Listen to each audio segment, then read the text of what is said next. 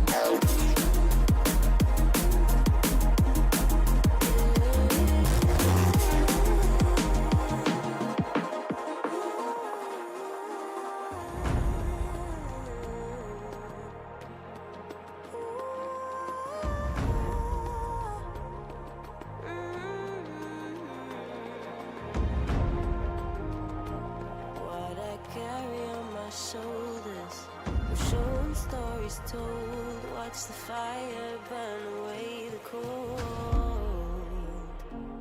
I am rising from the dust.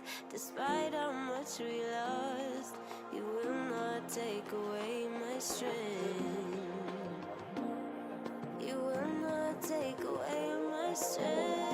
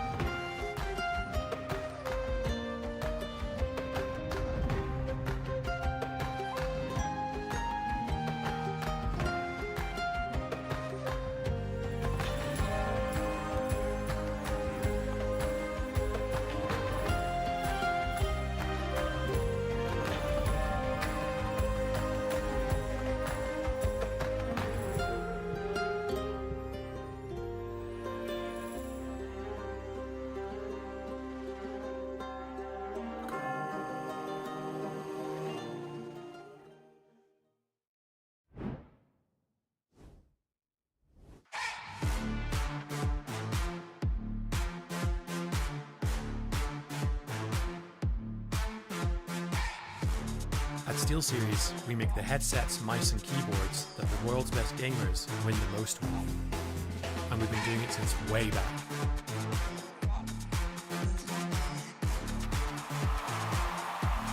It's up to you how far you go, but whatever you do, go for glory. And we are live back at NLC Summer Split 2024. My name is Alexander Shadomai. I will be your host for today. We have a good show ahead of us, and it's time to introduce the desk. They're ready. The casters are here as well, by the way. This could be a mess. But out of nowhere, let's introduce Middle Cut. What are you still doing here? No, not you, the other one. Tarok, it's a guest, so you're supposed to show up a day, and another person shows up. That's how a guest. You might go in as well, Asha. It's a hard life being you, isn't it? At the moment, you can't even abuse the right person. I see how it is. I'm very happy to have let my way back in here. You know, this is great. I'm very, you just couldn't get rid of me. Simple as. I understand. It's actually good to have you back. Yeah.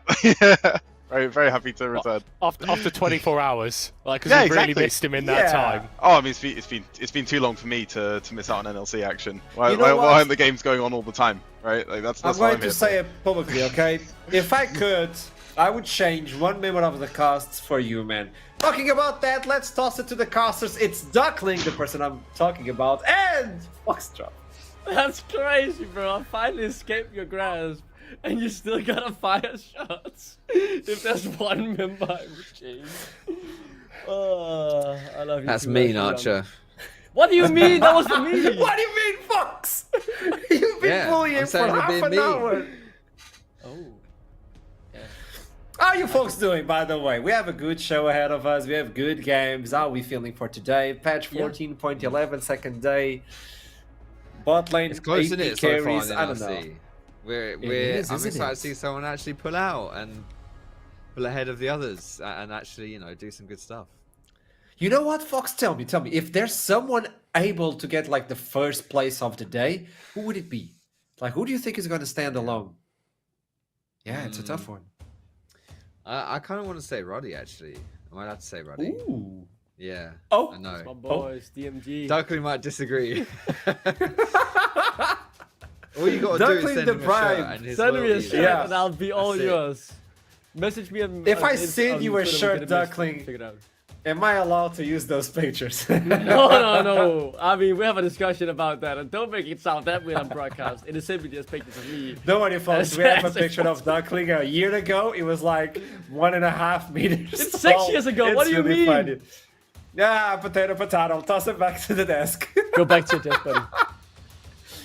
And we are back. It's so fun. I just love that. Your role as a host comes with so much power because you could just sort of dip in, like you just like throw like loads of shade at Duckling, and they're just like, yeah, no, I'm out of here. Just sit with that, enjoy it. I'm like Batman. My job is done. You did nothing. Yes, and I move on. Talking about that, I want to talk about yesterday. It was an interesting day. It was a lot of surprises, no more undefeated teams. What is your takeaway from yesterday? Both of you. Let's start with Middle Cod because you didn't talk to me yesterday on desk, so I'll give you the option. Yeah, well, very unpredictable because I got all of my predictions wrong, which wasn't great. But I think we really started to see a bit more identities forming for some of the teams. I think Nord's committing to a lot of this long-range, sort of fairly standard teamfight compositions. Verdant showing us that they're a team that are willing to pull out sort of the weird, the wacky, the wonderful, and the wild in terms of their drafting. Ruddy doubling down on a lot of the carry jungle stuff that we've seen from them. And support Jax with Hail of Blades was also picked in this league. Oh, that actually happened. I thought it was like one of those bad dreams. Talking about that. What's your takeaway? I mean, I'm personally thrilled by the Jax support, as I'm sure you both knew I would be.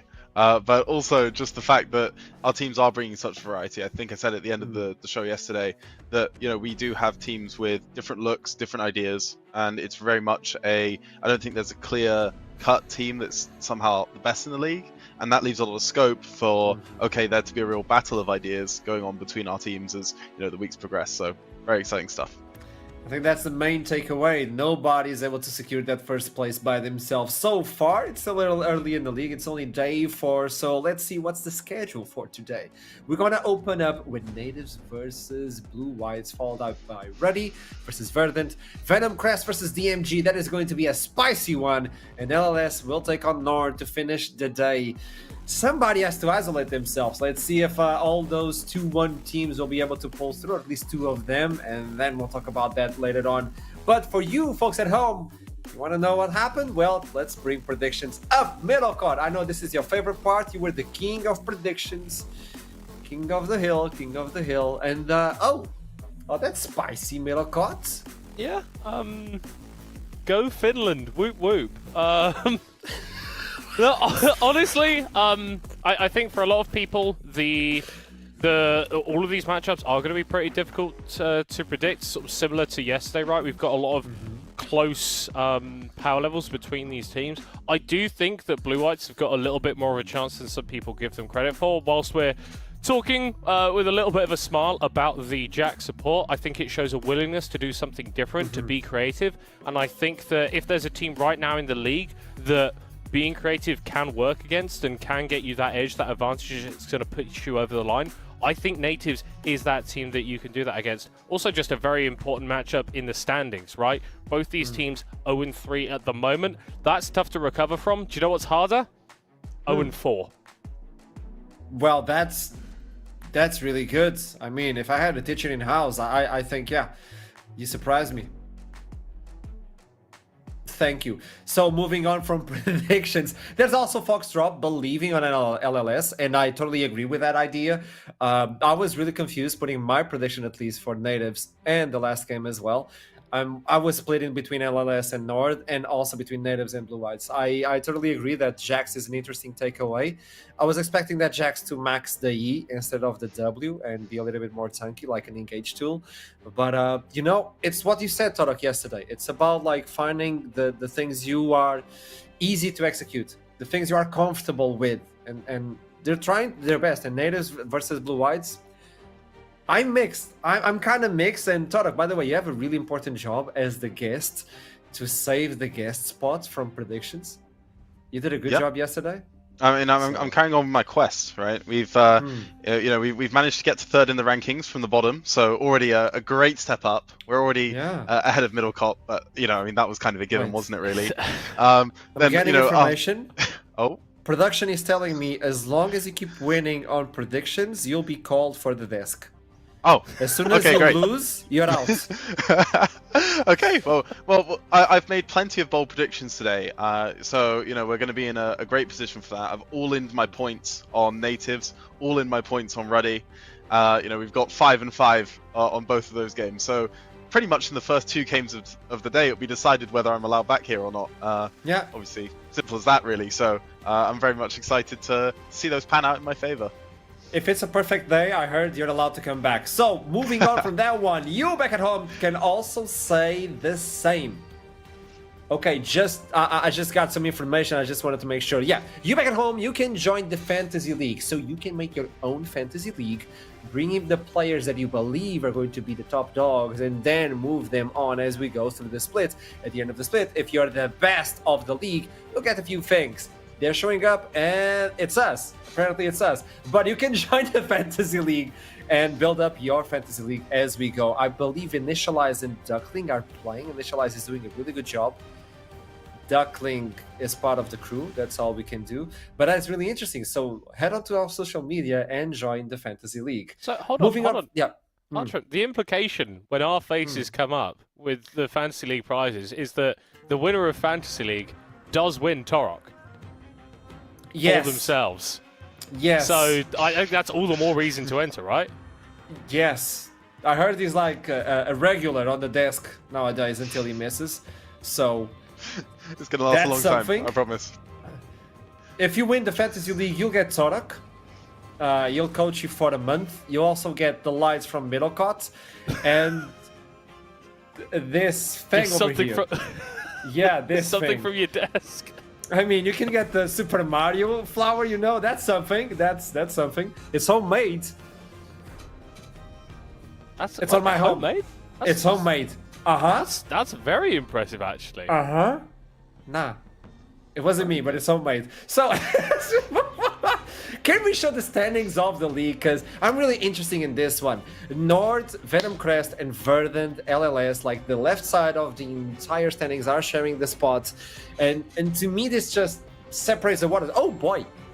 6 teams sharing the first place, and then you have the 0-3-0-3. This is really interesting. Anybody can pull through, and I want to understand how is this happening, and is this a sign? Is this a good sign for NLC as well? Middlecott, what do you believe this is? Well, I think, first of all, very good stuff here from Blue Whites and Natives, joint second in the league as it stands right now, so absolutely everything to play for. But no, I think this is just a testament to the strength of the establishers that we've got in here, but also how well the roster building has gone for some of the newer teams coming into the league this year. Obviously, Venom Crest were a big surprise package in spring. Lightside as well had a strong performance, and the fact they've been able to come into summer and are still competing with some of the top dogs, I think is very, very impressive. Todok, when you see this and you participated on NLC as well, and you look the league so fair at this moment, why are you laughing? Why are you smiling? I'm not taking a shot at you this time. I'm just saying it's really interesting when you see a lot of teams, 6 teams showing the first place on the second week. How you feel about this, and how do you feel the competitiveness of the league itself is building up? Yeah, I mean, when any league starts off in this way, it's something that I think every team can be pretty happy with, aside, at least in that sort of top 6 pool, because at least to them, it seems like, okay, this means that actually this split is wide open to be won by us, right? There's no team that's emerging as an instant heavyweight, someone who's, you're already looking at like, oh, we're going to have to beat that team. I think that was the case for last split, for example, with Lions Creed, right? And with that team sort of now out of the way, and every team being very competitive, you're looking at, okay, well, I've joined the NLC not just to potentially get to playoffs or potentially get to EMEA Masters, but actually, realistically, I know we can beat all of these guys. And I think as a player, and as a coach, but anyone competing in our league should be extremely excited about the possibility of being able to place first, which is something is very rarely the case. It's really funny because 4 teams now are able to go on to that EMEA Masters. So getting into playoffs not only means that you can climb the mountain on NLC, but also getting to the international level. So if you're splitting the standings, might as well split our team, like our league itself. Let's talk about the old guard versus the new contenders. Middlecott, to you, who do you believe it's the old guard, and what are they fighting for? Well, the old guard really are the teams that have been there and done it in the NLC since 2023, and that's Nord, Ruddy, and Verdant. These teams have all reached a final. Unfortunately for their fans, they haven't won any of them, and they've all made every single playoffs apart from Verdant last split. So when I look at these teams, I see rosters that are generally going to be very competitive. I see teams that are generally going to be a lot better than a lot of the competition, but also a bit of stability within that. Nord, Verdant, Ruddy, they've all been sort of very open with how much coaching goes into building these teams and how strong they are able to make a lot of the players that they come up. I think Nord and Ruddy in particular have done an exceptional job at taking under-recognized players and really making them the best that they can be. And the fact that they've done that consistently is why they sort of deserve this reputation as the old guard, as the teams to beat in this league. Now, Tarek, when you look into the other side, obviously you have this side, which is the old guard. Then you have the new contenders, let's call them that way, specifically for this segment, DMG, LLS, and Venom Crest. I believe these are 3 really powerful teams on this split. But why do we look at them as new contenders, and what can they bring into the table? And how hard it is to be a new contender in the league as well? Yeah, absolutely. So the new guys coming in, I mean, DMG, LLS, and Venom Crest, right? Like, these 3 teams have come into our league. They're not a team, they're not a team that has reached great heights yet. DMG perennially, since their sort of introduction to the NLC, have not been a team competing for those top spots. But what it shows is that over time they've reiterated their processes, and my hope would be, okay, now we've sort of understood what Division 1 is and how we want to, build our way up in it. I mean, Venom Crest already had a very good spring. Lightside and DMG, I believe, as well, are really looking to have a very good summer. And ultimately, it's going to come down to the finest of margins, at least at this point, of which of these teams might actually rise up to the top and beat some of our old guard. Because, I mean, at least to me, I'm 100% thinking it's possible, if I'm in DMG shoes, for example, for us to go straight into that top 4, and that would be a huge step for the organization. So that's really what these guys are looking for, and it's really nice to see some of our new teams look as as competitive as our old ones as well. Yeah, and I think to add to that, you look at an organisation like Lightside, who had this very long-standing roster that they stood by for a lot of time, did very well for them in spring. We're only one win away from actually making it into the playoffs, but they've retooled coming into summer, and I think we're still allowed to have a few doubts about what they've done, but from the initial showing for those first 3 games, it looks very good. Venom Crest with a strong performance in spring. If they carry that through and have another banger sort of summer split, then we start to see some shuffling around at this established order that we've got in the NLC. Doesn't this bring a new light into the league? Like DMG, they were really complicated on the previous split. Let's call them. They were really weak. They were the weaklings of the league.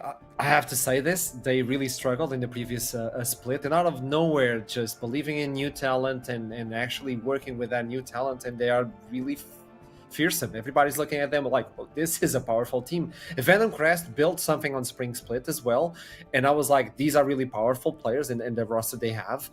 But people found out how they played, and instead of like adapting their playthrough, they were like, okay, let's believe in new talent, and they're building something that, in my opinion, is even stronger than it was in Spring Split.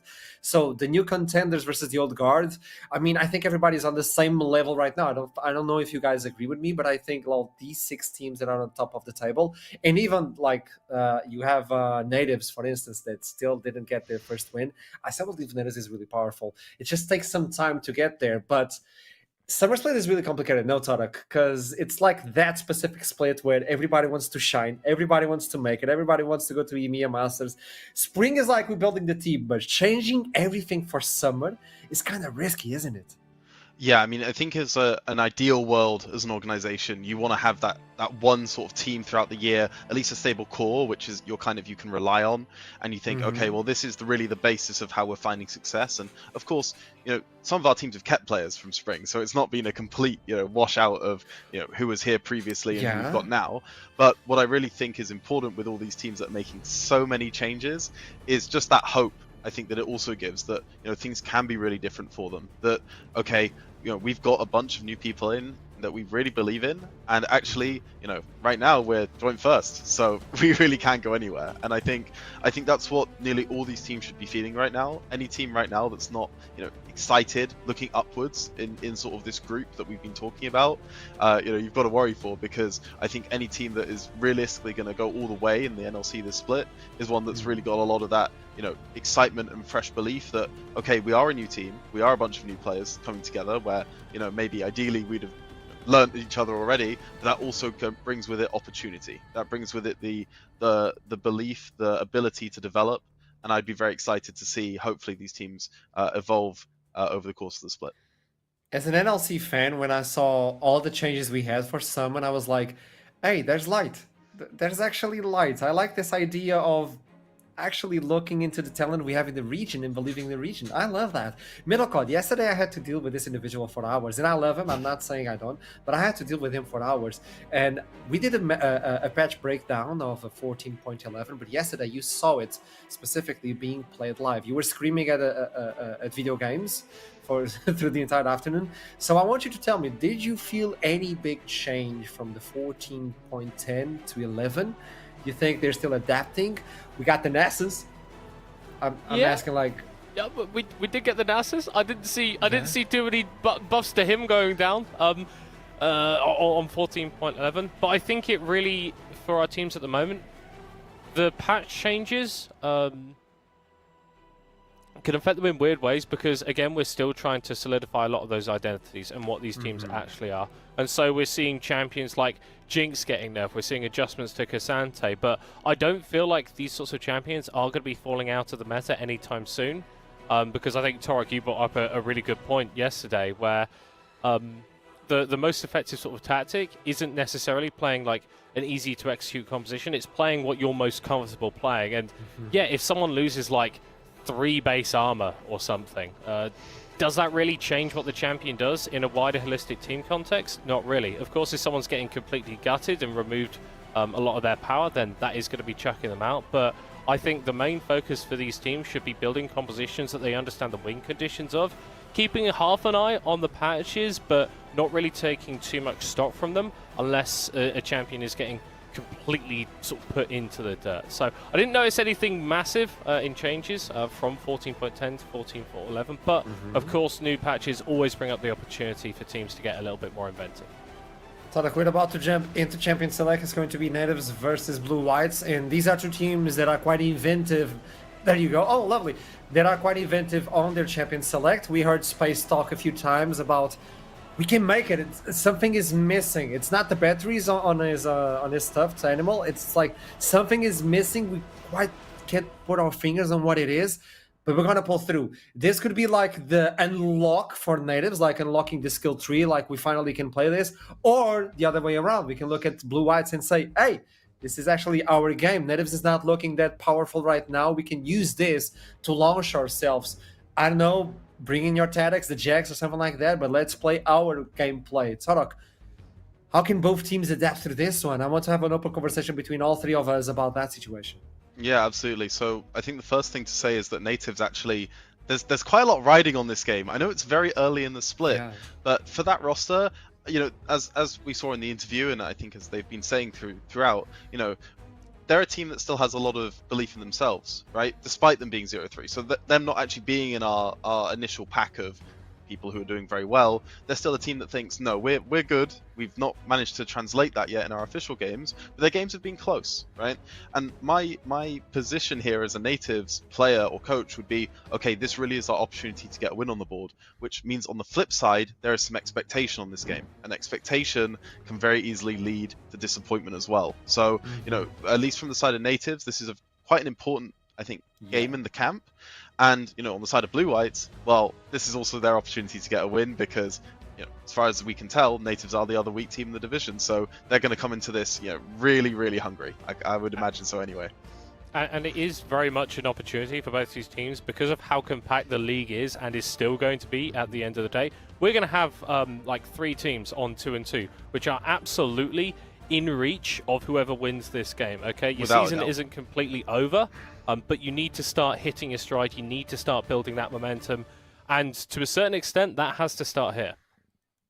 So until now, stable bans. Only the Draven that is kind of a target ban for Space. He used to play that Draven a lot. Even his nickname on Twitter resembles that. On the other side, Jinx, Corki. Now, do you go for the Talia? She got some light yesterday, even though she got a little bit nerfed. But Camille is another champion that got nerfed, but still getting some light. Out of those picks that we've seen that are really powerful, any of those are open right now? Well, I mean, we can speak about the Talia as an initial knock-on because she is very popular, but she's also not been particularly successful within the NLC. So I don't know whether we'll see her first picked, but without a doubt with the Camille ban instead and the Talia left open, I think both teams will at least be considering that as an early pick. Naturally, there are other options to go down. We've seen a fair bit of Maokai, we've seen a fair bit of Ivern, we've seen a fair bit of Rumble. You know, these are all champions that are likely to be rotated early. Varus as well, a huge champ that's up there right now. It's just a question of really what each of these teams prioritize and what could be quite a crucial match. Karthus was another one. Yeah, we're just waiting for those champions to appear. They're being locked, don't worry. It's the Nocturne Teemo yet again. It's that meme we had yesterday. But yeah, the Karthus, Nautilus has been such a powerful one as well. Not only for Romeo, but for a lot of other players as well. I've seen the percentage, and Nautilus has been appearing more and more often for the NLC. Yeah, I'm just going to supercharge my brain here since it's invisible and just predict the fact that there's a Rel coming in for the side of Natives at some point in this draft, because that's like the final champ that I think we've not mentioned but has been huge for Ball and is actually left open in this game. So I'd like to see a R3 Rel, for example, but onto you, Middlecott.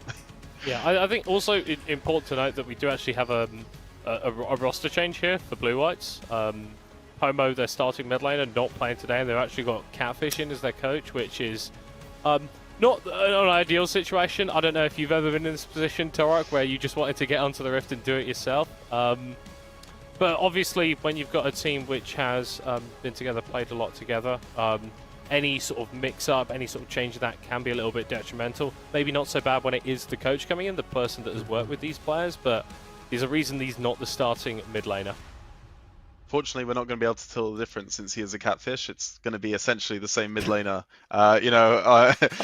coming in for the team. But I mean, interestingly they do deny the Rel from the side of Native. So clearly knowing that that's a power pick within this series, Rel would have fit very nicely in with Varus and Vi. So I think a good denial in some respects. However, breaking the flexibility of Ashe, which means interestingly from the side of Natives, they're threatening this Nami pick, which is very much set up to go for a bully lane on bot. They're trying to set up their bot lane to go really hard for the 2v2. They're going to use Vi to try and block that, but it is flimsy. Usually with something like Varus rather than like Lucian Nami, for example, that has that mobility, Varus Nami is very gankable, it's very playable onto, and it's actually going to be quite a battle, assuming this is the setup between bot lane and jungle, for Natives to hold on to their resources and actually pressure the side of blue-whites, because if they don't manage to do that from this lane, you do wonder whether Nami and Vi going into mid-late game really have the right synergy. Like that point, as the last bands are showing up, it's going to be on native side, and then it's going to be them picking the fourth one. So far they haven't revealed a lot. The top lane is still available, and even the mid, especially for Painful. Who are they hiding? Probably trying to get that counter on the top, Voluxa. But then you think about it, oh, it's Catfish. Maybe it's not that comfortable, so we can open pick mid and then focus on the top side, which is a regular player. But on the EMEA Masters, we saw actually a coach taking over the mid laner, and did a really, really good job. He almost won that game by himself, so keep that in mind. Actually, they're looking for the top lane, going for the Crocodile. This is for Aragon. He is soul rest in peace, because he's no longer with us, NLC-wise, but he's still alive.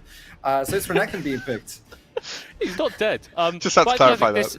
This is that to me? This is like the other sort of branch of logic here. You blind pick your top lane, you take something nice and safe, and you really try and index into that mid lane matchup and try and make it as advantageous for Painful as possible. I like the sort of initial setup that Blue White's got here with the Ashe, with the Viego, with the Rel, because it gives you this really clear identity with the team. You go in, you get the engagement, you can pick someone off, you find the reset with Viego, and then you can just start completely taking over the map. Does look like we're going to be having a Rumble mid lane, if I'm not mistaken, with a Shen up in top side. Obviously, not picks that we see all that much. We see a lot of Rumble, but not particularly in the mid lane role. And Shen is something that hasn't been a mainstay and competitive for quite a while.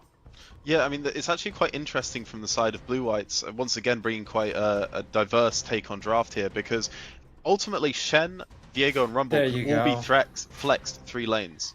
All champs can fill top, all champs can fill jungle, all champs can fill mid. In theory, yes. So, I mean, we'll see what it comes out to at this point, but Shen mid is being hovered right now.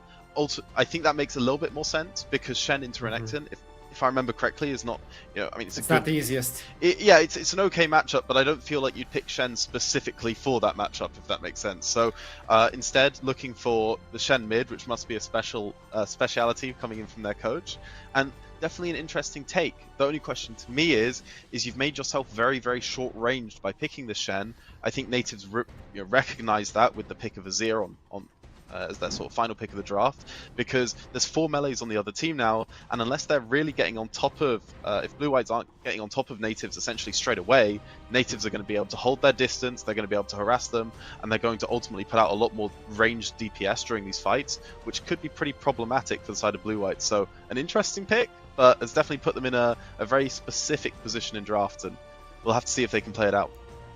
So, if you have to see it, I want predictions. After the pick and ban, middle cut, do you still stay true with your pick for Blue Whites? Or do you want to change lane, start up the same? Hey, do you know what? Any coach that has the confidence to come in and go, lock me mid lane Shen, I've got to believe in that team. I reckon the Blue Whites are going to be getting their first victory today. This is what we were talking about in the pre-show. The creativity that can come out from these teams to be able to find angles, to be able to find ways to play. Very narrow win conditions, but they are still there. I reckon Blue Whites have got this. Okay, Tarek, you stay true with Natives? Absolutely. I think Natives, if they play well, first win on the board. It's going to be the first win for one of these teams. The other one will be defeated until now. But tossing it to the casters for the first time today is going to be for the Fox. And by the way, do you know there's a duck shaped like a spoon? It's really interesting. The duck is not shaped like a spoon. It's its beak or its mouth or whatever that is shaped like a spoon. completely useless conversation as I can hear Astrum laughing in my ear through my Quality Steel Series Artix Pro Nova something headset. Wow, what a sickhead. Honestly, what a... Had to get that Love sponsor that. call out there. Love Regardless, that. though, Such a pro. the main point is, in the pre-game, we didn't just discuss different kind of animals. We discussed crazy cooking as well. And something that has happened here in the draft, Foxtrot, is some cooking from Blue Whites, not only in terms of players, but in terms of champions. We'll talk about that as soon as we hit the Rift.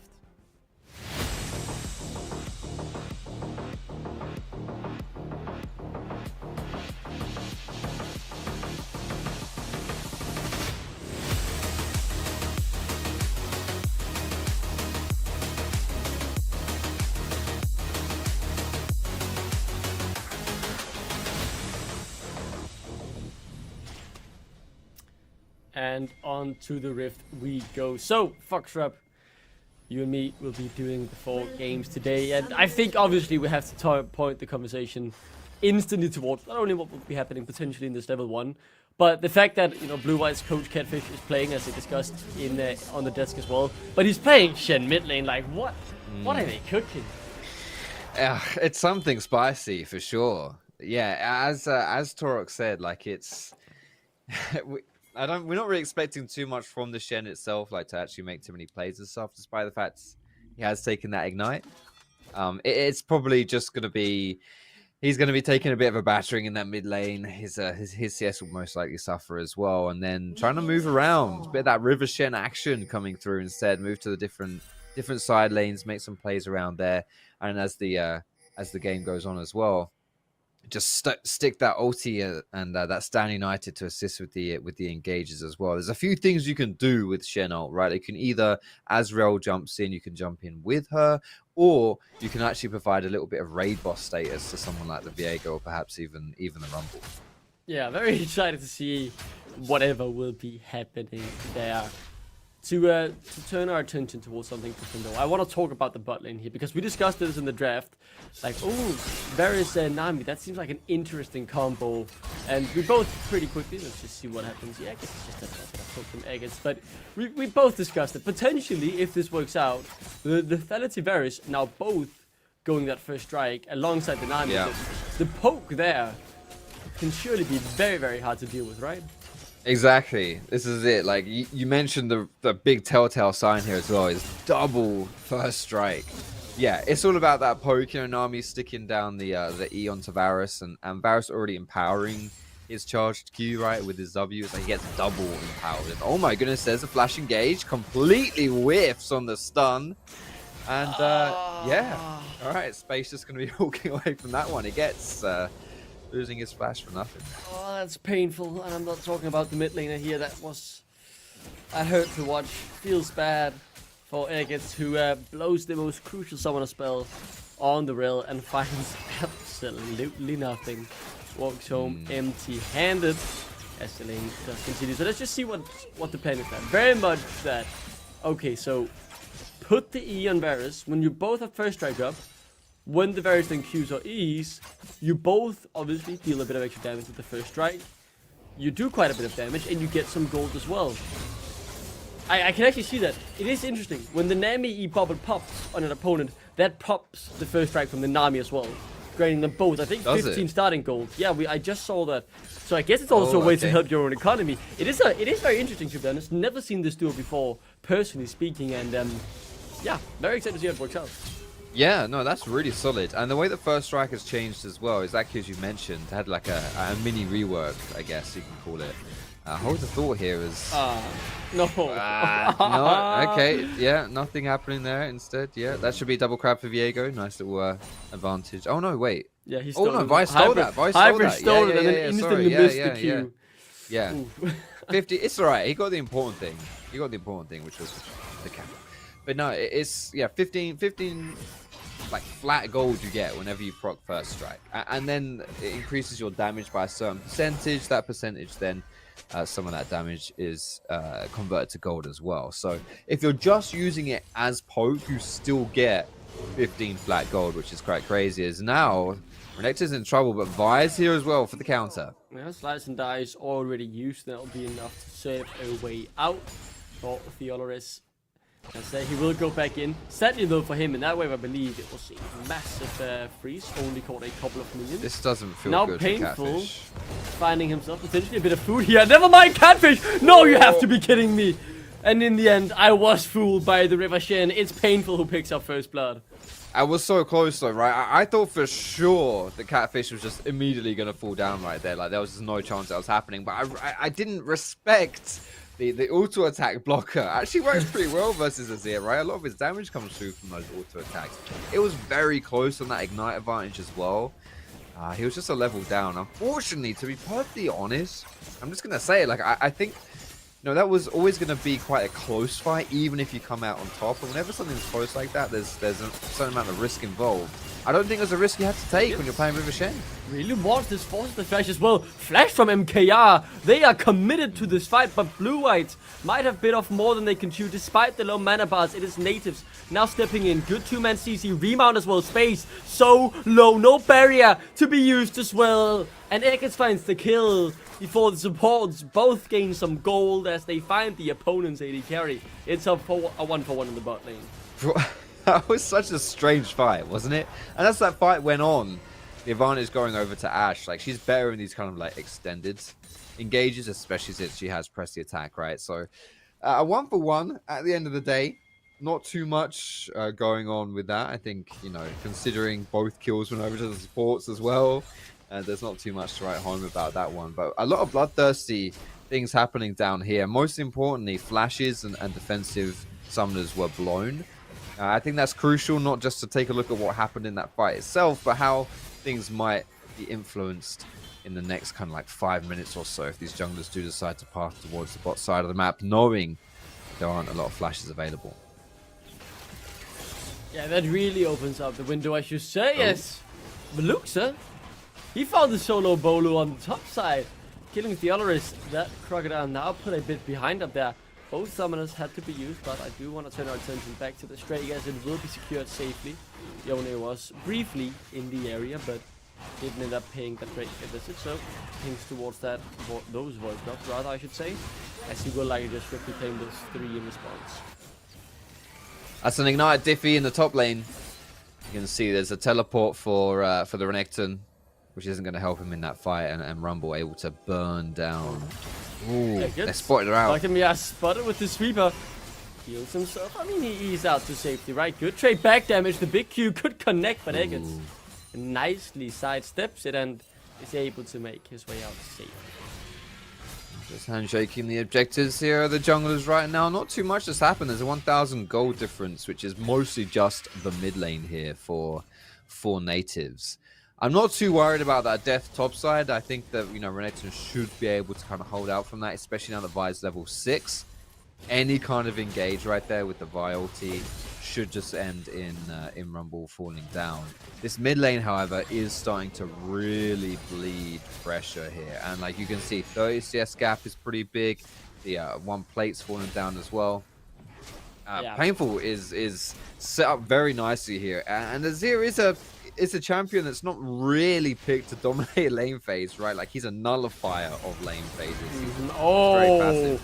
All in stand united the chain CC space. Found out unable this time to get something back. And that is what the Shen will do. Yeah, but taking the kill, I don't know.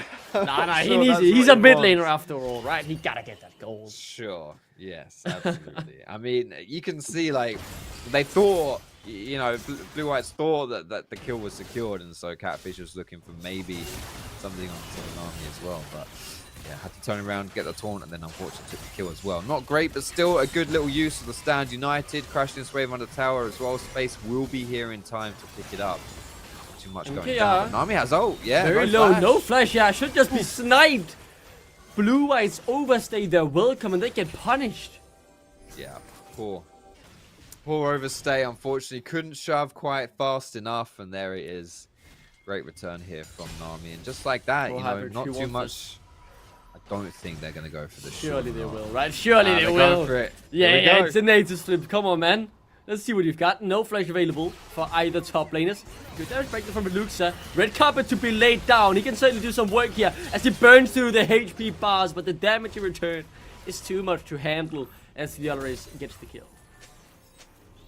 I think Veluxa he bought some time there. I think it was quite admirably thought out, but I was surprised. I thought he'd just walk away, honestly. I thought he would just walk away, but then, yeah, he walks back up, and that was the go button there for Natives to get that kill in the top side. Like I said, the combination of this Vire and Exit, it's so tough to play against if you're Rumble, especially without a flash. All you can really hope to do is like trade back a kill, because you cannot escape that situation at all. It is just easy as you like it. It's a freebie, especially now that Renton has Eclipse. He's even stronger. Like he's pretty scary from the Blue Whites. This is scary as well for Hybrid, forced to flash away. Sees 3 members of Blue Whites here. The River Shen now coming into full effect. Oh, Ekis, that did not look good. Re-engaged over the Remount! And the shuffle back only finds one in the end. Jonas managed to escape, but Catfish will not have such luck as he gets taken down. It feels like what's like so difficult here for Blue Whites is they have to invest so much to try and make a play happen, whereas Natives just kind of chill and don't really have to worry too much about it. Like the timings for the mid waves, the tempo that Blue Whites have to play around to actually get Shen to do something without losing an incredible amount of resources. They know they're both there, and the ultimate's not available. Oh, that damage. Goddamn. Crazy. The initial poke, oh so good, but in the end, it is just poke. No full burst yet, and MK are able to walk it off. Yeah, I don't know. I'm trying to talk about this game like there's some kind of like super strategy going on, and like you're really having to think about things. But to be perfectly honest, it's just it's tough. It's tough, and Painful's not gonna slow down anytime soon, right? He's doubled the CS of Catfish at 11 minutes into the game. This is starting to feel like one of my solo queue games, and I press tab and playing jungle. I'm like, bloody hell, what is happening? What is going on in this mid lane? We'll find Jonas. Will not go for the Q4 though, as the Void Grub seems to be the target for both junglers here. And in the end, Hybrid will just be able to claim them. I mean, at the moment, Blue White with this mid lane gen seem to be cooking just as much as Middlecott cooked in his predictions yesterday, going 0-4. And Blue Whites might just be about to do that here. Up against Natives, it's the battle of it's a battle of 0-3. I've just realized that as well, actually. Natives, not an the only team teams 0-3. The only teams without a win so far in the NLC are these 2 teams. So that's someone's going to be left all alone at the bottom at the end of this one. And as Middlecott quite elegantly said, both these teams are tied for second because everyone else in the league is 2-1 and they're all tied for first. So that's a very optimistic way to look at things here. Yeah, and definitely not the fact these guys are bottom in the league. Ray will go over. Good engage onto space. Worth mentioning, Painful is keeping into the backline. Keep your eyes on him as he could soon come through and try and clutch up this fight. TP in from top lane as well. MKR finds a way out. Catfish will look to try and do the same. As in goes Painful, shovels to back. That is nicely done from the Natives mid lane. It takes a bit of turret damage and the Veluxa damage, too hot to handle as he goes down. Now the Stand United comes through. Jonas might look for something at Catfish as well. The taunt is actually Blue Whites who win out on the play, getting 3 kills, only losing 1. 3 for 1, yeah, and I think that was their dragon as well there, right? That they were able to pick up too. So yeah, really nicely stuff. Really nicely done by Blue Whites. The Shen actually coming in pretty big. I mean, Shen support has been a thing, right? Like we've seen that before. So it's not like Shen needs a lot of resources or a lot of gold to be useful. And you saw it in that fight, some really good taunts, big shield as well, as Jonas just going to blast kind of away from that one. Veluxa, by the way, did a huge amount of damage in that fight too. You kind of saw it was looking really hairy for Blue Whites, and then the Rumble comes through with the red carpet, the ignite, all that damage from that Leandries as well. So just got to keep your eyes open for that, really. If they can get a good Rumble combo, it's a good red carpet, then the damage is certainly there to win these fights. I do just want to bring this back, right? We've talked a lot about, we've talked a bit about the double first strike bot lane here, but Baul, 900 gold ahead. They've got completely even scores. Obviously, there are still some differences, right, in terms of plate gold and blah, blah, blah, as I think Eggers is just about to give more gold over here, to be honest. Yeah, he's dead. That's a, yeah, that is very interesting, as Baul might not get chased down here. MK are unable to find it, but I just want to highlight before that, their scores were completely even. CS pretty much the same, but that extra gold surely had helped push that goal lead up towards the 800 mark, which is really interesting. I find it to be a very unique tactic, and I think it has some merit here. Gaining 500, 600 gold through laning phase with that first strike as a support, that is a lot of gold, because getting gold as support not easy by any means. Yeah, definitely. It's also quite risky, I'd say. So I hold my thought here. Vi could be caught. No, it's okay. She's good. She's good. I'd say it's a little bit risky because. Oh my goodness. Never mind. He's being caught. He does have the blast cone to get a space. And that damage is too close already. We're only 15 minutes in. I did not expect that. And yeah, things seem to be falling apart here from blue whites. I do want to allow you to finish your point though around off the support. Hey, look, we've got some more exciting stuff happening on our screens here. I mean, what I was going to say was not even that interesting. It's just risky taking first strike versus someone like Ashe, who can, with Wally very easily put you in combat and nullify your, your ability to proc that first strike, because clues in the name, you have to be the first one to do damage, else it doesn't count. So. They've still been able to do it really well, and yeah, it's looking a little bit tough though already at this point. Natives sitting pretty right now, 5,000 gold ahead at 15 minutes. Pretty significant stuff, but it's all essentially to the bot side of the map. You can see from this gold difference, top side and jungle, it's relatively even here, but the Azir is just steamrolling through it here, and so is Varus as well now. And these are your two carries, these are your two main damage dealers, two items on Varus as well now. He's sitting pretty. It's tough. It's tough, and this poke is massive when you combine it with the Nami in that first strike. It certainly is, right? And I wanted to turn the conversation towards blue whites, because obviously they come in with a hard start. You could say, let's just see what happens here though. We've just maybe caught out Theodorus, who does not have the flash. Yeah, he's just gone here. The ignite comes through. He might be able to get some damage back, but just did not. Oh, he's waiting out the inevitable, as his fate was pretty much sealed. But the thing about blue whites and Finnish League of Legends in general, I assume Carvis talked about this last week when he was on as well. But it's the teams being bigger than the sum of their individual parts, right? They need to rely on the teamwork, being coordinated, playing on the same page as Hydra, looking for something, doesn't decide to commit to the dome. And that's what has disappointed me most about blue whites, because I don't think they've been horrible, but they haven't had the synergy that I've been expecting. This is a team that has played together for a long while. The NLC Division 2 champion, certainly a good team by a lot of means, and they've just looked uncoordinated. Brutally honest, I think someone like Eggets has found moments, but then the follow-up wasn't there when the engage initially was pretty good, but maybe just 5-10 seconds too early before the team was there, as they get caught out left, right, and center, looking for opportunities as well. And I mean, the synergy I was hoping and I've been told would be there, which would be what blue whites would get wins on the back of, has just not been there, and that kind of leaves this team in a pretty deserted spot, right? Because if that was your key to victory before, how can you win games now then? If you can't even string together coordinated plays, as they will try to do so here. They get the ultimate in with Catfish, but instantly, yes, they might find space, but they find themselves in the middle of nowhere. MKR caught out, taken down by Painful, who gets burned by Veluxa. They find a few kills, but in the end, the Drake and 3 kills go over into the hands of Nate. Yeah, I don't think this was a dragon that you wanted to contest if you're blue whites, to be honest. This feels unnecessary. It's not soul point, it's not soul, it's nothing like that. Veluxa, this is just poor part. Yeah, that's just... I'm not really sure what... they seem scattered, they seem like they don't really know what the idea is here. I don't think Veluxa even ulted in that team fight. I didn't see him using it. It looks like it's up, so maybe he wanted to, slam that down here to stop the push or something like that, but it's just, I don't know, they seem uncoordinated, and for me, what's a bit troubling about that is the fact that they literally have their coach here in game, right? He's subbed himself in for Pomo here in the mid lane. You'd think maybe you have more of a sense of strategy and communication and coordination with your coach to literally in game with you, but they certainly seem to be lacking that. I don't want to rag on them too much about it though, because obviously they've been dealt a very tough hand coming into the NLC here at the last minute.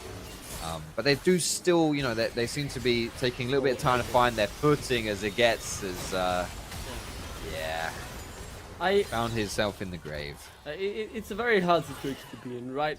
Because, as you say, we do have to cut them some slack. A lot of slack, I will say. This is not a roster built for NLC Division 1. They didn't expect to be in this division, so obviously a lot of slack has to be cut. But it just saddens me a bit. I was really excited for this team, actually. I thought, and when I talked to Carpus as well, the Finnish caster, that, you know, they would be able to pick up some wins, and at the moment they are far ways away from that, right? You're playing against the other 0-3 team in the league, and you are being smashed, to be honest, just 20 minutes in. And hopefully, they fix this, as there's no way he finds that solo kill. Hopefully, they will improve over the weeks, and I really want to see them pick up a victory sooner rather than later, because at the moment, they've still got some things to improve on. Here comes the Nami ulti, just trying to split blue whites away from that mid turret. I have to say as well, like, as this game's gone on, I'm a bit impressed with how Catfish has kind of still maintained his threat, I guess, here, but I don't think this fight's going to turn into anything with that teleport coming down as well. Just blue whites backing away as natives now have complete control around this Baron area. All that vision as well, and they are going to start it up straight away. Now this is a very fast Baron here, 20 minutes almost on the dot. Can blue whites contest? The space just here to stop anyone from entering. Very unusual seeing an AD carry in this position, as instead it is the AP Sort carry of attacking in the Baron, yeah, just actually running interference. Yeah, so the Baron will go over no contest. And I do very much agree with the point you made. I think Catfish hasn't actually played horribly, considering how bad I expected this Shen to go. I mean, we've seen some use from it, being able to get a couple plays around the map, and unfortunately, when you're 8k gold behind, it becomes increasingly harder to find the correct plays, right? Obviously, I wouldn't recommend this for other things, but I don't think it's performed horribly. That's what I'm trying to say here about the Shen. Yeah, I'd agree. I'd agree, honestly. But the thing is with this Shen as well is it kind of lives by blue white's abilities to fight. You know, to maybe sit in a side lane, gain pressure, force someone to come down, and then obviously you can stand united to your team and hopefully gain an advantage that way, or to engage, that kind of thing, to fight these skirmishes. And blue white just have not been able to do that. Caught out, changed his seat, and bursted down by space. Talk about coordination. Natives look coordinated here today. Not many missteps, not many mistakes to be punished. As Volux makes yet another mistake here, will get taken down. The red carpet has been laid though, and Theodoris will get taken down in return. Maybe now the resets come through as Hybrid. The next target, can they continue forward? They do find 2 though in return, so it's a 2 for 2 in the end. That was a good carpet. You know, it looked like Rumble was screwed over there, just getting caught into Zhonya's into bubble, but he got the ultimate down most crucially, and it didn't mean that blue whites could trade 2 kills over, so it was just a 2 for 2. Unfortunately, though, there were only 4 members of natives down there and 5 of blue whites. So Azir was able to stay in mid lane, push that mid lane down, and got himself another tower as well. So still building on that gold lead. 9,000 gold now in the favor of natives at 22 minutes. This dragon coming down here, it's not going to be soul, but it will put natives on soul point if they're able to take it. Having said that, they all have recalled at a little bit of an awkward time, and blue whites might be able to punish this, but here come natives. They're not going to let it go down for free. Yeah, Theodoris is TP'd into the backline. Painful already here. The big AP carry hitting away as Theodoris finds MKR. He just refuses to go down, as instead down goes the rest of blue white's Painful to scoop it in for the triple kill for space. Yeah, that was it, really. They went for the desperation play, and it did not work out. Eggers just happy to escape there, to be honest. Yeah, they were almost able to get there at a good time while natives were resetting. Unfortunately, natives have Baron, right? They have those Baron empowered recalls, so available. potentially if they had to recall a little slower there may have been something going, but unfortunately for blue whites, it didn't happen, and instead, you know, they lose all those kills as well. It feels like it's just a little bit rudimentary here now for natives to close this game out. Every single lane has been pushed down. Only the base turrets remain in top mid and in bot. It's a tough one here. It's a tough one for blue whites. Where do you defend? What can you do? Rock on a hard place type of situation. Not sure how they defend. Yeah, so for natives, right, obviously this is, it's a must-win game. Considering you're playing up against a team that, theoretically speaking, shouldn't have, or weren't expecting to be in Division 1, you could say you need to win this game. And for a roster that obviously didn't expect to start 0-3 either, it is crucial that they get what they themselves perceive as back on track, a Space caught out, should have taken down, 600 gold bounty, nicely gifted over into Jones. That's a glimmer of hope here for Blue Whites. But for natives, winning this game, yeah, it's just a must-win game. There's nothing else to say. They have to win this. I agree fully, actually. Like it was mentioned on the desk, you know, with both these teams being 0-3, like it's early days. It is early days in the NLC, but if you go 0-4, honestly, it's pretty tragic here. So here we go. I like this from Blue Whites. Coordinating, they're looking for plays inside their opponent's jungle, catching them off guard. The arrow connects on high bridge, but Painful has other ideas. They've overstepped, and they will be punished heavily as natives rule supreme in their jungle and find 3. It's a good idea. It was a good idea by Blue Whites. That little rolling death squad in the jungle. I thought they actually might find something, but my goodness, was that Vitanki. Sterak's second item. That shield was huge. So many heals as well came through from the Sundered Sky.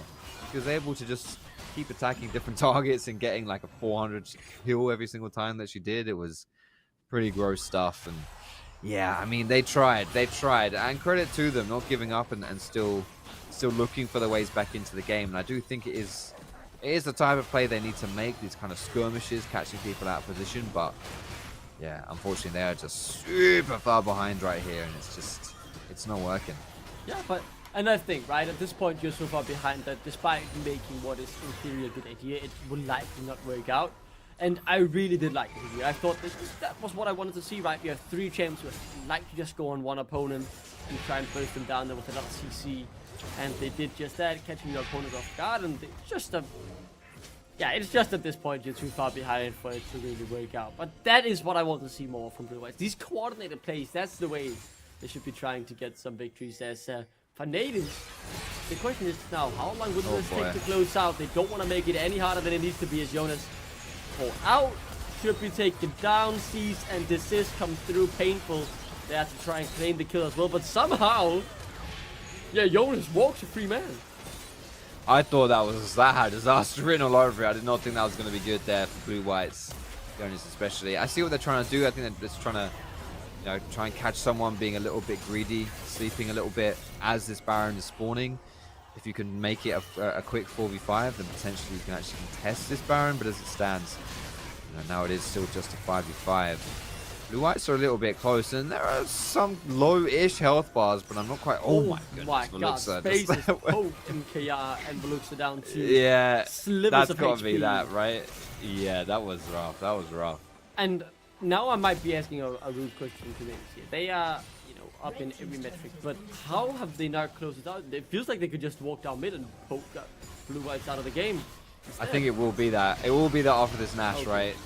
100%. You get Baron, and then I think you deathball it, and then you group, and there's just no chance. They're not taking any risks here to let Blue White back into this game. Having said that, though, Jonas is going to be close. Maybe try and steal it with the smite. Yeah, with that. Oh my God, the auto attack damage from Space. He's a very fairly carrier. There's nothing else to say. And now, as you said, for example, likely to see the death ball come to fruition. The game set to be closed out as they speed up and run their way towards it. Space could be caught here. They're trying. It's a last-ditch desperation play, and they found the 80 carry of natives. But Space flashes away, survives for now as the fight kicks off. Painful chases down Veluxa, who goes golden with the stopwatch to buy simply a few more seconds before Blue White taste defeat yet again. Natives could be stopped for a week and a half, but this is their march towards their first victory. Another nice try there by Blue Whites. Unfortunately, the Rumble ulti was like 5 seconds from coming up there. It was still on cooldown. It could have worked, but was not to be. And this time around, natives, they really did have this game in the palm of their hands right from the beginning, and they played it out methodically here. They've taken their time. They've not made any risks, taken any chances. And it is just lane by lane. They're still gonna do it. They're still gonna go. Come on, top lads. to mid to bot. Yeah, I made the end call and everything, Foxtrot. Now I look You like did, a fool. but now you just have, that was just a dry one. Now you get get another try to do it again. So good. I'm sure next time will be the end, right? Surely, right? Right? Surely. Okay, so final team fight potentially coming up. Soul here for natives as the Drake has just spawned. Jonas potentially caught out yet again with Painful there to assist Hybrid. Steps forward, confident. The is looking for MKR, but can't kill him before the shed arrives. But it doesn't matter in the end.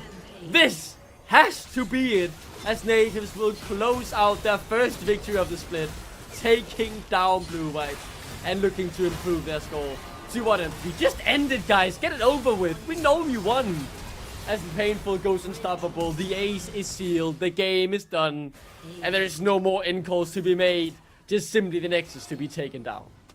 Natives here, finally. They're all going to group up. Going to take down the Nexus turrets. This will be number 1, followed by number 2. And for Natives, a must-win game here. Sitting at 0-3 so far in the NLC. Will improve their score to 1-3 and still keep their season hopes alive. Yeah, that must-win game leading to what Natives desperately crave. That taste of victory. Potentially starting a snowball that could begin to roll for this team, as it's a team with a lot of unknown factors coming into this, but really only Painful being the big known factor, right, in terms of the NLC, and they hadn't lived up to the hopes. I looked at the roster and for some reason I thought, this could cook, and they hadn't cooked much so far. This was a must-win game, and now potentially that cooking begins, and at the end of the split, maybe they've cooked a nice 3-course meal, and potentially a way to play off. The split is still open, right? We're only on week 2.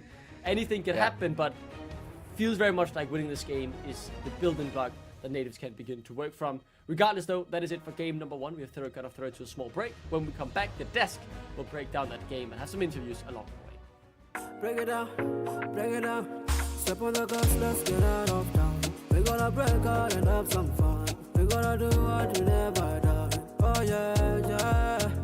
Come on, take your body with you. It's a money weekend. Everything we wanna, we go do. We go do. It's less so we go do.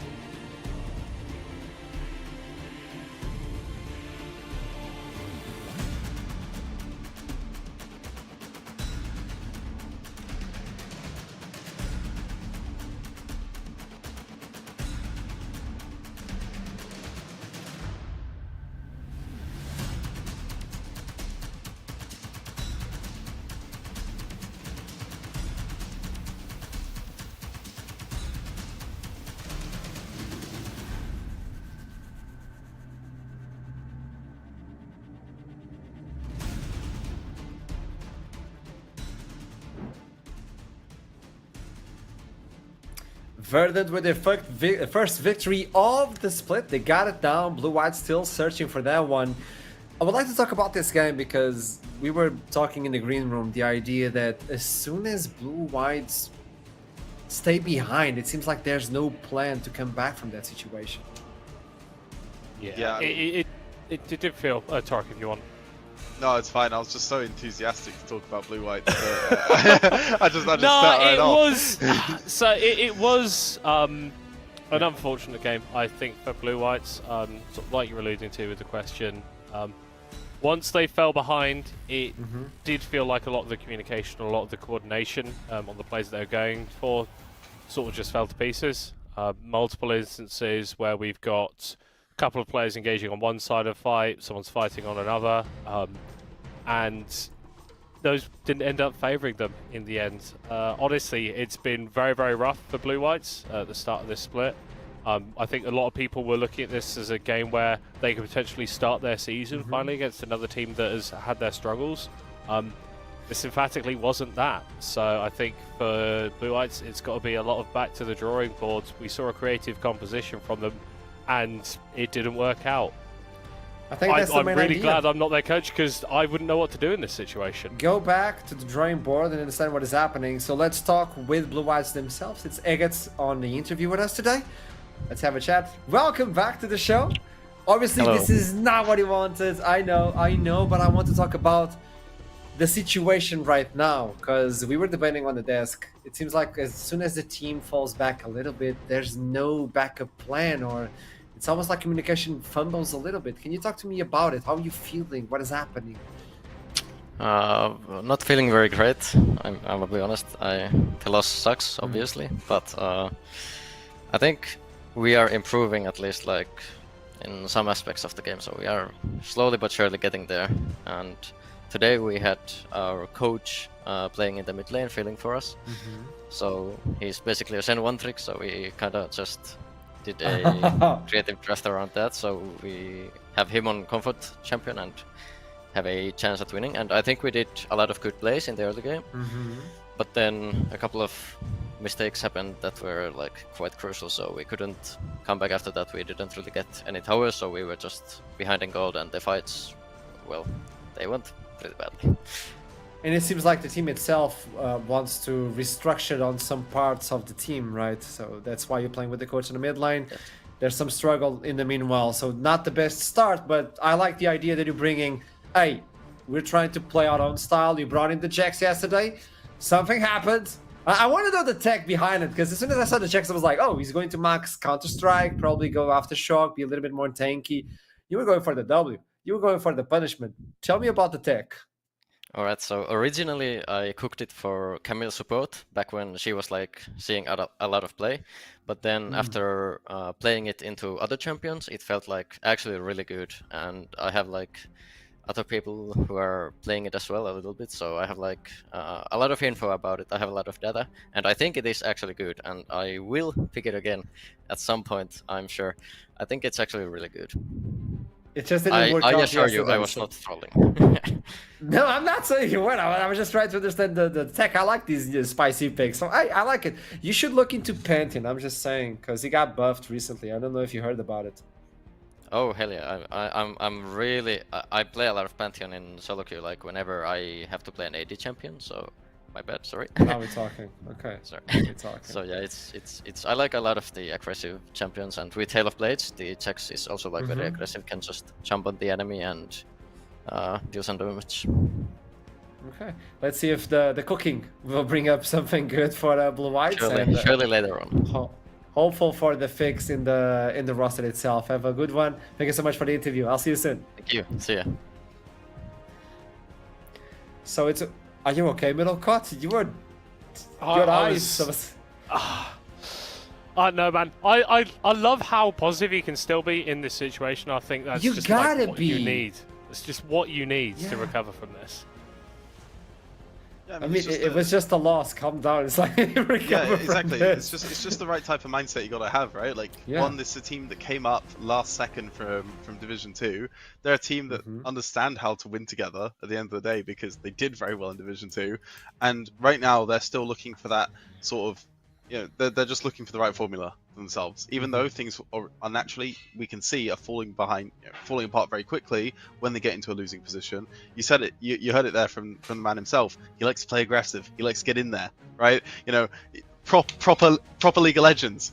So if he falls behind, sure, it's gonna go quick. But on the flip side, we just need to wait for when blue whites are ahead, because EGETS will take them to town, and that's what we're looking for. knows. On the other side, natives though are capable of getting the first victory, so that's why we're going to take a conversation with them, the coach from natives. Welcome. I see a smile. I see sun in Denmark. We don't get to see that on Duckling's webcam. I don't know why. I think he's on the basement. But hey, congratulations, them. How are you feeling? Thank you. I'm feeling better, right?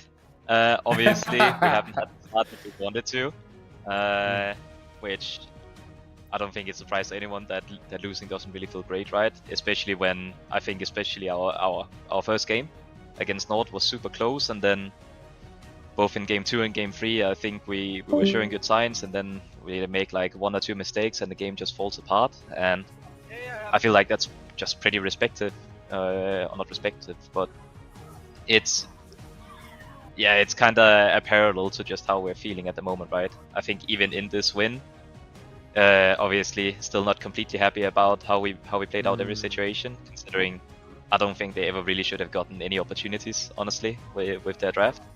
And yet we're like playing into some timers that we just don't have to. I have a question. Does it change anything? Because obviously you're really happy with the first victory, and ambience was a little bit down as Space was talking with us. But does it change anything? Because at the end of the day, it's like, hey, we got our first victory. But then you think, hey, it's versus Blue Whites, and they actually put up a fight. There was a point in the game where we're like, this is not as one-sided as they thought they would be. So does it change anything towards the mindset of the team? I mean, for me, not, right? At least the mindset I'm trying to instill in the players as well is that it doesn't really make sense to look too much into who we're necessarily playing against, right? Because at the end of the day, the classic, a win is a win. But again, right, also, I guess commiserations to Blue Whites. They're right now in a really tough position as well, coming straight out of Div 2, right?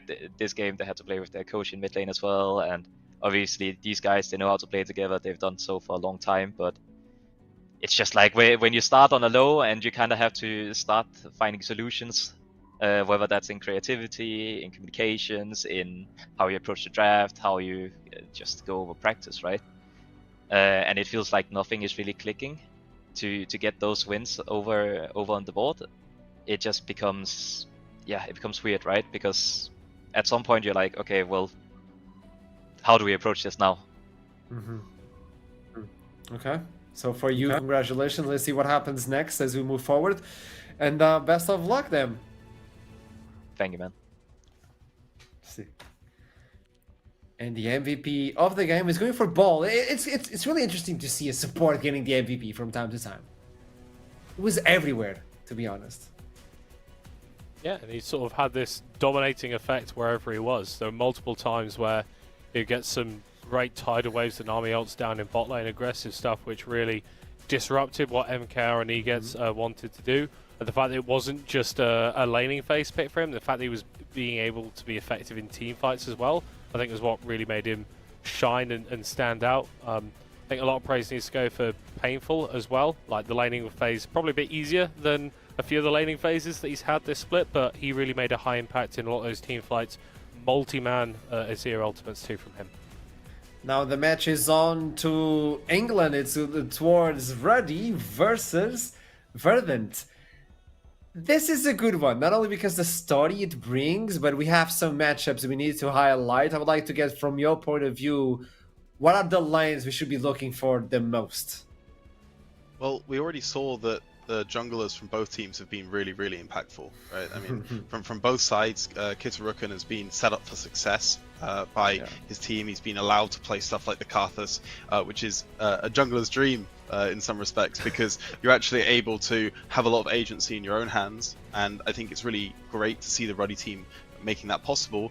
On the flip side, Dopamine, he's been the early game playmaker. He's been someone who's ready to rumble as soon as he gets onto the Rift, and what we're seeing, time and time again from this guy, whether it's on Ivern, where everyone's always creatively ganking, but even on Kindred, he's looking for as many different angles as possible, and I think he's really key to this Verdant team getting ahead. So I'm pretty sure we're going to see probably 2 very different jungle styles, and it's going to be a question on the side of Ruddy: are they going to be able to control Dopamine, make sure they don't end up falling to one of his early ganks? And if they do, well, then I think Kitarukan will probably get another game where he can go very, very aggressively into that farming, into the damage, into the carry potential that we've seen from him already. Both times we got to see Ruddy win, they were absolute victories. They got ahead from the beginning of the game. They never dropped the ball, like a few times, but they still kept control of the game. And the only time we saw them lose, it was heavy on the loss. They never got a hold of the game. Is this a signal towards this team like Verdant? Because Verdant is aware they have a lot of experience playing those sort of games. So if Ruddy loses the early game, should we be concerned for them? How do you think it's going to play out? I think not. I think not so much. I think one of the things that Ruddy has always shown is a certain level of tenacity. In that game versus Lightside, they were able to extend it out despite being at a fairly significant map advantage for the whole time. But the issue with going up against a team like Verdant is I think that you are going to be going up against a team that is very well practiced and understands how to push advantages, and are also able to throw a few curveballs into the mix. So while I've predicted that Ruddy are going to be getting the victory today, I will just say that I'm not completely surprised if Verdant, my boys here, are able to pull out something a little bit spicy in the draft, which can throw a bit of a wrench in the plans that Ruddy have laid down. Where are these jerseys coming from? Why is every single caster on desk being bribed? I don't understand why I don't have any of those jerseys. I live in Portugal, by the way, if you want to say it to anyone. Ruddy versus Verdant. Okay, the Zac is out. Kindred with Dopamine was able to shine yesterday, and Zed the same for Alex. So far, we're getting those target bans, which means one of those really powerful will go through. Will Corki be one of those? Because he's still available. I doubt it. I do doubt it. I mean, I think Corki should... Out. Oh, well, he has made it through. They decided to ban Kitarukan's Karthus has been very effective for Ruddy as well. But what I really like to see is a Corki, a Skarner. Yeah, I mean, all of the power is open. They're trading 1-for-1. And I think most interestingly now, the question is, well, one, do Verdant grab Corki? I'd assume they would. 100%. But at the same time, I mean, this draft is spiraling off in loads of different directions right now. It might be the case that Verdant are very willing to even give, Corki, give Skarner, because they've got stuff in mind that they think is more important. I think they've gone for 3 big target bans with Zac, Zed, and Karthus off the table. I think the Zac ban especially is a really, really good one. And yeah, I mean, it's clear, Verdant, they're happy to give the Corki if Ruddy chooses to pick it up. They've got a strategy in mind for this game. I think one of the big potential issues here for Ruddy is they have drafted pre-rework Skarner there instead of post-rework, so a little bit less disgusting. But also Verdant have taken away this Talia, right? And so they've denied the 2 champions that Kit Rukin has already played this split. That was the Karthus and that was the Talia. Corki pickup, not too unexpected, likely going towards Natu. I think quietly has been having a very good split for himself. But I'm really interested to see how Ruddy enable their jungler, because I think this is a roster that thrives when Kit Rukin can get stuff done on a lot of these high damage mage picks. Maybe we see some adaptation, brings out something a bit different, or we try and find a third mage to unlock. Maybe something like Azara, I don't know. Don't do it. Oh, they did it. This is spicy. This is dangerous as well, Torok. I know why, but I want to get your insights. I'm thinking about the same probably. I mean, it's okay in the sense of, I mean, LeBlanc's a pickable champion in League of Legends, but aside from that very thin silver lining, I don't understand. I really don't. I'm not sure where they're going with this. From Verdant's perspective, I was thinking, okay, you've got the Nautilus, you've got the Talia, you're clearly going for something where there might be, a little bit of playmaking involved. I think Talia is quite a potent flex, for example, as well. The fact they've just locked LeBlanc like this, it breaks their flex very early in draft, and I don't think we're actually seeing LeBlanc's matchup right now. I mean, Corki could very easily not go mid, and even if it does go mid, as far as I understand, it used to be a good matchup for Corki. So I don't really understand why the LeBlancs come in, and on top of that, not that it needs saying for most people who are watching the stream, but I mean LeBlanc Talia not the most effective mid 2v2, so it's a very interesting choice for the side of Verdant to lock this in so early. I'd have liked to see them go in a different direction on Red 3. Yeah, really targeting Alex champion pool, but we still don't know if this Corki will be played by Nata or Alex himself. He favors those ADs, so maybe that's another thing to take in mind, especially on NLC when we see a lot of AD carries playing the AP route. So the last one for Ruddy will be the Renekton, targeting the top lane. So far I'm looking at Ruddy, and yet again, like yesterday, I'm saying they have a really good champion select so far. Yeah, I'm expecting a curveball to come through from Verdant in one of these final 2 picks, because the way they've set themselves up isn't particularly inspiring as it stands right now. Ashe here, it would offer a little bit of engage to you. I think this is one of the champions that Drop is sort of quite well practiced on, so I guess there. But now you're leaving that last pick towards Shihan in the top lane, and I think something that Built has done very, very well, more this split, I think, than last split, is just be able to exist in these lanes. I think he's had very strong performance, and the Skarner pick in itself is very good as that as well. It can just kind of ignore a lot of these laning phases because the champion is so busted. There's the AP we were looking for ready, and now to finish it up. Now we'll finally get the last piece of the puzzle. Will it be Corki in the mid, or will it be played by Nata? We know Nata for a long time. It's another one of those matchups that I was waiting to see, Nata versus X Drop. And there you go, Jin. So there's a lot of range. I really like this composition so far from Ruddy.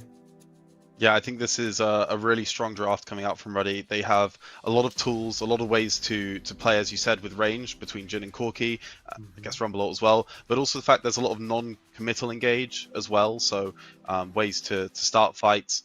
They also have a lot of hard CC mixed in. It's just a good overall comp. There's very little you can look at on the Ruddy side, and we know Skarner and Corki are some of the most OP champs on the patch at the moment, and the fact they managed to get both of them and put a nice composition around it, you've got to be sweating a little bit. And I think from the side of Verdant, they are going to be sweating because for them, there's not too much they have that looks like a direct advantage. Perhaps we can look towards Shihan on the Aatrox. He's clearly picked that into the Rumble.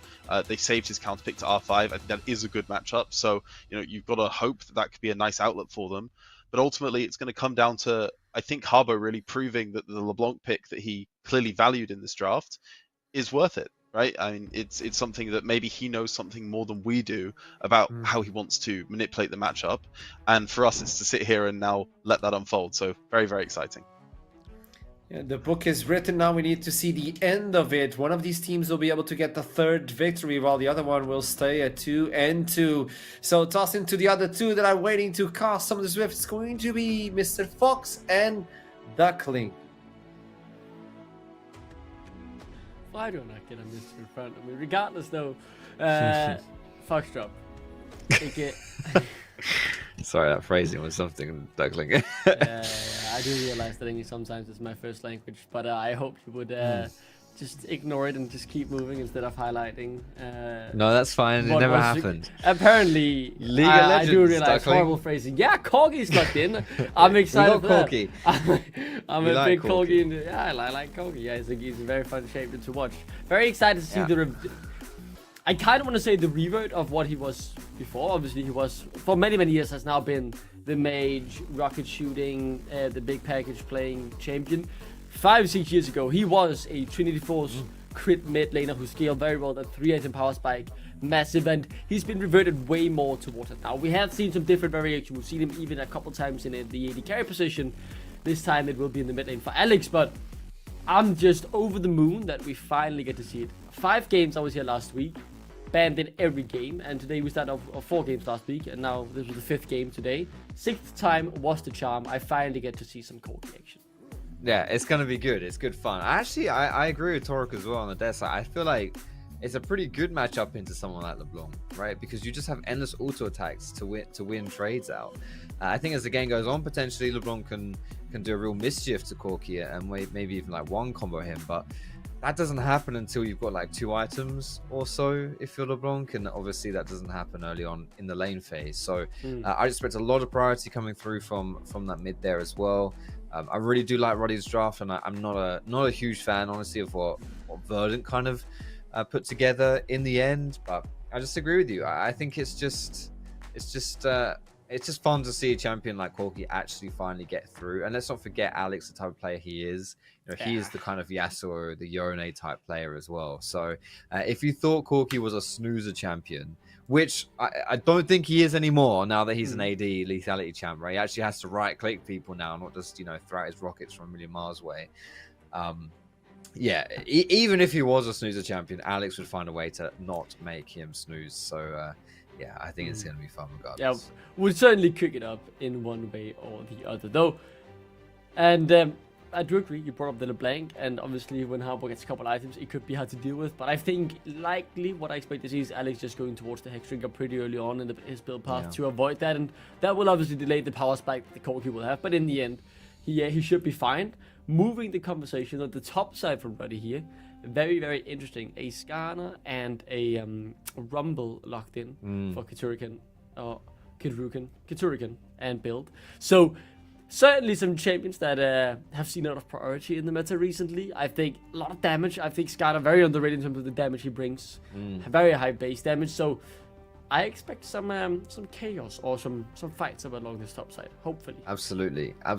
And it was the last pick for Ruddy, right? With they went for that Aatrox, so we'll have to see how that matchup goes out. Yeah, Shihan, the going up against his former organization, Ruddy, that he played on just 1 year ago. How will that pan out? A question to be answered later on as we're about to head into the Rift.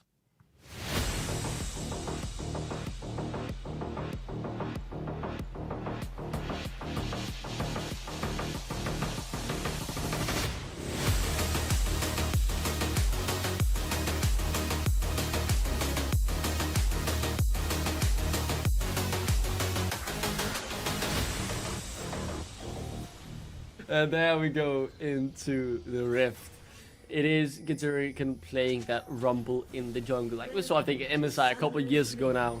Very high priority in the meta. Then Alex playing the Corki with the Hail of Blades. Verdant cooking a level 1 up here. Komsky does not quite connect on the Dredge line. That means Kiturikan will just have a nice little walk away to safety. Shihan, as you said, last pick Aatrox here, getting the counter pick, playing against his former organization, got them or helped them get into playoffs, 4th place finish for Ruddy when he was there. Spent a year or a split away from the NLC, now back on a Verdant roster that has performed pretty well so far, going 2-1. Yeah, and this is it for both these teams here to see if they can pull away from the rest of the pack. This is their quest now. Obviously, all the teams are sitting. 2-1 is good enough for 1st place, but it's also good enough for 6th place right now. There are 6 teams genuinely with their scoreline. So this will be our first opportunity for one of these teams to pull away from the rest. Ruddy and Verdant obviously looking to get that one on the board. As you mentioned, some good starts here. And something I just want to point out as well, which I'm seeing a little bit more of here for junglers, especially AP junglers. Skipping that potion on your first purchase. That's 50 gold saved in the bank, which means you can get to your Fated Ashes a little bit quicker, which is really, really nice because Fated Ashes is like a cheat code for clearing the jungle. It's absolutely disgusting. It's really, really good. So yeah, if you can, being able to get that on your first back is mega important, and not having that potion, I think junglers are starting to kind of clock on that actually, we can skip out this potion. We don't need it. Instead, we'll just get that Fated Ashes straight away. Yeah, that is interesting, that getting the Fated Ashes means so much you'd be willing to sacrifice your early potion. Just to get 50 gold closer to that tells a bit about how high priority that item is. So, the laning phases have now started to settle in, and we are going to keep our eyes on the jungle early on, because they are pathing on opposite routes. So, Dopamine towards the bot side and Kiturikan towards the top side. Yeah, so they should just be doing full clears plus that crab. And that'll be enough for them to reset here. Not too much happening otherwise here. Though we see Kalmsky might be looking for a bit of a roam. It is being pinged out from Ruddy though, so they kind of sniff it out a tad. They don't have vision, but they have an idea that this might be happening. It's most likely not going to turn into anything. Should be able to Valkyrie away from this one here. Or just walk away as well. But that's a bad wave spot right now for Alex. So he is missing out a little bit here. But I mean, I'm absolutely lying because it's just pushing straight back into him. So yeah, not too much happening here for Karmsky. I did miss a few minions. In the end, though, should just be fine. The Corgi obviously a fan of getting time to scale up, and that's when the real strength of the champion starts to show. Battle of the UK to UK organizations. The desk touched on this as well, but I do want to give a shout out here to Dan Holt for some statistics on Twitter between these two teams. They have played 9 series, Verdant coming out on top 5 times out of 9, so very close between them. But in terms of game wins though, like the game scorelines, right? How many games out of, they've played 14 games against each other, fuck drop. How many games do you think Verdant have won? Wait, but they're 4 and 5 in series. So but in they've terms only of series played they've 14 played, games. Yeah, I mean series that also counts as best of 3, you know? Yeah. I don't know. They must be quite close. 14, you said, right? Let's go like 8 and 6, 9 and 5. One of those two. Yeah, you'd think that, right? But it's actually 10 and 4. Game wins 10 to Verdant, 4 to Ruddy, according to the lovely Dan Holt on Twitter. I wrote still call it that.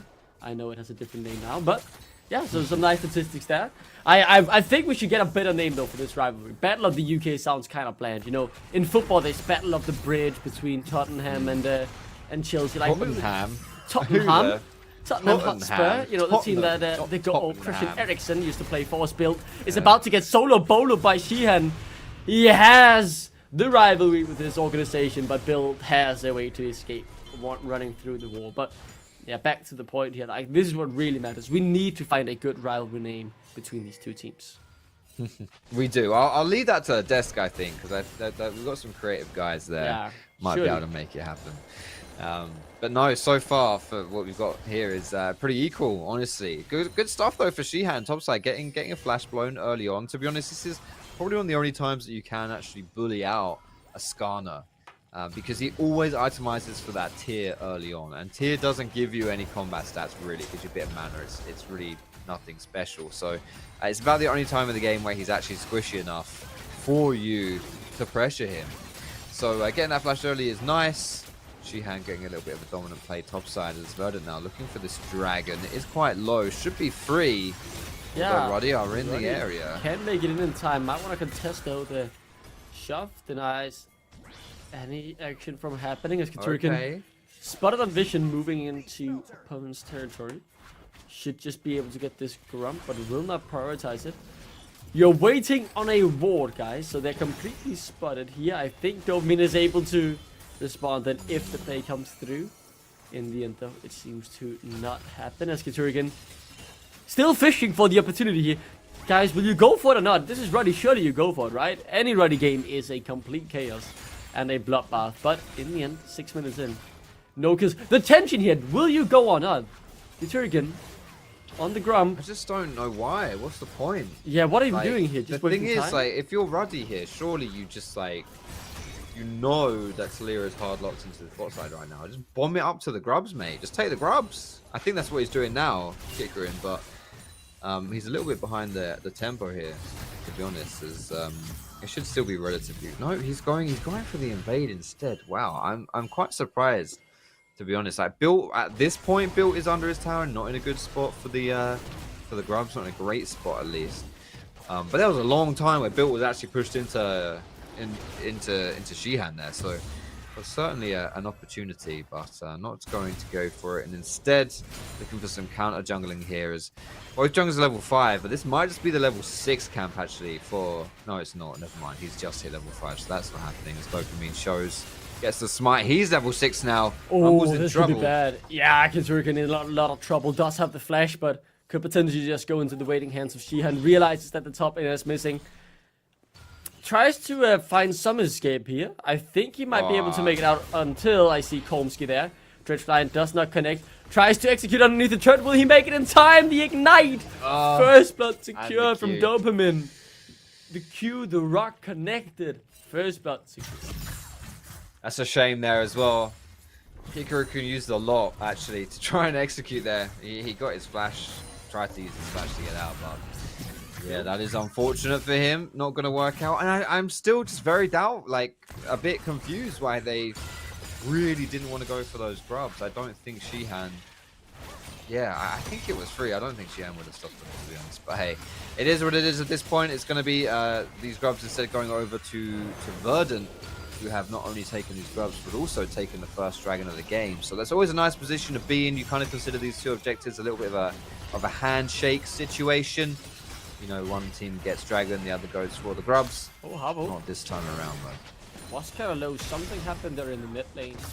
In the end, though, no one dies. I do want to mention Alex's build path so far, making it very clear that he will not be one-shot by Harpo for at the very least 20 more minutes in this game, prioritizing the Magnus just heavily here early on, able to get a few plays as well. The only lane where they have a lead at the moment ready is in that mid lane, but a surprisingly quiet game so far, only 1 kill.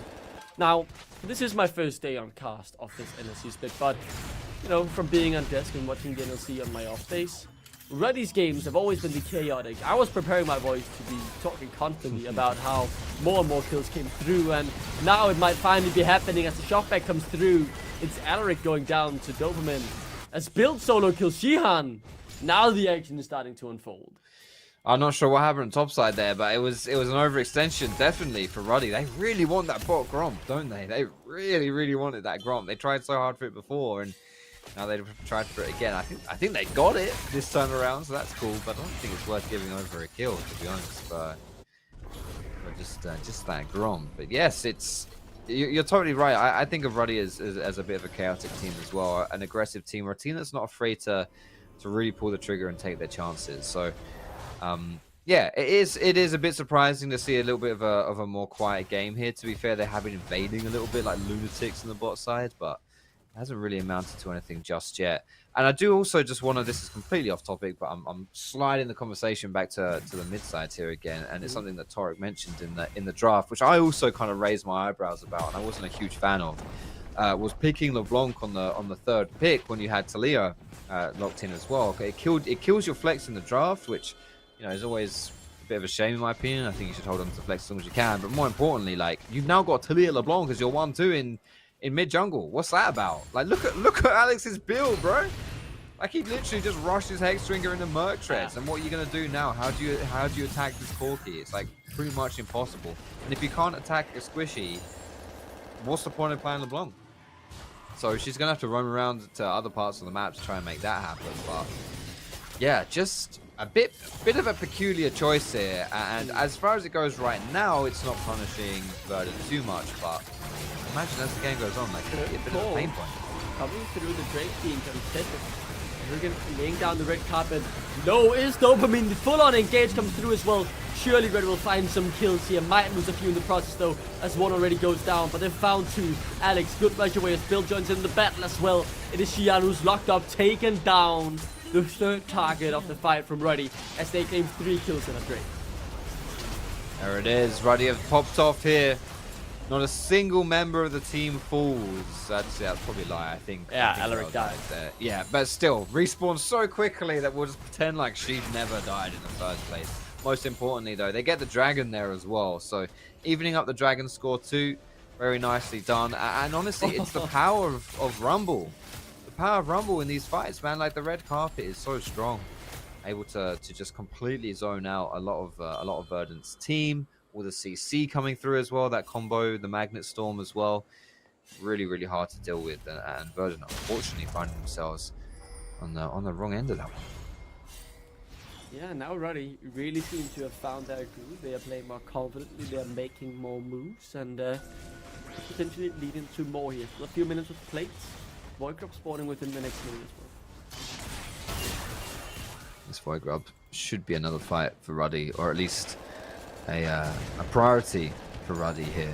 I do think, you know, one of the great things about having a champion like Rumble is your ability to just control areas, and the river is quite a compact, narrow area. So once you've got that ultimate up, you can see he's just farming instead here. I imagine that's because, to be honest, he wants to have his red carpet available just in case something happens.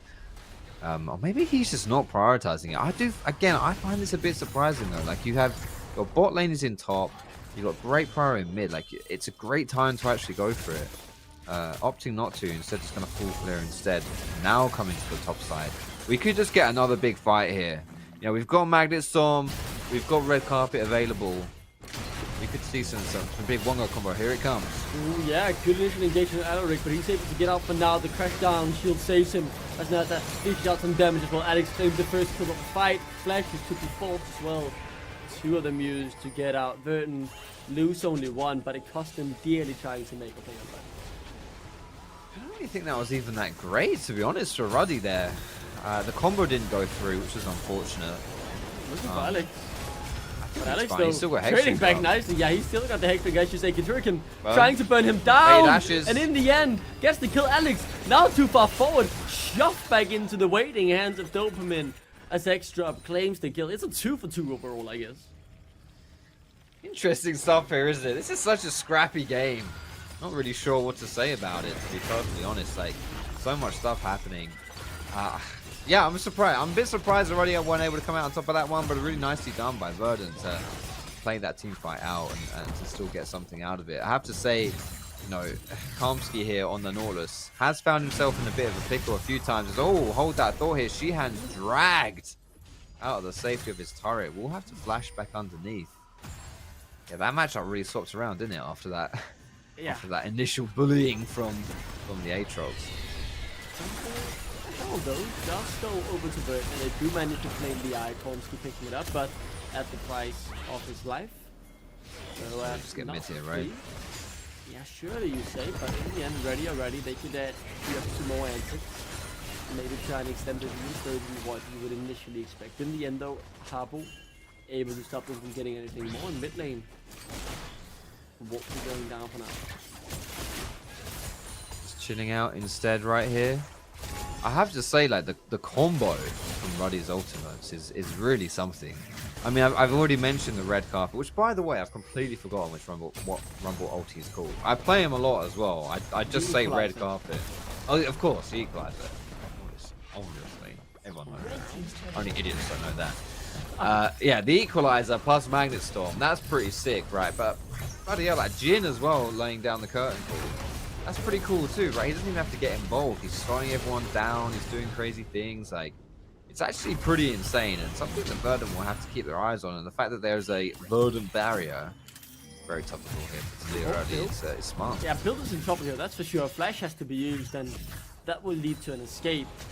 The Warmox built early on, I assume, is just to be able to stay in lane for as long as possible and continue harassing Shihan, making it clear that build isn't leaving this lane anytime soon.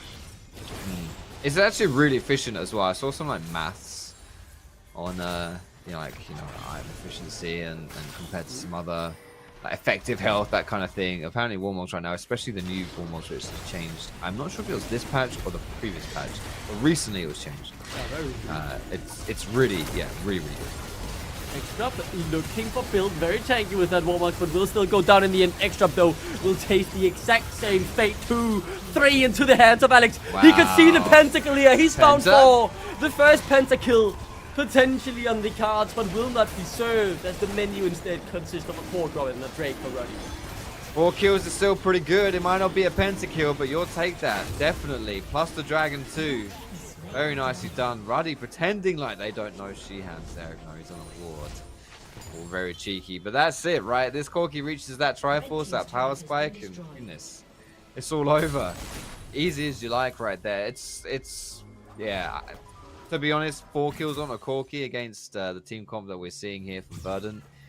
You have to think that is very bad news if you're Verdant. That is something, you know, this Corki can basically just walk up and right-click people here, right? Considering he's going to have so many people around him as well that can protect. Like the Rumble's going to get involved, the Skarner's going to get involved, the Rel's going to get involved. It's a hard target to just knock down. And I imagine, I'm not sure if he's going for IE or Collector second. But still, he's not slowing down right here. You know, he's just going to keep on going, keep on scaling. Absolute menace in that mid lane. Yeah, he is an absolute man. So happy to see the Corki as well finally coming through, and he's certainly performing on it. That is all I can say. I said the rest already continuing to deliver. What we would, I kind of want to say expected from this roster. I think bringing in Nata was obviously the big statement signing, right? Getting a former NLC winner, but Turkin and Alaric have both looked incredible here as well. Alaric, in particular, on the stack, just out of this world. And it is at the point where... Where's that going? You might have to say you should be banning the stack. Now, though, the rail. Not quite locked up. The hook came through. Now, Build locks up someone else. Holmsky with no way out. And that is just straight up bullying at this point as Nata claims the kill. That was a big ol' yoink there, wasn't it? Holy moly, that must have been right at the tip. Max range Skarner ulti. Really pulled Nautilus into his doom there. I think I jinxed Kamsky though, because I did hype him up and say that I think he moves around the map well and being in the right place at the right time. Right now he is just sprinting it. He is just death after death after death. It's thing is, he's not tanky either. He's got like Ninja Tabby and a Kindle Gem. That's about it. Yeah, So. 2 shove back on 2. This could be good though. Hopefully for Verdant, they want to get something back here. They found both the members shove back. The rest of Ruddy get out with their tail between their legs, and Verdant though strike back and stop Ray from continuing that push. Over aggressive there by Ruddy. Just trying to get a little bit too much. Look for too many kills, too much aggression right there, and a great punish from Verdant. And crucially as well, that was a kill going over to X-Drop. So he's now got 2 items. Ashe as well, like with his Kraken Slayer, does tend to spike relatively early. I think Ashe is one of the better early game ADCs in the meta. So she is quite scary here. This is something that Verdant will look to play around. You know, I've hyped up the strength of Alex and just how strong Ruddy's team comp can be.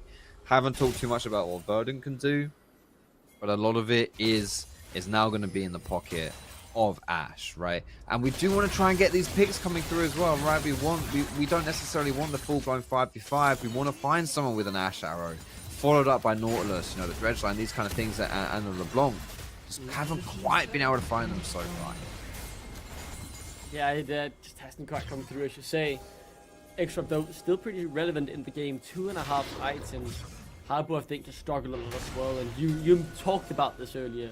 Discussed it a bit, where it's, yeah, when Alex buys the Spices match just early on, Harbo doesn't have much to do, and he's been unable to find other squishy targets across the map to try and first down instead. Now I see his arm guard on Turrican means that he could be safe at the very least once if he was about to be called out, and it's only really Nata you could then look at to try and burst, but he's been positioned so safely. Died 0 tanks this game. Baron about to die for the first time though, already 20 minutes in. Harpo knows now that it's happening, so does the rest of Verdant. The TPs are coming through. They need to stop Doberman from getting into the pit. He has the flash available. He can go for the 50-50. He finds the steal. Bill taken down. Alex the next target. Ruddy are evaporating, and Verdant have found the window and have taken 3 alongside the steal. Yeah, it's Baron Asher plus 3 kills. That was such a risky play from Ruddy. You wanted to see it, right? You wanted to see the excitement, the craziness that Ruddy always brings out. Well, there it is, Darkling. There it is. Unfortunately for them, that was not a good play. Oh my goodness. They were in the driving seat for this game, and they were honestly poised to do some even better stuff with how well they were scaling. That was an unnecessary risk, and it blows up in there. Faces. It might even be this dragon as well after that too. Oh man, Verdant, what a great response to that play. Picking up 3 kills and the Baron in their backbone. Not sure why they would flip it. Regardless though, what happened, and now we can only look towards the future. Verdant now with a goal lead for one of the first times in this game. Fighting still continues. They look on towards Shihan. He's taking quite so low, but not dead quite yet. Katurgan evaporates, and it continues to be another good fight where X-Drop finds the space to cut down the HP boss. He's down to half though, and the fight ends. I believe that's a 2 for 3 in favor of Verdant, as Alex and Nata, the last remaining members of Ruddy. Whoa. Is that dragon though? Do you think Verdant will go for that? No, I think they leave it. No, you think they're chilling? They might do. I mean, obviously you have your ADC, and it's like a DPS ADC as well. Like, it's definitely possible. And that's, yeah, I think that's really smart taking that crab as well, right? That crab reveals the entirety of like the vicinity of this river area. So they take that crab real quick and just see that no one's around. So yeah, that is going to be that dragon. 2 dragons apiece right here on that Chemtech soul as well. Very good stuff from Verdant getting back into it, and I did mention it. Ashe was going to be the driver for Verdant, and you can see her DPS is just insane coming through here.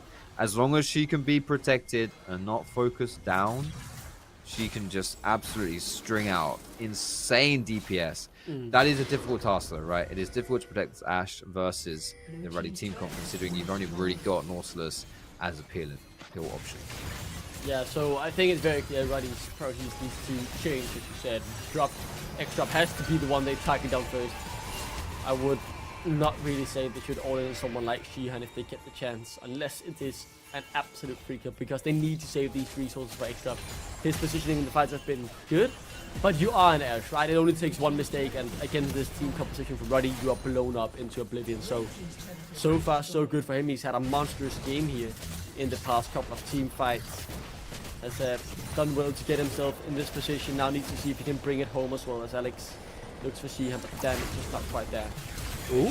Yeah, they want Turk, and he goes golden though, and this could be an opportunity. X-Drop already down to half, but the shot back comes onto Alaric. He can engage. X-Drop is low. Flash barrier already used. Should still fall as Alex finds the shutdown. That's 3 for Ruddy, but they want more here. Phil chasing down Dopamine, who should be able to get away. Harbo looking for the recall as well. The Talia oh so fast with that stone to ride on all the way out to safety, but Ruddy, they strike back, and you can see how clearly or how easy it is to find X-Drop, and Ashe so immobile now without the flash for the next 5 minutes. Is that Dopamine dead as well? Not quite pulled back, able to get out. Very close right there. And now it's Verdant's turn to overextend and go a little bit crazy here. This game seems to be full of this interesting decision making and just crazy aggression as well. Right now it is Ruddy who are able to be the benefactors of that one. It feels as though whenever either one of these teams gets an advantage, gets a lead, starts feeling confident, they maybe go a little bit overconfident. Just gotta rein that back just a tiny bit here, because this game is so incredibly close. We're literally neck and neck. Now there's 100 gold in that goal difference at 25 minutes. Yeah, it is neck and neck. It's a ridiculously close game. It could go either way, but one wrong move, one big throw here, easily just loses you this entire game. Really worth noting that it was Alex who claimed the big shutdown, right? 700 bonus gold. He's getting close to the 3rd item. That spike would be crucial. Getting the extra crit chance as well. The damage will surely start to come through from the Kobe when you've reached that point. But until then, I still think the Axe is the strongest for Harbo. He's looking for the 3rd as well. Rabbit and Death Cap, that's gonna be massive. Baron spawning in still a few minutes time, maybe a bit more than a minute, but clearly the team's already prioritizing getting the vision around the area. That's it, of course. If you arrive as the objective spawns straight away, then you're already too late. You got to set up, you got to get that vision. You got to deny the eyes from the opposing team.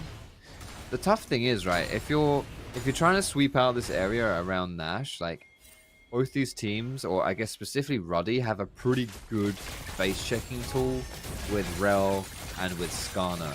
Whereas for Verdant, all they have is Nautilus.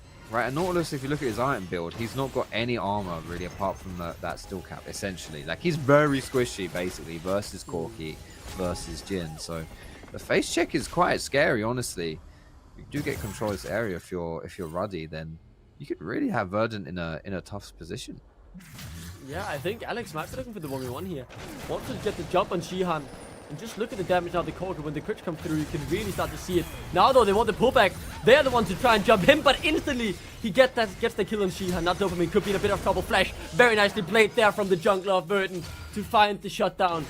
This is a window that either he wants to capitalize on. It's a 4v4, but Alex, crucial part of this running lineup as Alaric is the target. Extra wants to run him down. No flash to close the gap, but the Baron, as you say, being taken low, but only down to half.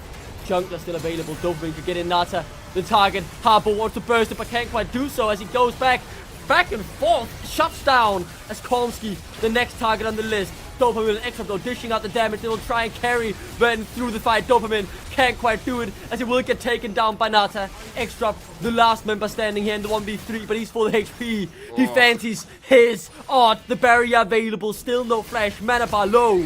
He wants to stop Ruddy. He succeeds at that, but can't claim the kills. It was so close right there as well. Verdant almost threw that game away in that fight. Extra able to salvage it though. Really strong with that deeps, and the Ash was untouched for a long time. It took a while, but Bill eventually went down to him. And this was... I wasn't a fan of the Baron call from Ruddy though. I feel like if your Corki is splitting bot side, he is your Nash DPS. Maybe him on Rumble. That's basically it, right? Jin is not a good Nash taker. Obviously, Skarner and Ro aren't going to be doing anything either. So you obviously can't then call to go on a Nash when it's your Corki bot side that's drawn attention. You need that to be like Built or someone like that, right? So that you actually have Baron damage. And they're going to go for it again. They're addicted to this purple worm. It's not the flip. I mean, Doberman this time will have a harder time getting into the pit without the flash. But another 5v5 sure to break out here. Harpo looking for the flank. Be aware of that if he finds the correct engage. Alex, Nata, both the targets. Harpo finds the backline, but he's stopped instantly by Build. Reading the situation so well, but Alex caught out Seismic Shava right into the waiting hands of Extrop, who takes him into the grave. It's 3v3 now. Curtains have been called. Shihan blocks it up for his jungler. The damage though, so good. The double pullback, and the snipe comes through. Godlike goes Nata. And back on the Baron, Ruddy go. This should be it at this point now. Surely for Ruddy, they'll be able to secure this Baron. What a back and forth fight again. At first I thought it was going to be all Ruddy. When Harbo got caught out by Bill, which was insane by the way, catching him mid-W and pinning him up against the wall. My goodness, Alex finding a way to throw that away as well. I was like, nah, it's Verdant's fight. And of course, as it all turned out in the end, that curtain call, crazy stuff right there. There's so much damage coming through from ADCs right now in the meta. These crit builds just seem to be doing so much deeps, especially with Collector. It's nasty stuff, and Ruddy really in the driver's seat right now. I know it only looks like a 3,000 gold lead, but to be perfectly honest, their 5v5 is so much stronger, and the fact that Baron is now off the map, it means they can't actually muck about and get it all wrong again like they've been doing a few times this game. So they're just grouping up here. Alex is still bot side, which I don't think he needs to be there, to be honest, but he does have TP and he can join these fights. Extra reached a massive power spike. 4 items, 4.5 now as well actually. The Infinity has finished. The crits now really starting to hurt and will cut through HP bars. But he needs to survive, he needs to stay safe. He's done well at doing that so fast. Another fight breaks out. Komsky yet again. Just the instant target. X-Drop down to half. Forced to flash away. That's a big cooldown blown as Ruddy continue to step towards this Verdant base. They want to break it open on this push. And you can see that's exactly that goal. Oh, no way. Curtain call as well. 1, 2. Oh, yeah, I can. That is disgusting. Get him out. Get him banned. Did you see that? 80% of the HP bar with one auto from Nata. Yeah. That's gross. Yeah. Just not cool, is it? ADCs right now, man. It's something. It is something. This is why Caitlyn gets banned all the way, by the way, because you imagine that. That's unbelievable. Like, yeah, it's really gross. It's so gross. What do you do against that? 4v5. It seems like Verdant might have to make a stand here. X-Drop, no flash.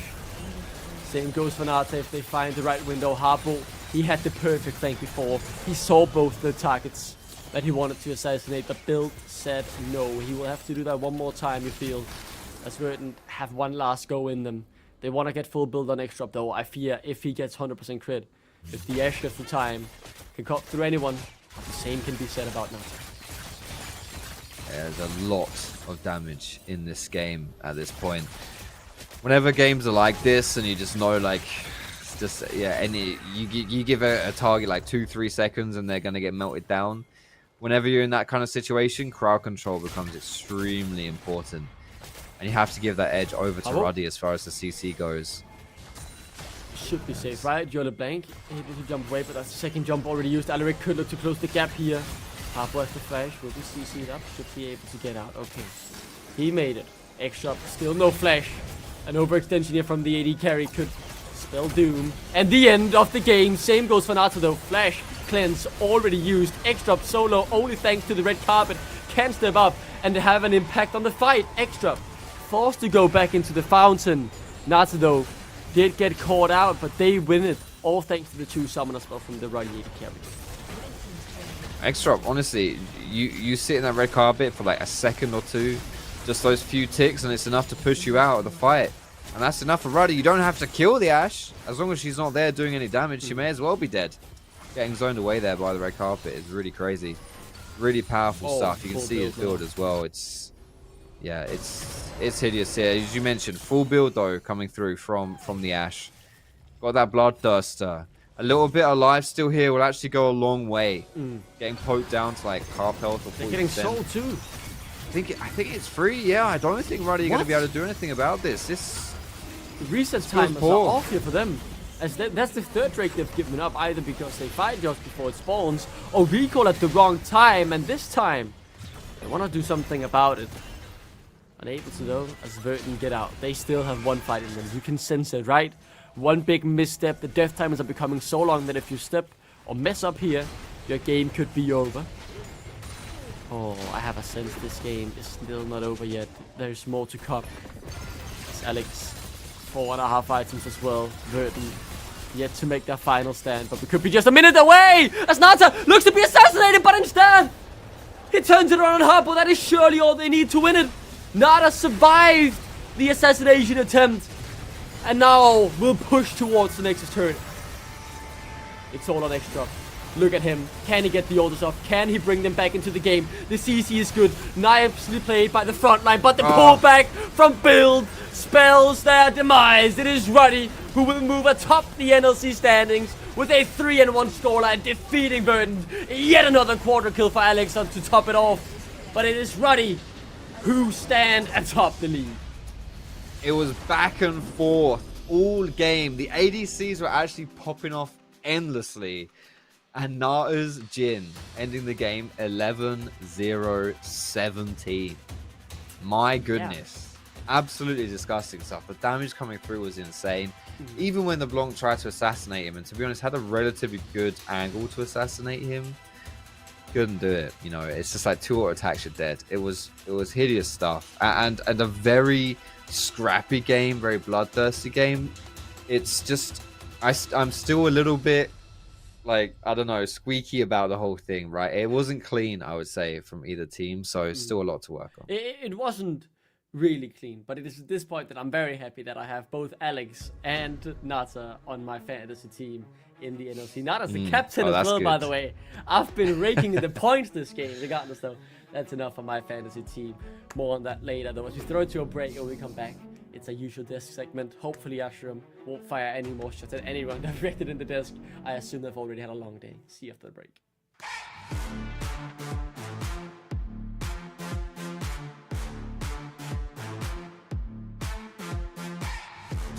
At SteelSeries, we make the headsets, mice and keyboards that the world's best gamers win the most with.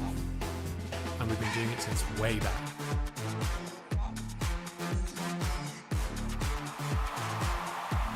It's up to you how far you go, but whatever you do, go for glory.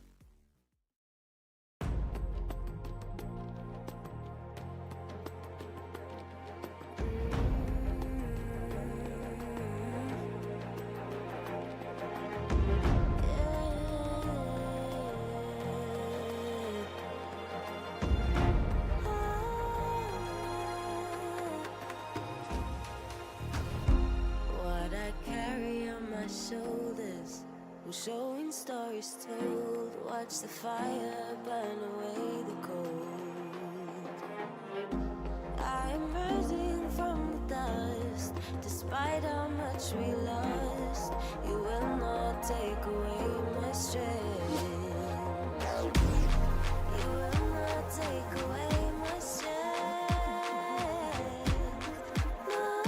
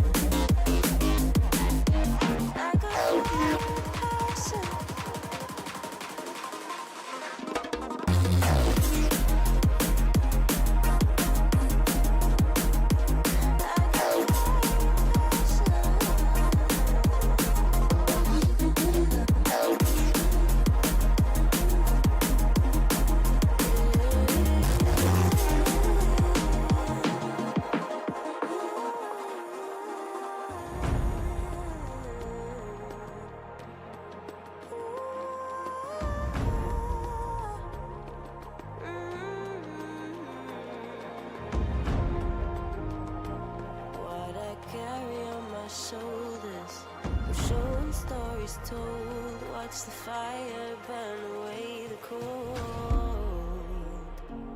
I am rising from the dust, despite how much we lost. You will not take away my strength. You will not take away my strength.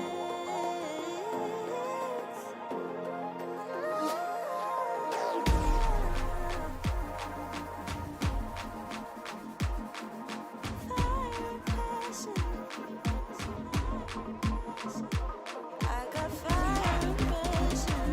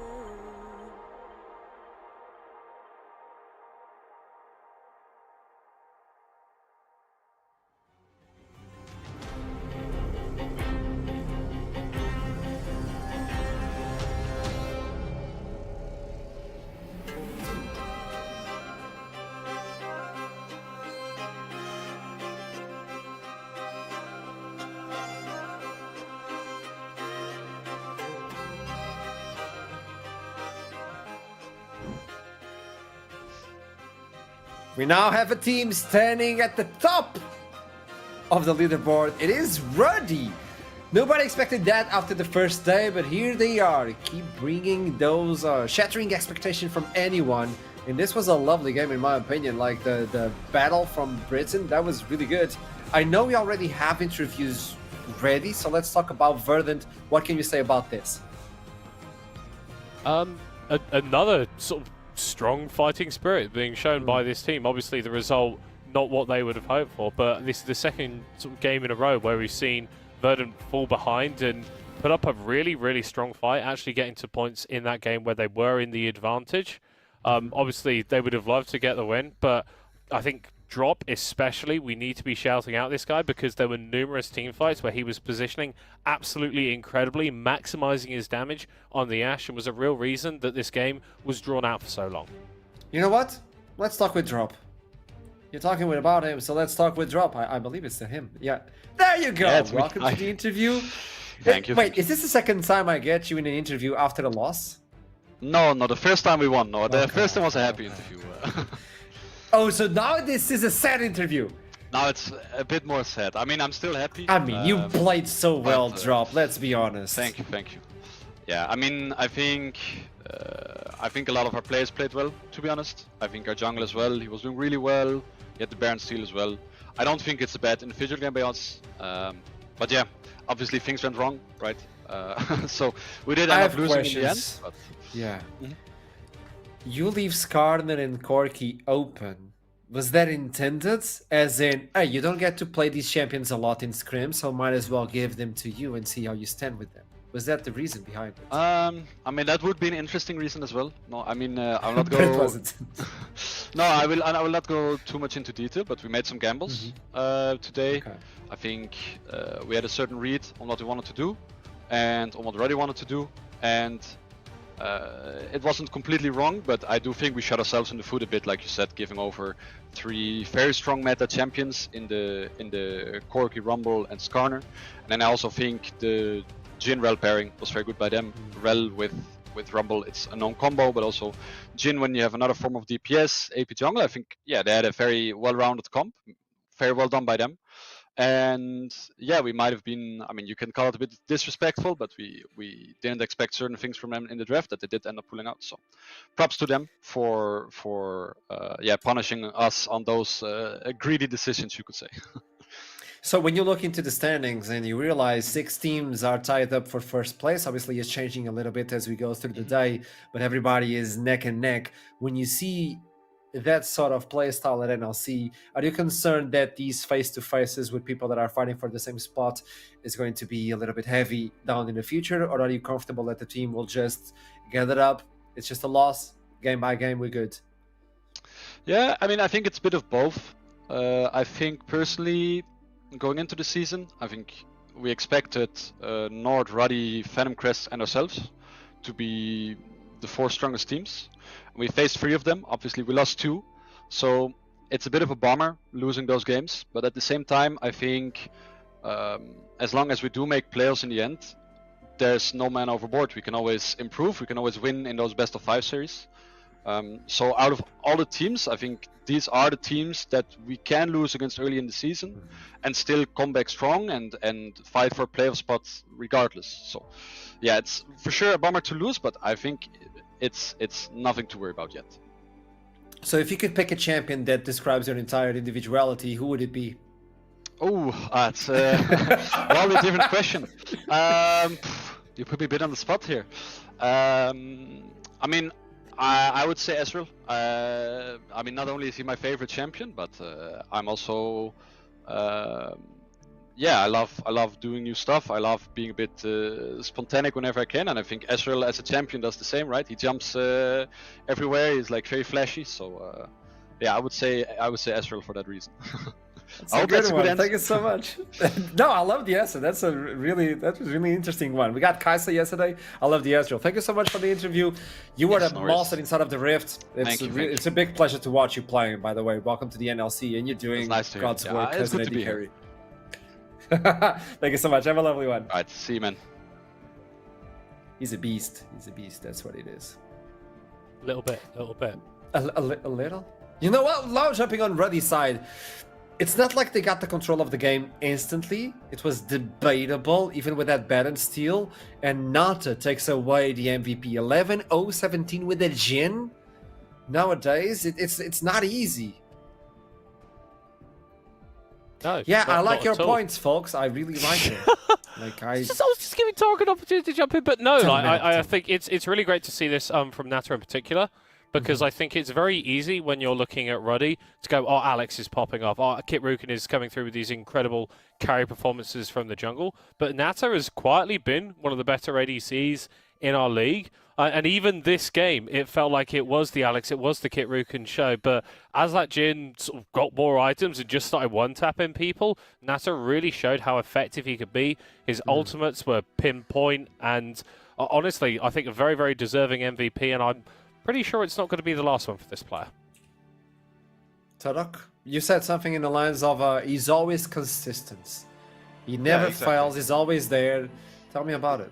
It's very, very important for a team like Ruddy to have an anchor, I think, like that, in a positive way, where I think they can look at Nata and they can say, look, we're going to get a very stable performance out of our AD carry a lot of the time. I don't want to just put him in that box of stable and low DPS either. He's stable and high DPS, right? Like, this is someone who is doing a lot of work in this game. It was like 24% damage percent, 845 DPM. You know, like, this guy is really, really important for this team, and just completely proved it this game. I think if Nata did not play in the way he did, Ruddy would not have won this game. There were a lot of opportunities to make mistakes, to get into trouble, and every single time, I mean, nearly got caught at the end by Harvo, but I mean, throughout the entire game, he was really, really solid, and that's exactly what you want to see from your AD. You know what? I really enjoy the way you're talking. You're really smart. But if I may, can we get back predictions the way we did predictions today? I just want to look at the predictions again, just out of the blue. Don't worry, Tarek. Don't worry about it. As soon as production can bring it up, we'll look into predictions. We have the second game. Let me see. Let me guess. We went for Ruddy. Okay. You're still alive. Okay. I'm very wealthy right Archer, now on points. Archer, little bit of a self-report here, Archer. I'm asking for the predictions to be brought up when you slammed 3 on Verdant. Not sure about that, bro. My man, I'm terrible. I'm not lying. I'm terrible. I don't need to lie. Everybody knows that. So I just know that the deal is, as soon as Tarek fails, he's gone. He's out. I mean, I'm currently plus 10 points, Asha. So dude, I mean, that's. I could not be land. much better at this point. Right? I think you'll land the first place today. You saved the guests from like negative points to the first place. You're doing, man. And pride then comes before the fall, where I'm now going to lose the next 2, and you'll never see me again. So thank you very much, guys. It's been Overconfidence great. is a slow and insidious death. Venom Crest versus DMG. Now this is the game we need to chat about. I'm really hopeful for this one. There's so much to talk about it. Lines to watch. If I'm a new viewer, I just jumped in. I logged in on Twitch. For some reason, I'm like, I'm gonna watch League of Legends. It's NLC. It's on.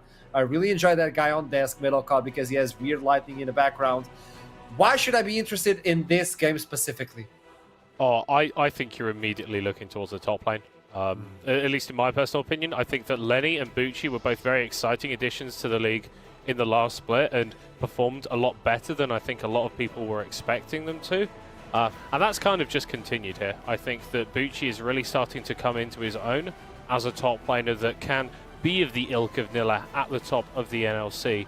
And we've been seeing that this split, but then Lenny has also been putting up these good performances. I think in terms of champion pool, it could be a bit more exciting. These guys aren't the sort to just whack out a Fiora or a Camille or something. It is the Cassante, it is the Gragas, it is the Zac. But the thing that makes them impressive is their ability to have high impact on these champions in the laning phase and in skirmishes and teamfights too. So we jump into the champion select. Caitlyn is the first ban, even though she got tweaked a little bit, 20% on an ultimate, just to remove that one-shot potential at level 16. Apparently it's still debatable for Venom Crest and Namax, that AD carry that we need to be... I mean, let's be honest, all the AD carries so far have proven themselves really worth it. Like, I think NLC 2024 summer split, AD carries are just standing out, no? Yeah, absolutely. I mean, there's a lot of good AD carries in our league, and on top of that, we've also got not only good AD carries in this league, but 2 very good AD carries in this game. We have a Swedish rivalry going on between Lingard and Namex. I'd even say Namex, for people who have not watched the NLC for a long time, actually an AD carry who's been around a really long time and has always had a little bit of swagger about him, has always been a very confident, very, player who's going to get in there and believe he's going to be the best in the league straight up. That's why he plays the game. I know that from speaking to him in the past as well. On the flip side, we've got Lingard, who is somebody who is much younger. I think is much more fresh compared to Namex, but also has that sort of stature as someone who I know some people are tipping to do very well in his career. So there's a real battle here between the 2 Swedish players, and well, I mean, there's going to be another battle against Corky and Skarno, because both are open again. What is happening? Are they going to give away Corky and Skarner? Right, and I think this is sort of, we didn't get a chance to really speak about it much in the previous Champions League, but I think this is an effect of the uniqueness of all of the teams that we've got here in the NLC. DMG banning the Ziggs, banning the Tristana. These are absolutely great for VNC in first week. Tower Destruction was sort of the name of the game.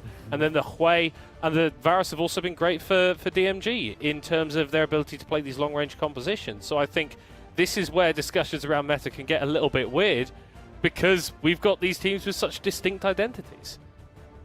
Skate Rod could pick him up for the mid lane, or even to pair it with the Senna. I don't know how that combo would go. There's a lot of AD if you play that one, but not a lot of tankiness. But it seems like they're still thinking about it. Again, we bring the debates that sometimes you don't play those on scrims. I'm being attacked, by the way. Jarvan is going to be the final log before we jump into the second Bane phase. I'm just going to put this one down. There you go. This is a very interesting draft from both teams because one, Corki's been completely ignored, which I don't think anyone would have predicted that this champ is just flying through the draft. But secondly, the way that, I mean, especially on DMG's side, the fact they've decided to go Jarvan in this spot is really curious to me because what it says to me, at least, is that there is a lot of flexibility between Sejuani and Jarvan in this team, at least between what role they believe they can go into. Of course, it could be something very standard. We might end up just seeing Jarvan jungle, Sejuani top. But something about the pick order to me says, maybe not. I feel like there is a chance that these are going other places. And clearly they put a very high priority on Jarvan without actually seeing much from Venom Crest that suggests it should be a Jarvan game. So I wonder what they're building towards here. I think there must be something still rumbling in the back. I think maybe it's to do with Lingard's propensity to play sort of these longer range, more immobile carries, and obviously the Jarvan is quite a good answer into stuff like that. DMG sort of continuing along this line of banning out these long range ADs with the Jinx and the Aphelios taken off the board. But I think one of the things that I've always liked about Lingard is that he can play pretty much anything. This is one of the guys that has a lot of mages in his pool as well, so maybe we see VNC build towards one of those in this second phase. You brought like a meme, the rumbling in the back. I think Rumble would be a good addition for the MG if they pick two more immobile carries on Venom Crest side, because you have the Cataclysm, then the Sejuani, then the Rumble. You can cook him inside of the Cataclysm. That would be terrifying for Venom Crest. So they have to open up the cards, and they will be able to counter it if they want to. Well, Vayne would be very, very interesting. I think it definitely could get locked in here. It does have some downsides that they don't actually have any wave clear in their comp right now, but I could see the logic behind it being a Vayne game. Zeri, for a similar reason, has that sort of nimble quality that you're looking for from the AD carry role when you see Jarvan, when you see champs like this. I can definitely see Zeri providing that in a very similar fashion. And, I mean, Echo as well, if it is the case, which is the Fierce special. It but is. if it is the case, yeah. It is. I mean, It's locked in. That is very, very interesting. I'm actually very happy to see Echo here, although it does leave them with a full AP top side. The fact that, you know, one, Fierce is very, very competent on this champ, and two, has a matchup into the Azir versus Jarvan where he's really just untouchable. And this is a game where Echo is going to be able to do things. But I mean, the Olaf pick as well is huge. This game, it's a huge Olaf game. Okay, gentlemen, with the champion select done and the way things are going, who are we picking as the favorite after this draft, and why should they be the favorite? I don't know. I don't know, bro. Like we've got inventiveness on both sides. I think that Echo pairing with an Ivan could be absolutely disgusting in terms of a 2v2, just their ability to skirmish. I'm leaning towards Venom Crest. I think that DMG playing with Theodore and without Bucci is a potential rough point for them. Not something that we mentioned, really. And honestly, considering how much of a key player he has been for them, that could be pivotal. That could change everything. Turok, last point of view. I quite like DMG's comp overall. Even though the Echo is really, really strong in this game, I think that Olaf has sort of sealed it for me, that there is... Like, Olaf can be incredibly powerful in this game with dealing with everyone aside from Zeri, and then the only person who needs to deal with Zeri are the two people outrange her, which is Azir and Senna. And I think the fact they've managed to basically answer both edges that are coming out from the side of Venom Crest, I think DMG have the right comp to be able to get it done, but at the same time, we'll see what happens. We'll see what happens, and these two teams are fighting for the same spot we talked about previously at the beginning of the day. There's a lot of teams looking at that 2-2 or even 3-2 to join Ruddy. So let's toss it to the casters one more time. Duckling and Fox, how are you doing? I don't know how I'm doing. I think this draft has cooked up a lot of question marks for me. Foxtrap as a caster here. I mean, there's a lot of work for you to unpack everything that's going on. I will say, though, as someone who has predicted DMG today, and I'm excited to see Theodore get a chance. He has played for the DMG DK roster for a few splits now, went to the NLC RPS, has looked solid there. His Olaf, though, on your debut in NLC Div 1 is a bit risky because it has been a bit hot and cold. So I'm excited to see how my Danish brethren will perform up against one of the best tops in our league, might I add, in Lenny. I mean, that's what scares me. Yeah, for sure. Lenny's been great. He's been great ever since he's come in. I think he's been quite. I'd say underrated, but I think at this point he is firmly rated, right? Like we all know Lenny's good, but he spent a lot of time being underrated. As a newcomer into NLC, which is, you know, something that runs parallel to his lane opponent's story here, right? So definitely ice to keep on the top lane with Olaf being such a ballsy pick into Lenny. Yeah, let's see what happens though as we're about to hit the rift.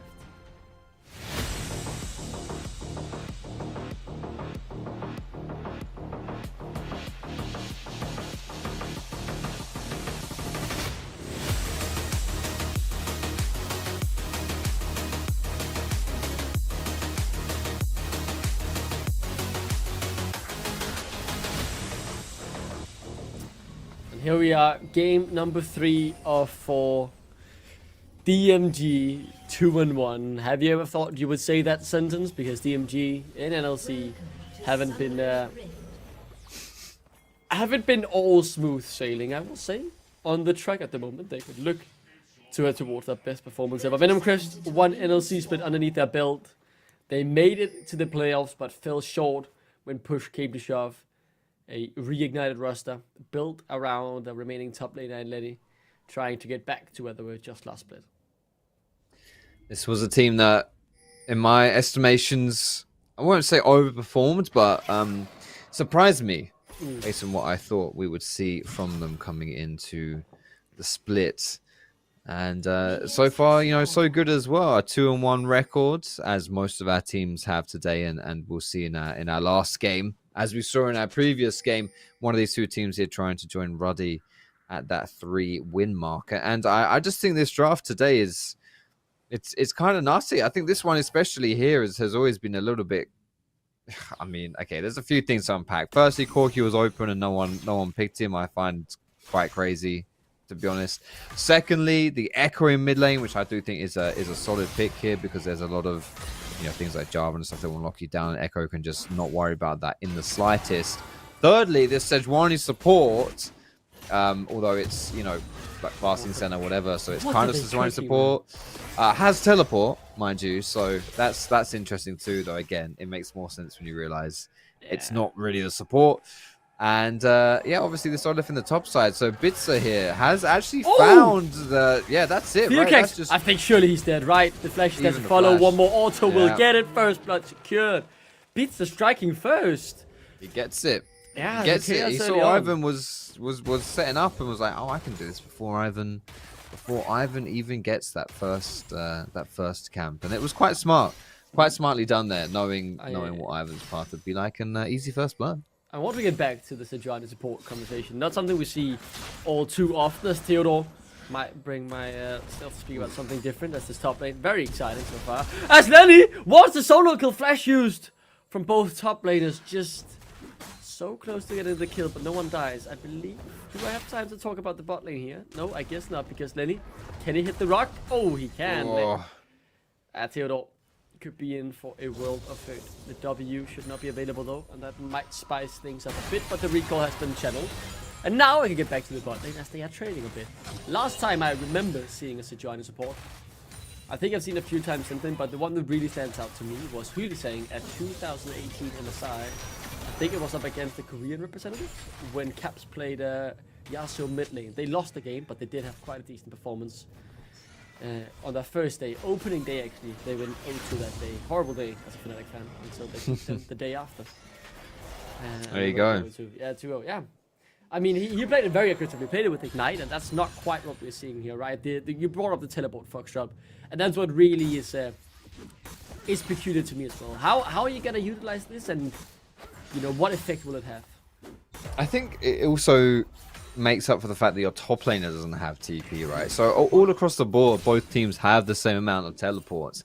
And it's not too uncommon to see teleport on a mid laner, a bot laner that would resemble a mid laner. So someone like Ziggs is the big one that stands out, or like Vigar, sometimes you'd see in that bot lane, and they'd go TP. But then now from top, has come down. This is now a 3v2. That is going to be that crab having to be forfeit here for Bitso instead. And Diogas just easy peasy getting his way back into the game. But yeah, this is it, right? I think it's mostly just going to be there to be that playmaker, to join the plays, and also just the fact that you're not an ADC. You don't really need that second combat summoner, you know, like the Ghost, the Barrier, the Heal, you know, an Exhaust maybe, something like that. You don't really need it, right? But Namex, on the other hand, who is more like the ADC as far as playstyle goes, he does need it. So that's why he has got that flash and that Barrier combo. I have made a bit of a realization, and I don't have this fact checked, but Foxdrop, I heavily believe that this is the first day in NLC history where every single matchup has had teams consisting of the same scoreline outside of opening days when everyone is 0-0. Because all our games today, the first one was 0-3, and the other 3 games are all 2-1 teams, which is kind of crazy to think about. And it brings me to kind of zoom out of just this game for a moment while we have some downtime. And I want to talk about how exciting our league is at the moment. It's really tough to predict who's coming out on top, and rarely do you go into a game thinking, yeah, we have a clear third here, we should just giga stomp the game. So much depends on the draft and how they play their game as well. Like, it doesn't feel done before we hit the rift, and I'm really excited about that. No, it's really cool, isn't it? It is definitely, like, this is it. Like, when every team has two wins under their belt, it's like anyone can beat anyone, really. And it's early days, so we're still trying to figure out the identity of the different teams and where they come into it. Simpy splashed in. Yeah, one snap. He just shows himself, and that might change things here, though. The characters here as well. 3v3 on the bot side, but it looks to be the Nautilus. The first prize to be caught. One more auto. No one can get it. And now Lingard trading back. Namex is quite low. Do they want to commit for him, though? As the heals come through mid lane, solo kill to be found, but we'll get on that later. Pizza goes back in too far, though. He will go down here. Venom Crest getting everything across the rift. 2 kills now. As the flash has to be used from Snobby, DMG deciding to extend the play, and it turns out to not be in their favor. So close, though, wasn't it, for DMG? Almost insta-bursting Simpy down. Fierce is going bot lane. Yeah, he doesn't have ulti. Doesn't have ulti. Yeah, I should say no ultimate, Snobby. Oh, Snobby. Oh, that's a horrible Q into absolute thin air. Namex underneath the turret. Pizza is here, but it's still another 2v4 scenario waiting. TP to be used from Snobby, and that stops the play. Yeah, see this TP here, you think, oh no, this is what a wasted TP. A solo laner coming down to protect. It's not the solo laner, it's the support. Can DMG now extend this? I'm over here. I thought maybe they couldn't trap them, but instead they'll be satisfied by claiming the bait. Not a bad prize when all's said and done. Unfortunately for DMG, I'll be a little bit upset that they weren't able to get that kill onto Simpy early. He's got a little bit of a pause here. We'll see what that's about when we get some more information about what's going down. But it's been quite an aggressive early game already, to be honest, which is a little bit surprising when I see the likes of, like, you know, you got like an Azir coming through, you got Ivor and these kind of champions. I'm like, yeah, maybe there's not going to be too much, but actually a whole lot of action, including that was a solo kill in the mid lane, by the way, which you didn't actually get to see, but Fierce on his signature echo, 1-0 up already. Yeah, it was a really, really close fight, and the game is certainly delivering so far, right, with a lot of early game action. But Foxdrop, we were having a conversation that I think definitely still could be elaborated a bit on, just about how tight this league is. And I, in particular, want to talk about the thing, how we as a league is transitioning, because obviously you've been in and out of the NLC for quite a while. I remember you guesting back in the good old DreamHack days, as we do hit the rift and the Drakes go down. And back then, obviously, the league was brand new. We had these big organizations investing into big name rosters, and for the past few years, we still had a few of these organizations coming in, investing to building a big name roster. Last bit it was Lions Group, we had X7 the year before, right, and building these super teams. This is, to me, the first bit in ages where we haven't had that, and the teams instead focus on either getting big talents from the smaller ERLs, still the ones smaller than the NLC, or getting talent from our local ecosystem. And so far, I think it has given us the closest and most exciting NLC I've seen in quite a while, and I'm really happy with the approach our region is taking. Definitely, it's a lot to look forward to. All of these games, when you know you've got a proper game on your hands, you know, like anyone can beat anyone here. And as you say, we've had some big names coming through the revolving door that is NLC rosters and organizations, and it really does feel a little bit more like we've got a solidified core here of NLC challengers, and it's nice to see how they progress from split to split and kind of build up those storylines as to what we can expect from teams and how those teams can defy those expectations. Especially in the case of DMG here, right? They have struggled a little bit in the past here in the NLC, but off to a 2-1 start so far. It's really good stuff. They beat Lightside, they beat the Blue Whites as well. Like, they've been doing pretty well so far, holding themselves up against some of the other teams here on the NLC. And this, I would argue, is probably going to be their toughest challenge yet, I'd say, on paper at least. And so far, they're just weathering the storm quite nicely. I mean, DMG did have a game against Nord just last week, but other than that, Lucas Lightside and they won. Blue Whites, the only team who got a win so far. So yes, they haven't had the toughest strength of schedule. Up and coming are some tough games, you could say. Venom Crest today, next week, a week consisting of Verdant and Ruddy.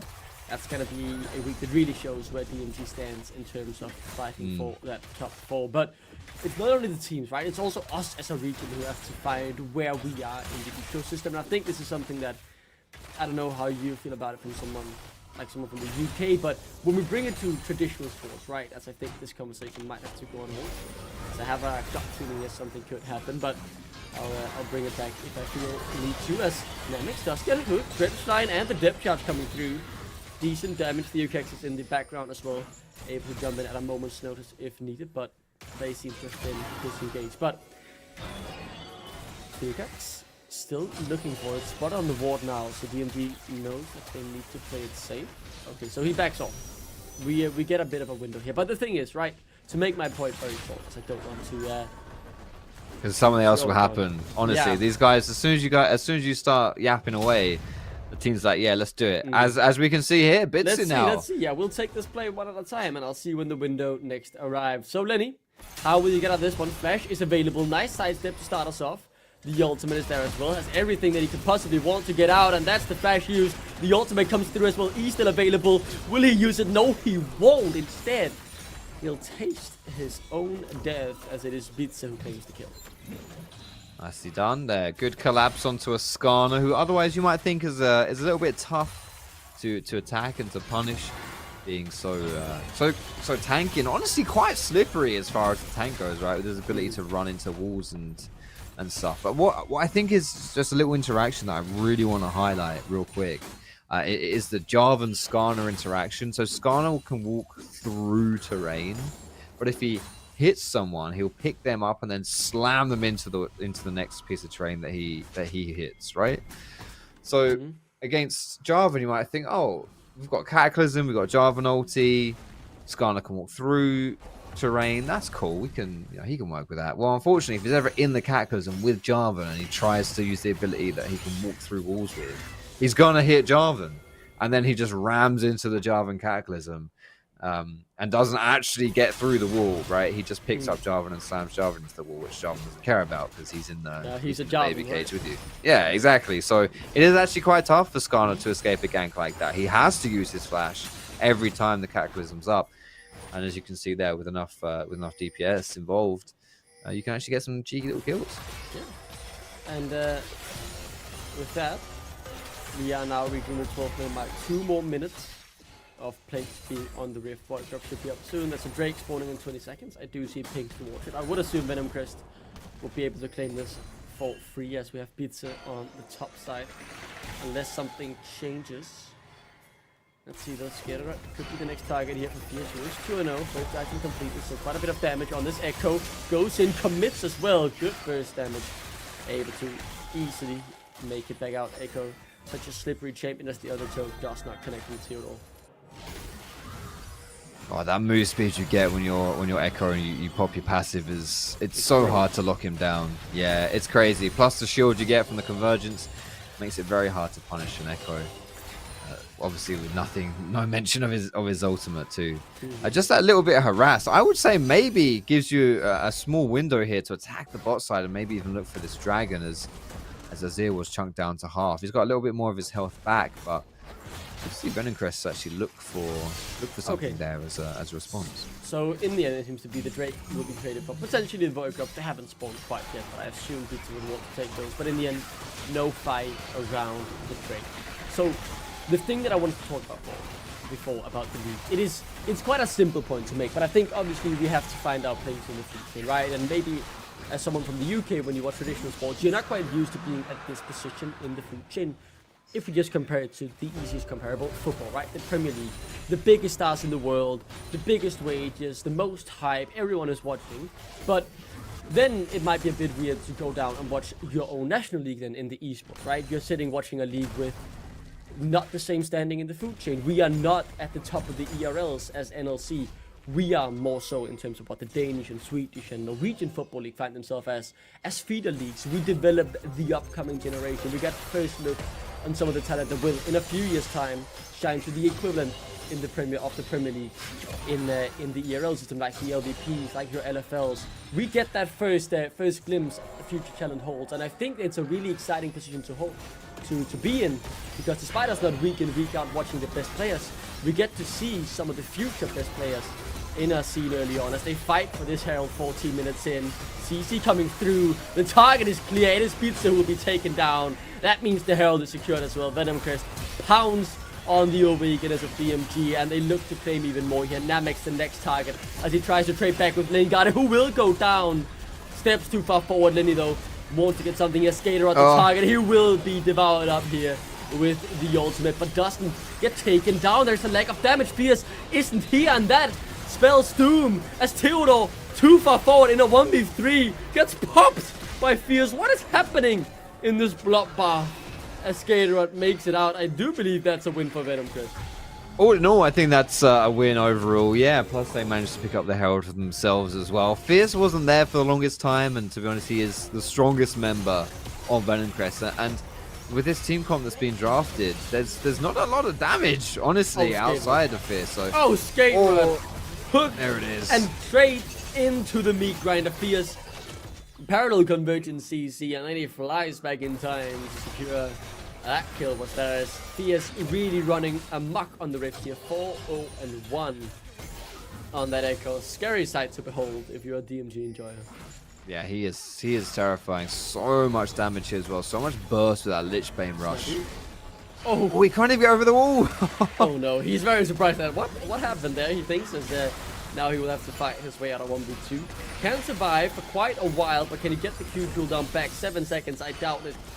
And one more auto attack comes through to seal the kill. Yeah, that took some time to kill Sejuani there. And it's one of the reasons though Skarner actually is quite valuable as a pick. His base damage is so high, and he does percentage health damage as well. He's actually pretty good against tanks. So if that was any other kind of like top lane tanky whatever nuisance maker, that fight probably would just never end. Ivan plus tank versus tank.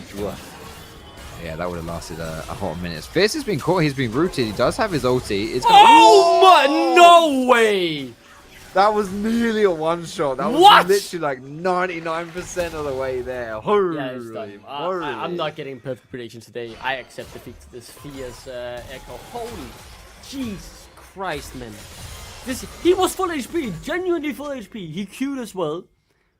The Piercing Light, or Darkness I believe the name was, healed him up to full HP. And he was just popped. Like you know a what's balloon. like extra sad about this, by the way, what's extra sad about that all is like when you look at Echo's items, like these items aren't like pure AP items. They're like things that enhance your attacks and stuff like that, right? Like it's like about his auto attacks, like the spell blade, the sheen hit, the on hit with Nash's too. He didn't even need any of that, right? It was just the ulti. Oh my goodness. Oh, that is horrifying. Wow. That is absolutely horrifying. That was rough. Poor Namex, man. Poor Namex. I thought he's played well this split, but there, not much playing to be done. Just accepting your own demise. As DMG seems to have been put in a position of now trying to delay the game very quickly within a few minutes. It's really gone out of control from what was a very even game state. Feels like Venom Crest are doing exactly what they please at the moment. Absolutely. Venom Crest have complete control of this game right here. And they're exercising that control really well. A 6,000 gold lead at 18 minutes is significant. It is significant. And DMG are feeling it right now. They are being led out, honestly, across the map, top, mid, but all these lanes are being pushed in hard. And for Venom Crest, 3,000 gold leads on both your carries is crazy for this point in the game. You have to remember that's like a full item already, right? Nash's Tooth for Azir versus Nash's Tooth plus Lich Bane And Legacy Large Rod, yeah, right? That's crazy. Yeah, it's such a huge gap right here in the carry differences, and Venom Crest have complete control of the map as a result. Yeah, Fierce. Yeah, not much to say about the performance except for the fact that it's been wonderful. He's played it near perfectly. A little bit of hope here for DMG's fact that they have a few outer turrets who are quite low, so that's a bit of standing gold they can easily claim. Snappy scaling up very well. Obviously, in the end, tanks won't be the big carry, but they have enough frontline, I feel, that they could do something. The question is, as you say, the carry diff at the moment is a DMG likely having a lack of damage when they try to hit someone. Exactly. Oh, what? How did that not hit? Huh? Was he trying? Yeah, I'm not What sure, happened but there? here comes the Nemix now hooked up. turnaround. Oh, this could go so bad for DMG. Here comes Fierce. Yeah, goodbye, Nemix. That is gross. What? Yeah, I'm not sure what else to say here. Let's just say the fight is over because that is a fantastic play from Lenny as well. One of the best tops in the league for a reason, and that's because he does things like that. Lingard takes down Snappy. Yeah, just get this game over with. If I accept it. I'm not getting a perfect game vote. Predictions. Yeah, Fierce, I hate you, buddy. That's disgusting. That is a bit much. That is a bit much, and unfortunately for DMG fans such as yourself, 20 minutes on the nose, on the button right here as this one comes up, and there's not too much that you can do about this one if you're DMG. Potential still for Bitzer, but very much. Yeah, he can't get close, and his smite's on cooldown, so I mean it's gonna it doesn't matter. He's not gonna get this one. It's from bad to from bad to worse here for DMG. That was tough. And Fierce, I feel like this might be the last time he gets his echo. And the main question is, right, what do you then do about it? Because you don't have much hard CC that can just CC chain Fierce into oblivion and then one-shot him, because he is, after all, very squishy if you lock him down. It feels like he has a free fall here. He just goes forward, pops whoever he wants, ults back out to safety, does it again on the next carry, the fight is over, the game is done, Venom Crest win. He just go to 3-1. We're 21 minutes in. Fucked up. He's all but a few meters away from getting 3 items completed. One of them being a Rabadon's death cap. You just FF the game at this point. One positive I'll say for DMG here is that Fierce doesn't have stopwatch. No Seekers, no Zhonya's, and he does have a 700 bounty. I know you mentioned there's not a lot of like CC. But there's some, I guess, with like Sejuani comboed into like a Java knockup or something. Like, he doesn't have tenacity or anything like that. So, yeah, you can try and catch him. There is a slight window potentially there as here comes the engage. TP, they want to fight when he isn't there. Then Lingard now the target, and you can see Theodore gets into the backline. The push is there as well, but Fierce TP's in, seals the fight. Theodore, Skate Rod both going down. And Fierce goes right back into the mid lane to continue pushing after securing the fight alongside his team. Snappy, now the next target will get taken down. They want Lingard, and they'll get him in the end, but it is a price of potentially the game. The base is broken open in the mid lane. It is Fierce single-handedly hammering in these nails in the DMG coffin. What a performance from him. The game is done. Just 22 minutes in. Venom Crest will sit atop the NLC standings alongside a few other teams. Yeah, I mean, what a game. Not much else to say. Yeah, Venom Crest really stepping themselves out here. It was a very one-sided game, honestly. 2-1, the scorelines obviously being drawn apart there, but at the end of the day, Venom Crest just showed us they are a cut above. And this is kind of what we were expecting from a Venom Crest that did so well last split in the regular season, especially. And Fierce, holy moly, that echo was disgusting. It really gross, and I don't think he'll get his hands on that again, because that was against an Azir, right? Azir's not exactly like a weak laner. He got a solo kill on the Azir too. Like, yeah, woof. It was absolutely disgusting, and The big thing to me here, with the game being so short, and what I really want to credit Venom Crest for here is DMG didn't make mistake after mistake. They made a few big mistakes, in particular around that Herald.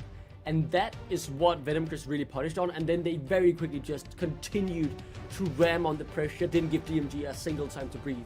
I don't think DMG played it badly after those few big blunders, but Venom Crest just so nicely continued to keep their stronghold on the game, not allowing DMG an inch of a chance to get back and make the comeback happen. Venom Crest, absolutely cutthroat performance here. That was one of the best performances I've seen from a team in our league this season.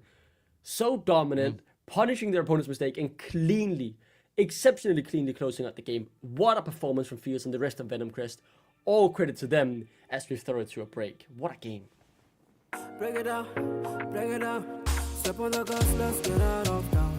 We gonna break out and have some fun. We gonna do what we never done. Oh yeah, yeah. Come on, take your body with you. It's a moody weekend. Everything we wanna, we go do. We go do. It's leisure, we go do.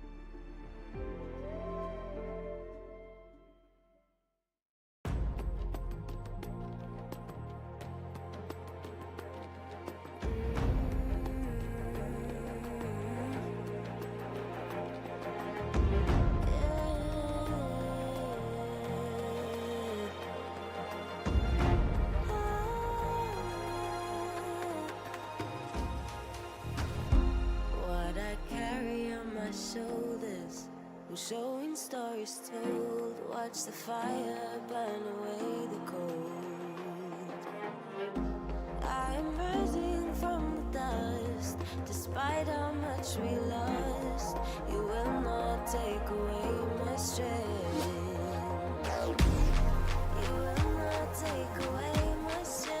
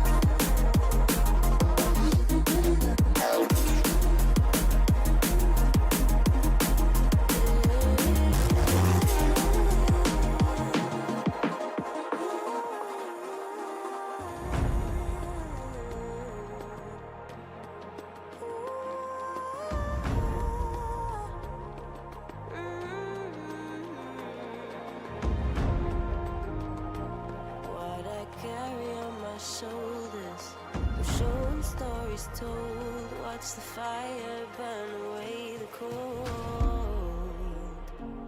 I am rising from the dust. Despite how much we lost, you will not take away my strength. You will not take away my strength.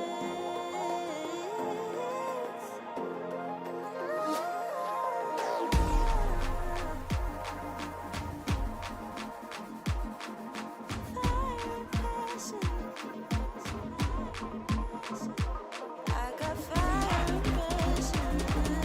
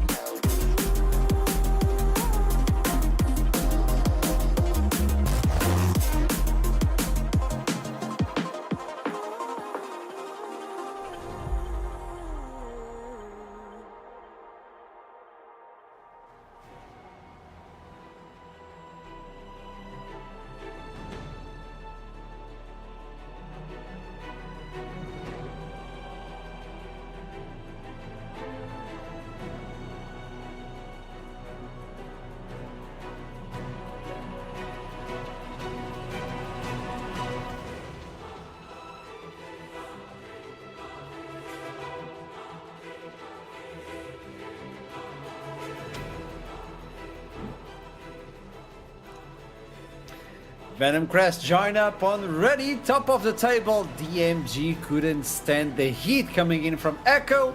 That was something to behold, and apparently something that is not going to be showing up on the next few weeks for for Venom Crest.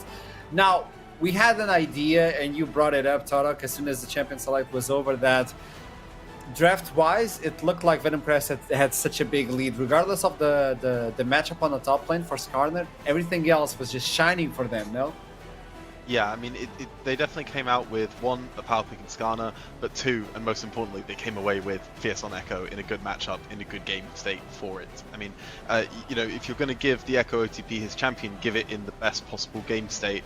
And realistically, if you're an Echo, you are absolutely thrilled at this game because there's just nothing that can lock you down. Which, you know, step one for Echo is great. You just get to run around the game in circles.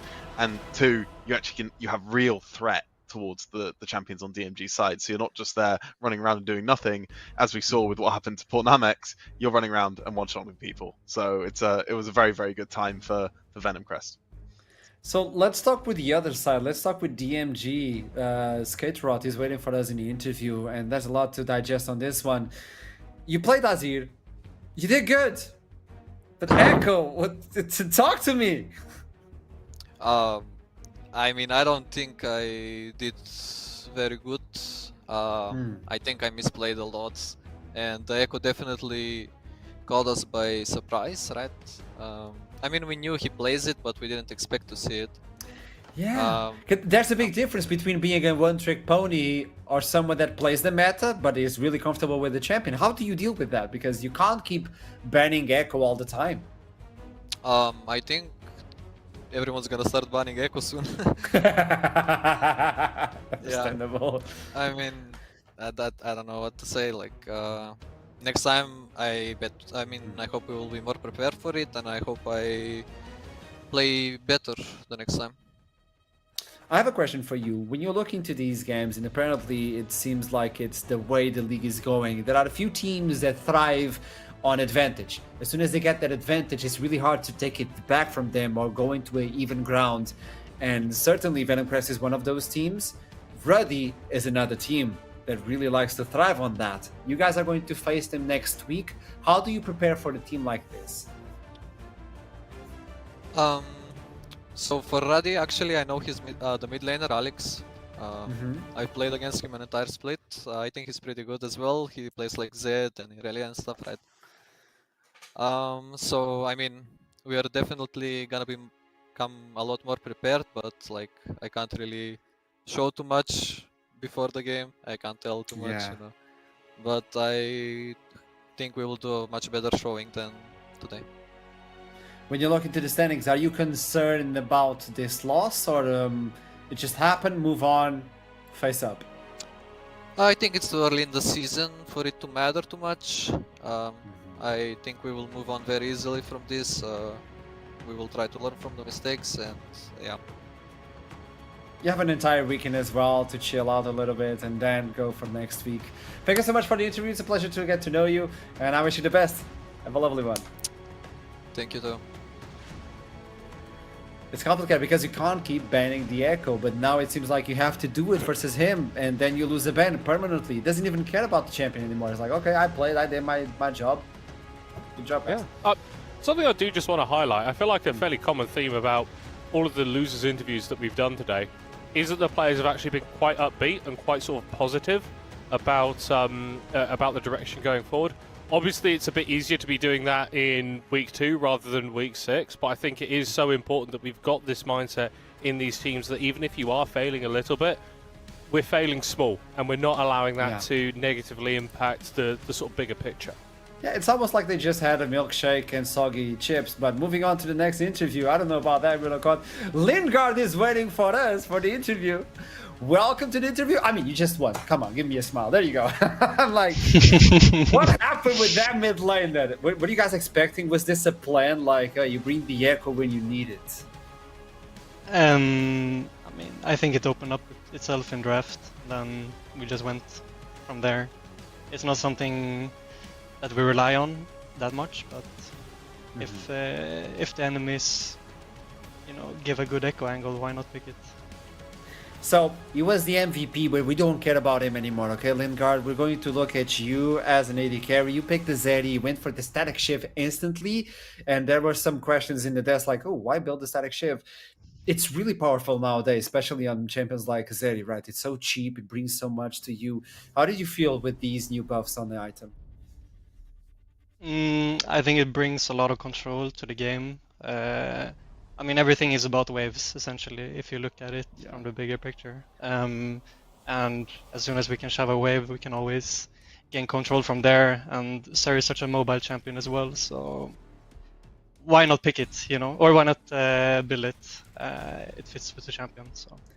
Makes a lot of sense. And we were discussing the fact that we have so many AD carries that are popping off in this split. You are one of them. I don't know if you know, but a lot of people are looking into you, even on Fantasy League, to buy your card. I don't know how you feel about having your own card on the Fantasy League. That's also something that I need to ask you. But when you look into the entire roster of AD carries, are you concerned that, or you need to step up as an AD carry because it's fully stacked on the AD carry role? I think there are good AD carries in the league. However, I'm not concerned at all. I've faced harder matchups. I'm confident in myself. I know I will do what is needed of me to win us the league.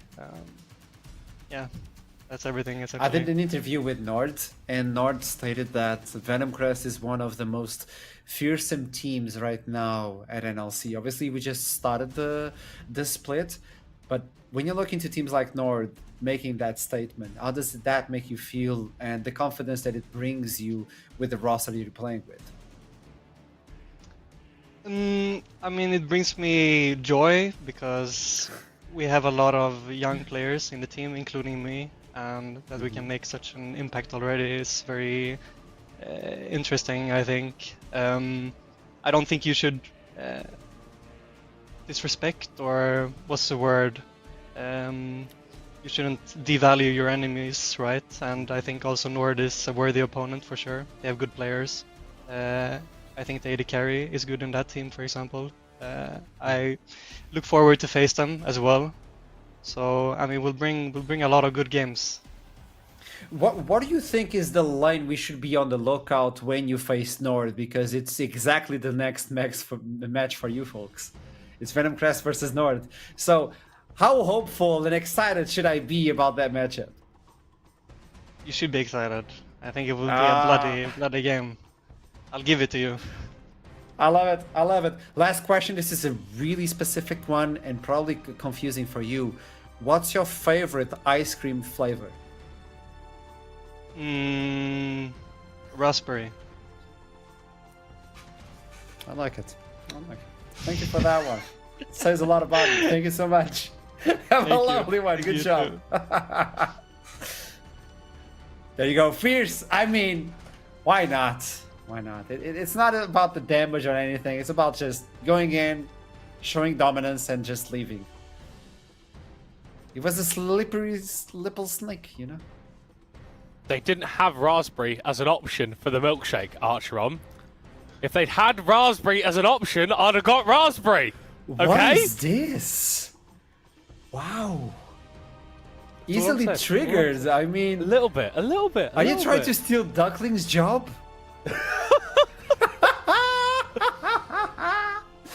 Now on to the next one, which should be the last of the day and of the week itself.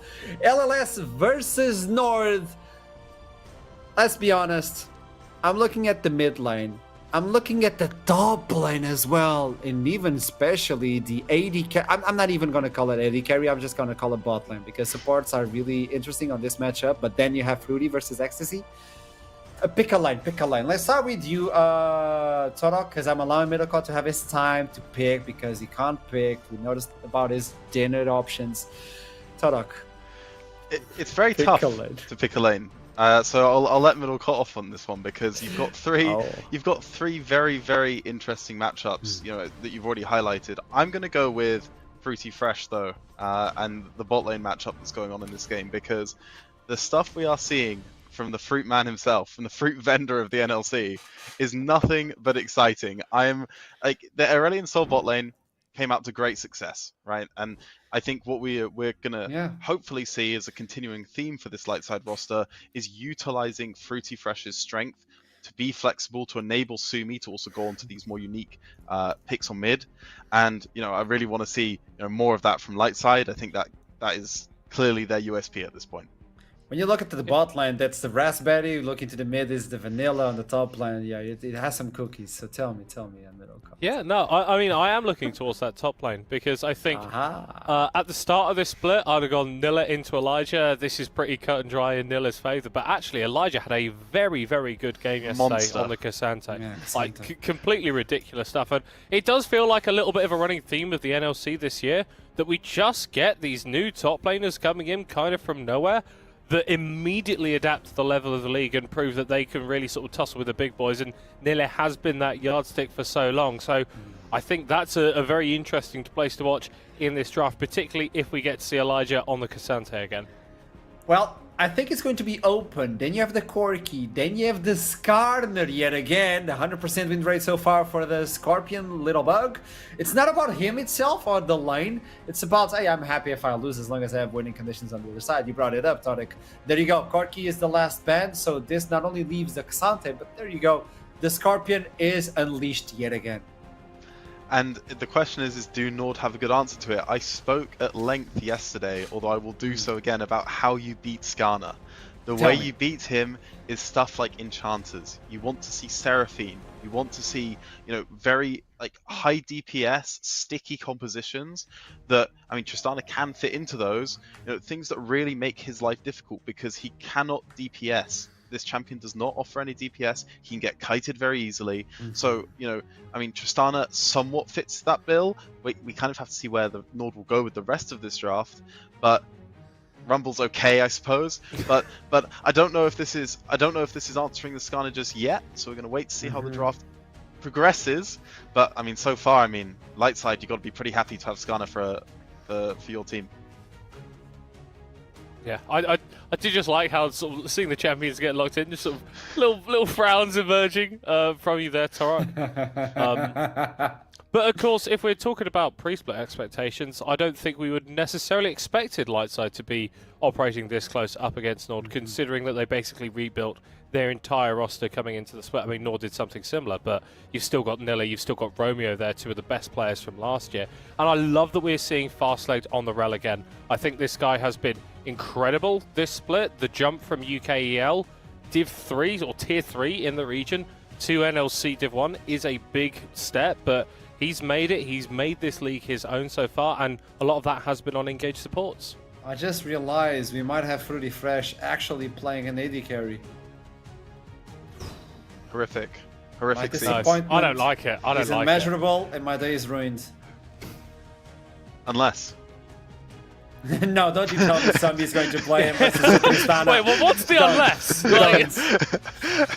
got Elijah on some Kerberos style Ash top lane tech or what? This team has been very flexible, guys. We don't want to lock Ash into bot lane. That's Olympic level of flexible. I would love to. Yeah. I'm a little bit disappointed, as you alluded to, with Nord's answer so far. Tristana Rumble is powerful in its own right. You can naturally put these champs into a lot of positions. They complement each other well. They are strong champions. But I do feel like they've not adequately addressed Skarner as a champion right now. I feel like Skarner is quite happy in this situation so far. Fortunately for them, I do think that Lightside also blundered with their lock-in to some degree. And I think they've ended up with something that's at least stable. They're not being blown out of the park yet in draft. I think they've got their own power picks and they've got stability. So as they're progressing throughout the rest of this pick order now, what I want to see from Nord is a real sort of win condition emerge. Right, this is always what we're waiting for on red side, and I don't think a lot of our teams are doing a good job of finding that win condition in the first three. But I'm hoping to see a proper win condition delivered on 4-5, and really that's what they need to find, because right now I do think Lightside, they've got something they're very happy with as well. So the picks are open now for the Nord. He was buffed, yes he was, but is it pickable?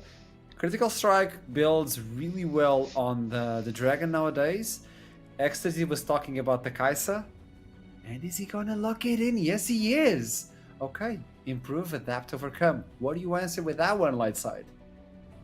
Yeah, and I think for Nord, they're sort of doubling down on the identity they've built with their first 3 picks here with the Kai'Sa lock in. Because this is just screaming, like, go in all the time for me. Kai'Sa synergizes incredibly well with the Nautilus, and we know how good Romeo is at moving around and finding picks, not just on normal roams, but also getting into the team fights. And here we go!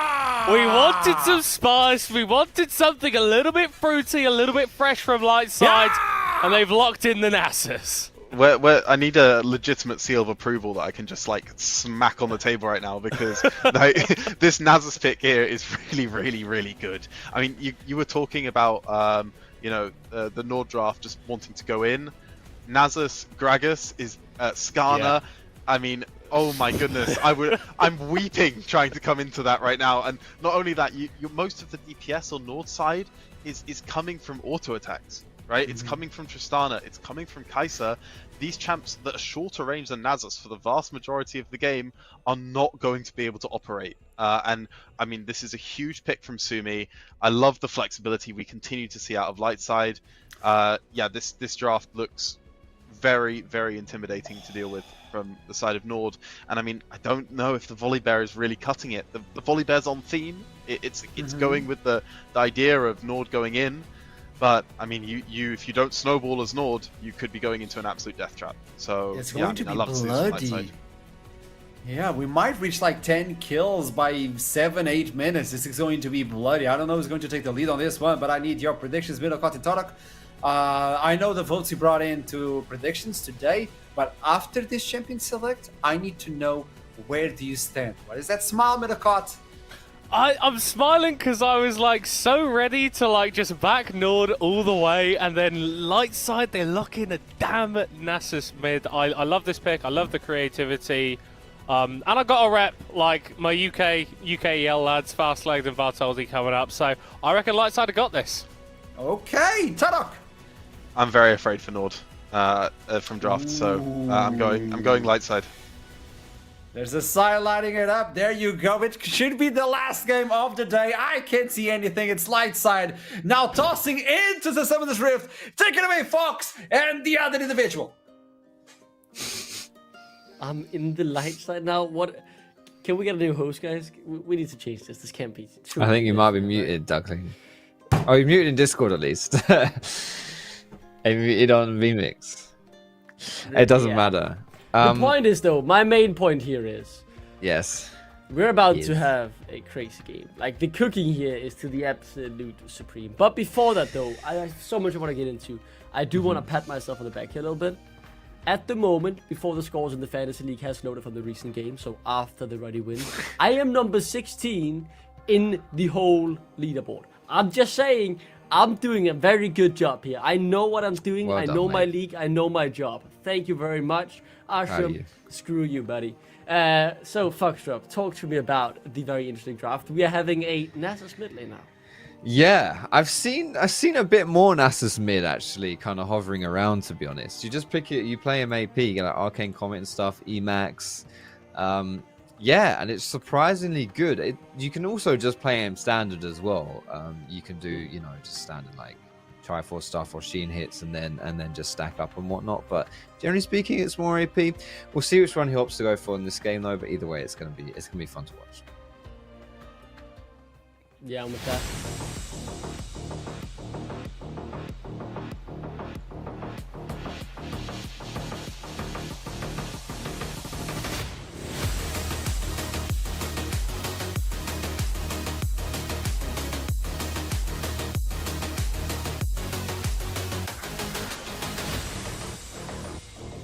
So here we are, Foxtrot.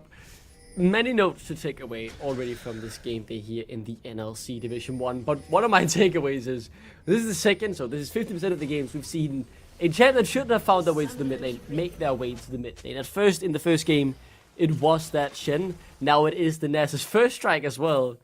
I mean, Lightside, man, they are a fun team to watch. Woof. As Romeo forces the flash early on from Fastlane. That's unfortunate. Flash on rail is quite important. Like it's a big engaged tool. Like rail obviously is really crazy at jumping in and whatnot. And Flash is a big part of that. So yeah, I'm a bit surprised you just lose your Flash there. Like, you'd think at level 1 you cover from a spot where you find yourself relatively safe, but wasn't expecting that one at least. And yeah, there goes the Flash. So a little bit of a win already here for Nord. The gentleman on the desk didn't think this was going to be a good Nord game, that this would be a tough one for Nord to figure out. And to be honest, I somewhat agree. But they still got a pretty good kind of like team fighting comp, a pretty good kind of like just group up and go crazy type comp as well. And I would never bet against Nilia Romeo, to be honest, in those side lanes. Yeah, I'm very excited for what we are about to see. Elijah, man, one of the Danish upcoming talents. I have to represent this. Hadn't heard much about him, to be honest, coming into the split. Saw the flag besides his name and instantly thought, yeah, surely he will perform well. And he certainly has. This Lightside roster not coming in with that much hype, let's be honest. In a off-season where every roster changed their team, it was hard to say who would come out on top. And in terms of the big name value, right, this roster doesn't really scream big players, unlike the Nord roster. So very surprised to see them do this well this early on. Fruityfish and Sumi obviously plucked right out of the second place team in NLC Division 2. Rich Gangsters, a team known for a team that has, historically speaking, at the very least in the Norwegian scene, cooked up quite a few different strategies, and they've certainly continued to do so here in NLC Division 2. Yeah, Fast-Legged as well, even though he's a new member here to the NLC, does have a bit of a storied past, has some experience about him. I remember him playing in the Turkish league a few years back. As here comes the first gank of the game, Flash in. Yeah, the Flash completely cleaned up from Romeo. They know Fast-Leg won't have a way out, so they just go for him instead, securing that first blood as Ecstasy with the emote, signaling he's not too happy Alex took the kill. That's great. I think that's one of those automatic. Yeah, it is automatic as well. So he just knows. He's prepared. He's prepared for his team getting first blood and stealing away from him. Yeah, I guess silver lining there for that light side is it's the Volibear that gets the kill. But yeah, really good punish there for Fast-Leg not having his flash boying that at level 1, obviously. And yeah, a good start here for Nord. Yeah, and if there is one thing, let's just see what happens here. Though I am not too familiar with this matchup, so I never really know when the kill threat is there. I mean... You mean you don't know how AP Nasus in mid works? Yeah, how AP Nasus stacks up against the range Tristana. It's not a matchup I'm too awfully familiar with, as we seem to go back to see the veteran Bad Holdy in a very rough spot. You're my fantasy team, buddy. Don't do this to me, as he's gonna go down. Ecstasy claiming that kill nicely. Alex having 4 good minutes here so far. I would just like to point out that I believe I am the only person who has any faith in Lightside to win this game for the predictions. So he's just dead, right? Has the flash, but I mean, Nila could just follow it up. Q, when is it available? 1 second, here it goes, Q. The flash surely to come through, right? No. Holds off on it, overheating. Well, doesn't commit. What's happening here then? Alex, Romeo, what are you doing here? Bad Holdy now stuck underneath the turret. This game, man, the tempo is oh so high, but Holly seems to not be the target. No, I've got one guy in their sights, and it is Sumi, who's forced to flee. He manages to walk out to safety, though, in the end. Whew. What is going on? I mean, yeah, goodness gracious, 1.5k gold lead, less than 5 minutes in. All the lanes are just struggling right now from Lightside. You know, we can hype up the draft as much as we want and praise Lightside for some of the curveballs that they've been throwing down, but it doesn't really matter when you're struggling as much as you are right here. Or on the plus side, though, for Lightside, as this game goes on, you know, yes, it's 2 kills that have gone over to the side of Alex and his good early game pathing on this Volibear. You know, you've got Fruity Fresh on this Ashe, and I think, you know, with the team comp who are around him, you got some tanky members as well that can create some space in front line. You will always have a good team fight option available to you. Just, you know, stem the tempo a little bit, calm things down. Yeah, as the trades continue to happen. I did kind of want to talk a bit more about Badhaldi. I know Middelcut obviously had to back his boys a bit coming from the UK EL, but Badhaldi, such a story player, probably, and I'm gonna go out on a limb here. I have obviously looked into all the players, but I will say he's probably the most story player we have alongside Simpy in terms of longevity of their careers. But Holdy, having played since 2017, 2018, alongside the same time pretty much Fastlight has played. But Danish champion has played countless amounts of Split in the Danish National League throughout many different iterations of the Danish National League as well. Always doing a good job at leading his team. This is his first big venture though into a top ERL and ERL Division 1, and so far a Lightside roster that wasn't hyped up has overperformed, you could say. And I think he's been a pretty underrated part of that. Him and Fastlight really the two leaders I'm looking at to lead the young, exciting talents of Elijah, Sumi and Fruit Fresh.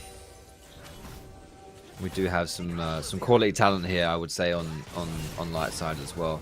As you mentioned, I mean, there's talent across the board, to be honest. Like, certainly, with the NLC being what it is, you often get a lot of young talented players come on through as they're finding their footing in their early pro careers. As Hunt has got a good little chunk down onto Sumi. Sumi's, I mean, he's weathering the storm. He's doing pretty well. He's only 10 CS down here in this mid lane, and to be honest, I would consider this a pretty, really tough lane, especially if you're AP Nasus. With AP, you have significantly less resistances and just resilience in general to the poke from Tristana, right? And if you are also less tanky, not only do you take more damage and, therefore just take more damage, but it's harder for you to walk up to minion waves and get the most use out of your lifesteal passive to keep yourself healthy too. So, yeah, really does suck if you're Nasus in this mid lane, but he's doing decently so far. Yeah. And one of the first times we get to see him here in the NLC this split, he has developed a story around other ERLs as Alex finds Bart Holdy, and the CC chain is there, the ultimate connection to the two, but Holdy not looking for the kill, simply looking for a means of escape. And he finds Elijah, what are you doing, mate? that. Yeah, Elijah, bro, we've got no mana. Back off. Yeah. And he will. Making me nervous, man. He's making me sweat. If I see him a little biased this game, I have slapped down 5 points on light side. Everyone else has gone Nord, so I need this. I need this. Yeah, you definitely do. But I do want to go back to Hunt because he's got a fun history as well. Started off as one of the up-and-coming wonder kids back when Gullborg, you know him, coaching in the Danish league for Copenhagen Flames Academy. I remember when I started working with Gullborg, Hunt was hyped as this OTP Rengar jungle main who was known to be very energetic, but never really got his chance to shine in the Danish league. So he went abroad, and a few years ago started popping off on teams in other ERL Divisions 1. He's been to the Arabian League, done well there. He's been to the EPL, qualified for the EMEA Masters as well, and now he's back in his home region for the first time in a first division as well. And he has done well so far with Nord. One of the more star-studded rosters of our league now, you could say, with big names like Romeo and Nila, who's developed in this league, and then Ecstasy and Hunt coming from outside our own ERL. It's funny how a Rengar one trick turns into a mid lane. Yeah, very weird. But yeah, it is what it is. Nord, of course, and Lightside here, both two teams sitting at 2-1 so far here in the NLC. Lightside picking up the wins against Natives and Ruddy, who we saw actually win earlier out here today as well. So yeah, definitely they've still faced some tough teams and have come out on top as Lightside now going to be collapsing on bot side. Alex could be in trouble. Yeah, he could be in a lot of trouble here, but Holdy will be waiting for him on the other side. But who wins this one really is the answer, but Holdy looks to be going down. One more auto, the Ignite instead securing it. And that's 3 kills for 0 in the end for Nord. Yeah, that's a rough run, right? Can't speak English. Rough one right there, specifically because Lightside dedicated 4 members to that play, right? 4 people walked down bot. Nasus moved from mid towards the bot side of the map, and they still didn't get anything out of it. In fact, they actually lost something. So yeah, really tough result right there. And anytime Nasus moves out of lane to do something, you're thinking, this ain't it. This ain't it. He wants to sit in lane. He wants to stack. A little less of a reality for an AP Nasus compared to your traditional standard Nasus, right? Stacks are a little less important, but still not really that champion that you wanna move around. And Hunt, I very much like what he's done here, right? Getting the life stealer down with the Vampiric Scepter, trying to deny what Sumi wants to do, with poking him out of lane as much as possible. But for Sumi, I think he's done a very good job of keeping even only 100 gold behind, despite rotating, losing a plate as well. He's keeping himself relevant in the game, and That's a good beginning for the Nasus. I'm excited to see where it goes though with this build. It's not the traditional Q-stack Nasus will just one-shot you in the end. You can't kill him because he's tank and all this. It will be played differently, and I'm excited to see how that'll play out and how Sumi pilots this in the team fights as well. Yeah, he'll be significantly squishier, but his damage will still be pretty significant as Romeo's Rome. Here he comes. Sumi has flash. How does this connect? To be completely honest, I'm not too sure. In the end, though, Sumi is the target, but they turn it right back around on Alex234, who dies to the hands of Badholdi. TP in as the arrow connects on Hunt, who rejoins his team with the teleport. It's a 1-for-1. A lot invested, but also from the side of Nord. They pulled the trigger and they only got an even trade. The fact that you've got 2 ADCs on the side of Nord means you can probably still look to do something around this dragon area. Obviously, I don't think you want to start it up when the your jungler's dead and the inner jungler is alive, but you still have some damage here. Something to bear in mind. Light side though, look like they've got more control of this and will be able to even up the dragon control. It'll be good for them to kind of stabilize a little bit of this game where this early game really hasn't gone in their favor. 2,500 gold behind here at 12 minutes. It's definitely, it's not a game-ending gold lead, obviously, but still, that's relatively significant when all is considered. And picking up this dragon definitely can help to stem the bleeding. Ecstasy. What a player as Alex is able to take these 3 World Cups to just even it out. But one of the players so far in our league, I think I have to say for Ecstasy, that week 1 performance on Jinx in both games. Incredible. And obviously EBL veteran has played before on Hunt on Svennesvesta. These two were a duo there when they had another Danish player on the team. Actually, it was Skull in the jungle. Svennesvesta got second that split. I love that, yeah, you know Skull, long time veteran as well. I do believe he's still playing in the Arabian League. But these two together lost a game 5 in the finals. And that was all that stopped them from going straight into the group stage of the EMEA Masters. Instead, the play-ins became their spot, and they lost there. And ever since then, the team did abandon us. There's a bit of synergy between the mid jungle. That's good to see. As Hunt finds Sumi alongside Alex234. But Ecstasy, I want to drag it back to him because I just want to keep handing this guy praise. He's performed incredibly well so far, and I can definitely see why he has consistently over many years been one of the best AD carries the EBL had to offer. Ooh, that's a good little ult there from Elijah to keep himself safe there. But yes, to summarize your point as well, I do think, you know what, let's just pause here. We're going to get a dive in bot side. Let's see what this bot lane of Nord can do as Ecstasy jumps right into Fruity Fresh, forced to use both the barrier and the flash, but there is no escape from Nord when they dive you.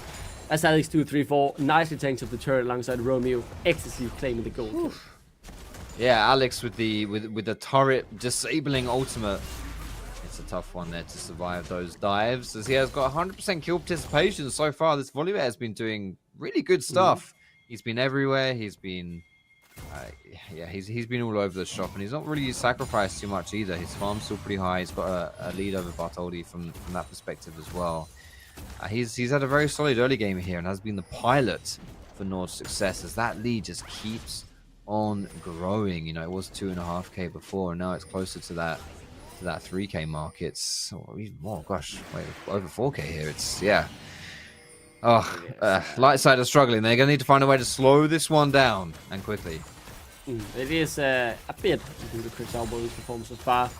The young 17-year-old Foxtrot in Alex234 coming in from Mouse next. Asumia, he's just dead again, right? The ignite ticking. I think he's dead. 1 more, 2 more. Oh, he survived. Oh, he did not. Romeo get the kill. But I do want to get back on Alex, because when I researched him, I couldn't find anything about him. He played for Mouse next. They performed horribly. He was 17 years old, and on his Leaguepedia page it says he likes to play Viego and Kane. Okay. Interesting enough, but let's see what this kid can really do. And my god, has he stepped up, and he does not look out of place in this team of star-studded players in terms of what we have in the NLC. Viego and Kane were his champion. Yeah, number 1 in his league. Yeah, and here he is now. He's a far cry away from his Twinkie E-boys here on this big old bear and Volibear. E-boys. Yeah, he's really diversifying his champion pool. That's how we clarify. I can't believe you said Twinkie E-boys. I don't know if that's just gamer lingo I'm not familiar with and not using very often, but I cannot believe you said that on broadcast. I'd kind of put. Well, them in you the said same it more group. than I have, mate. I said it once. You repeated Yeah, it twice, but so I'm just chewing on saying, the you're word one because who it's dropped something out, that I bud. so rarely hear spoken out of a man's words. But regardless, though, I'm kind of putting it in that pool of the new kids lingo, right? Obviously, I teach young students, and they genuinely go around saying skibbity riz and Ohio still God. at like Don't even start, 10, mate. 11 I years agree. old.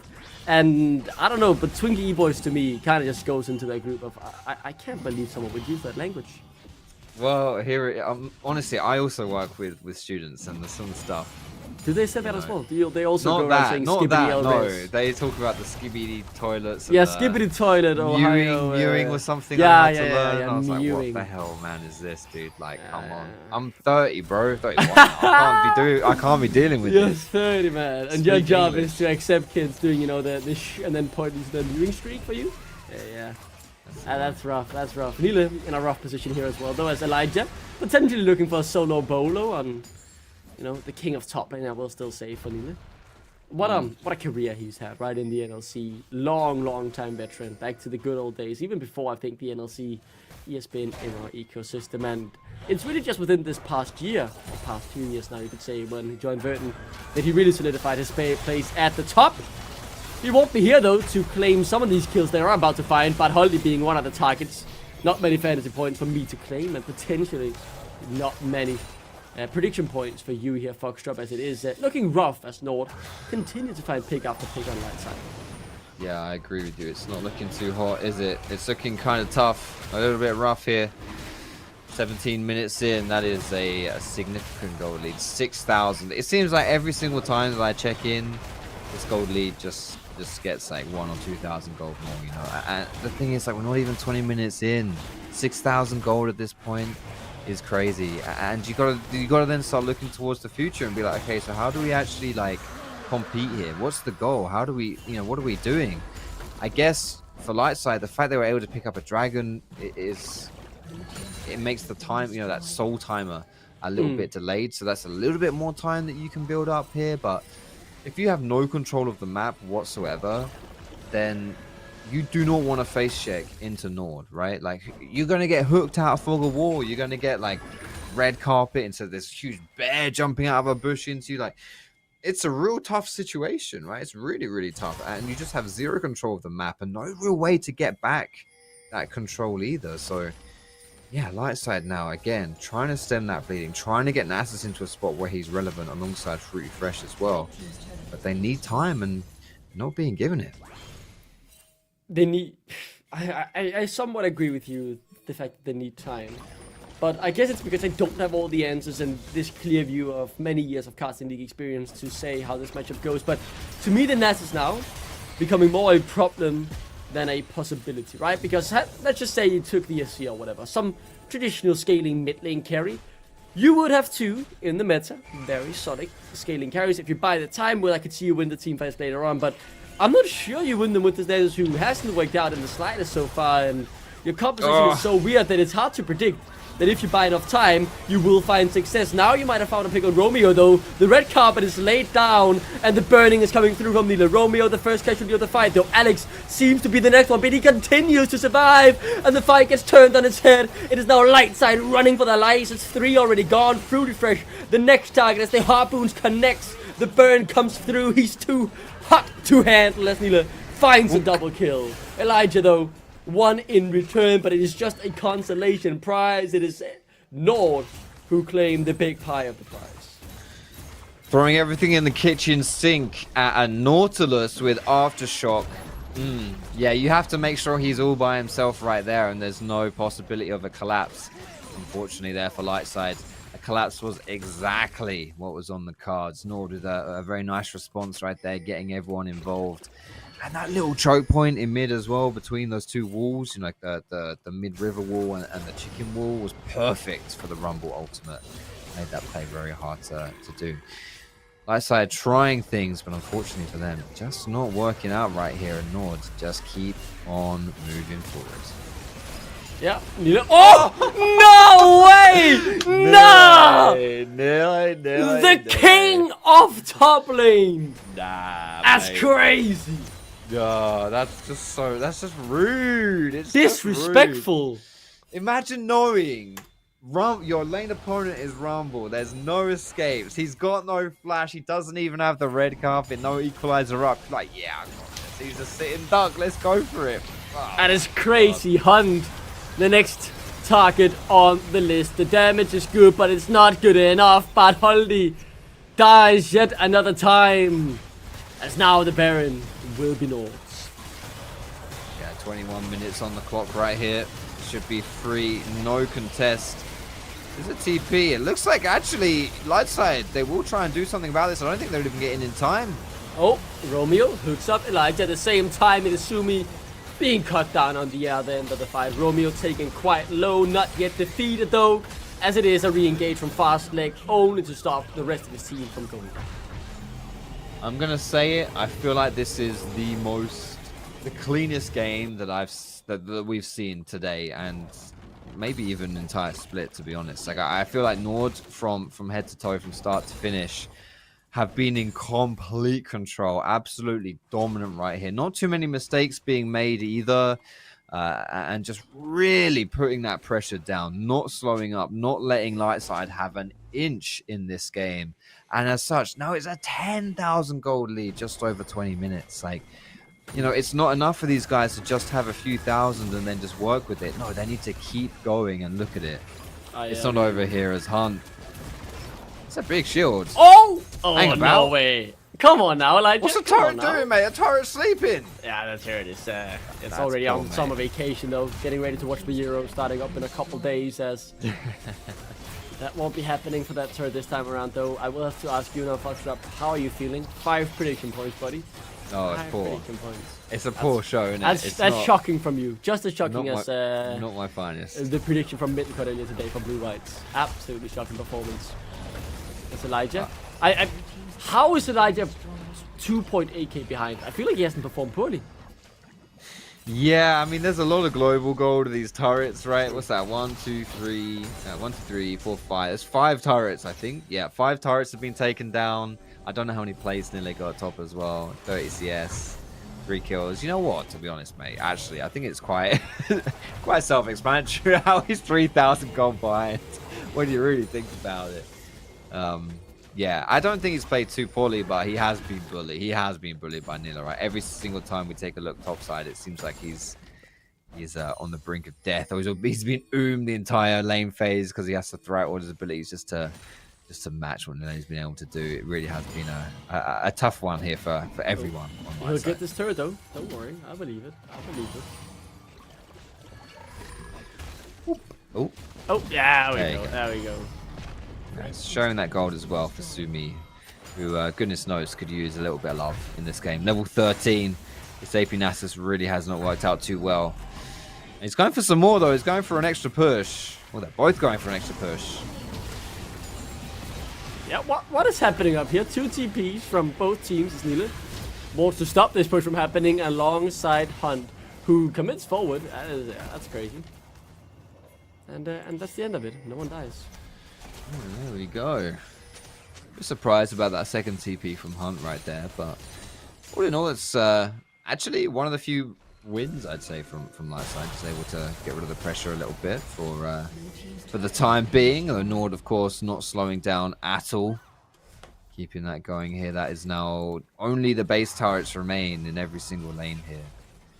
It won't be too long until they decide to start cracking those down. Of course, no neutral objectives available just yet at this point in time for Nord, so I think you might potentially see this game slow down just a tad unless we get a dive. That's the thing, right? When you got Volibear and Nautilus on your team, the likes of Kai'Sa, Tristana, oh my goodness, holy moly, they just go forward, don't they? They just constantly go forward, and yeah, I don't think they'll even have to wait for these neutral objectives.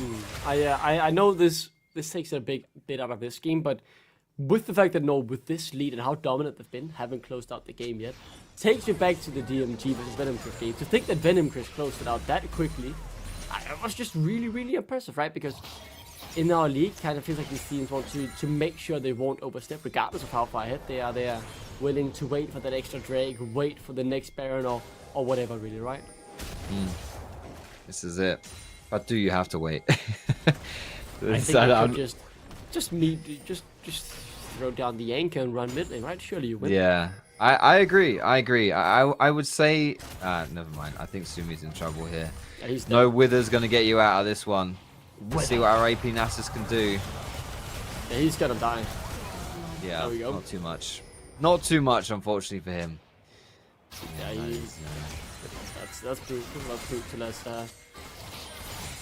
Yeah, I think it's at this point where we can say what is done is done. Fruity Fresh about to be made into a fruit salad here from Ecstasy. Good flash from Fastlick to stop that from happening though, as the warp reserved now. They're still just finishing up their main course and getting ready to prosper, potentially picking up some villages to certain. Another flash burn. That's a big objective bounty though for Gragas picking up on the top side. Unfortunately, it being Gragas, I don't think needs a lot of pocket change this game, to be perfectly honest. And trading it out to break. Ooh, that's an cheeky little side step. Fair enough. Is that Elijah dead? Oh no, it's a crab. Never mind. It's at that point. I'm confusing jungle camps for players at this. I think that crab was probably worth more. That's crazy to say that though. I've said, yeah. I mean, we're having a bit of fun with this, but it's a toughie. It's a toughie, isn't it? I think, yeah, light sides. They know this Nash is spawning. They are grouping to try and make something happen, but as long as Nord also group, there's too much happening. Maybe try and get a catch for Ecstasy or Hunt. They have to just go for broke, right? They have to try, but in the end, it would likely be to little to no avail. As I'm personally rooting for Lightside to get a few kills here, but Holly should claim them. Those get more fantasy points. He's doing woefully so far in terms of that regard. This Baron is not long for this world. It's spawned. It's gonna die. Yeah. Let's see. Can Bad Holly get in though? To be fair, he is in Skarner. There is a chance. Hunt has been with it. He's taking a bit of damage. But Holly! He can't secure it. Lose it to Ecstasy. And now he's just gonna lose me more fantasy points as well as he goes down. Legendary is the AD carry of Nord. Yeah, that's the game done though. You should think at this point now Nord can just barrel it down the mid lane. As a 5-man unit, or 4 I guess if you want Tristana to go inside, which makes a lot of sense. And there's not too much that Lightside can do about it. No response. Ecstasy, don't even think about it, mate. I know you're a little bit low on health, but you've got an ocean... No, it's not a soul, but you've got 2 ocean dragons. Just heal up and chill out, okay? They can keep pushing here. I'm not sure if Lightside will be able to do too much against these baroned up minions. And the threat, of course, of 2 lanes pushing too, right? Hunt getting some work down in that top side. Bartoldi has now respawned, so it is a 5-man strong unit for this defense. And they have shied Nord away, actually, for now. What? I cannot believe they aren't just barreling it down mid lane and saying, okay, Ruben. You can surely do this, right? Surely. I would imagine so, but I mean, you're 10 seconds on Ocean Soul, yeah, so you want to play it safe, blah, blah. Come on, man. End the game, boys. Look, it's... Yeah. Like, look at the goal differences. Pretty much 3k in every single champion except for the support role. Now, though, let's prepare for one more fight. I am not religious, but I have seen miracles happen before. Let's see if Lightside pull a rabbit out the head here. Fastlick would have to do a worldy engage. I mean, but Holdy's on the flank. Is he trying to FF more fantasy points here? Please don't do that, buddy. Sumi is the target. Maybe Fugifish can get something down here. Romeo has been killed. Is this a good fight? No, Fugifish is caught out. The overcommitment here from Hunt potentially could be something as Ecstasy dives into the backline. The killer instinct is just that double kill for Nile. As Ecstasy looks to clean up the last remaining member of Landquist Lightside. There was no miracle to behold. We are far away from Christmas. There is nothing to be gifted over here. As Lundqvist Lightside will not make it happen. It is Nord who confidently will win this game. And they will join 2 other teams atop the NLC. That's the key word right there. Confidence from start to finish. This was a clean game. Executed well. Nord did not put their foot off the pedal for the entirety of that 30 minutes and 4 seconds. And for Lightside, that is a depressing game to play. Like you just didn't really have a chance right from the beginning. It felt like, you know, and huge credit to Nord. For me, at least, personally, I will say Nord, watching them in the NLC, I'm always like, this is a team that I think can always do so well. I always want them to do so well. And I think, oh, they show flashes of doing well. This is it. This is that team. And they never quite have that consistency. But this game right here, it was methodical, it was clean, it wasn't sloppy in any way, and you know, it's good news moving forward here for Nord fans. It is certainly good news as the league table starts to take shape, but no more 6 teams tied for 2-1. That has now changed, but more on that and everything about the NLC in general, as Ashram will, alongside 2 lovely, incredibly talented analysts will break down the game and continue to talk about our wonderful league. See you after the break.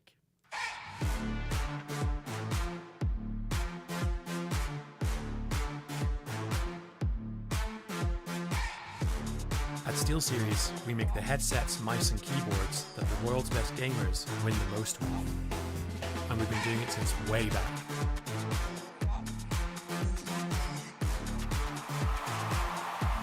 It's up to you how far you go, but whatever you do, go for glory.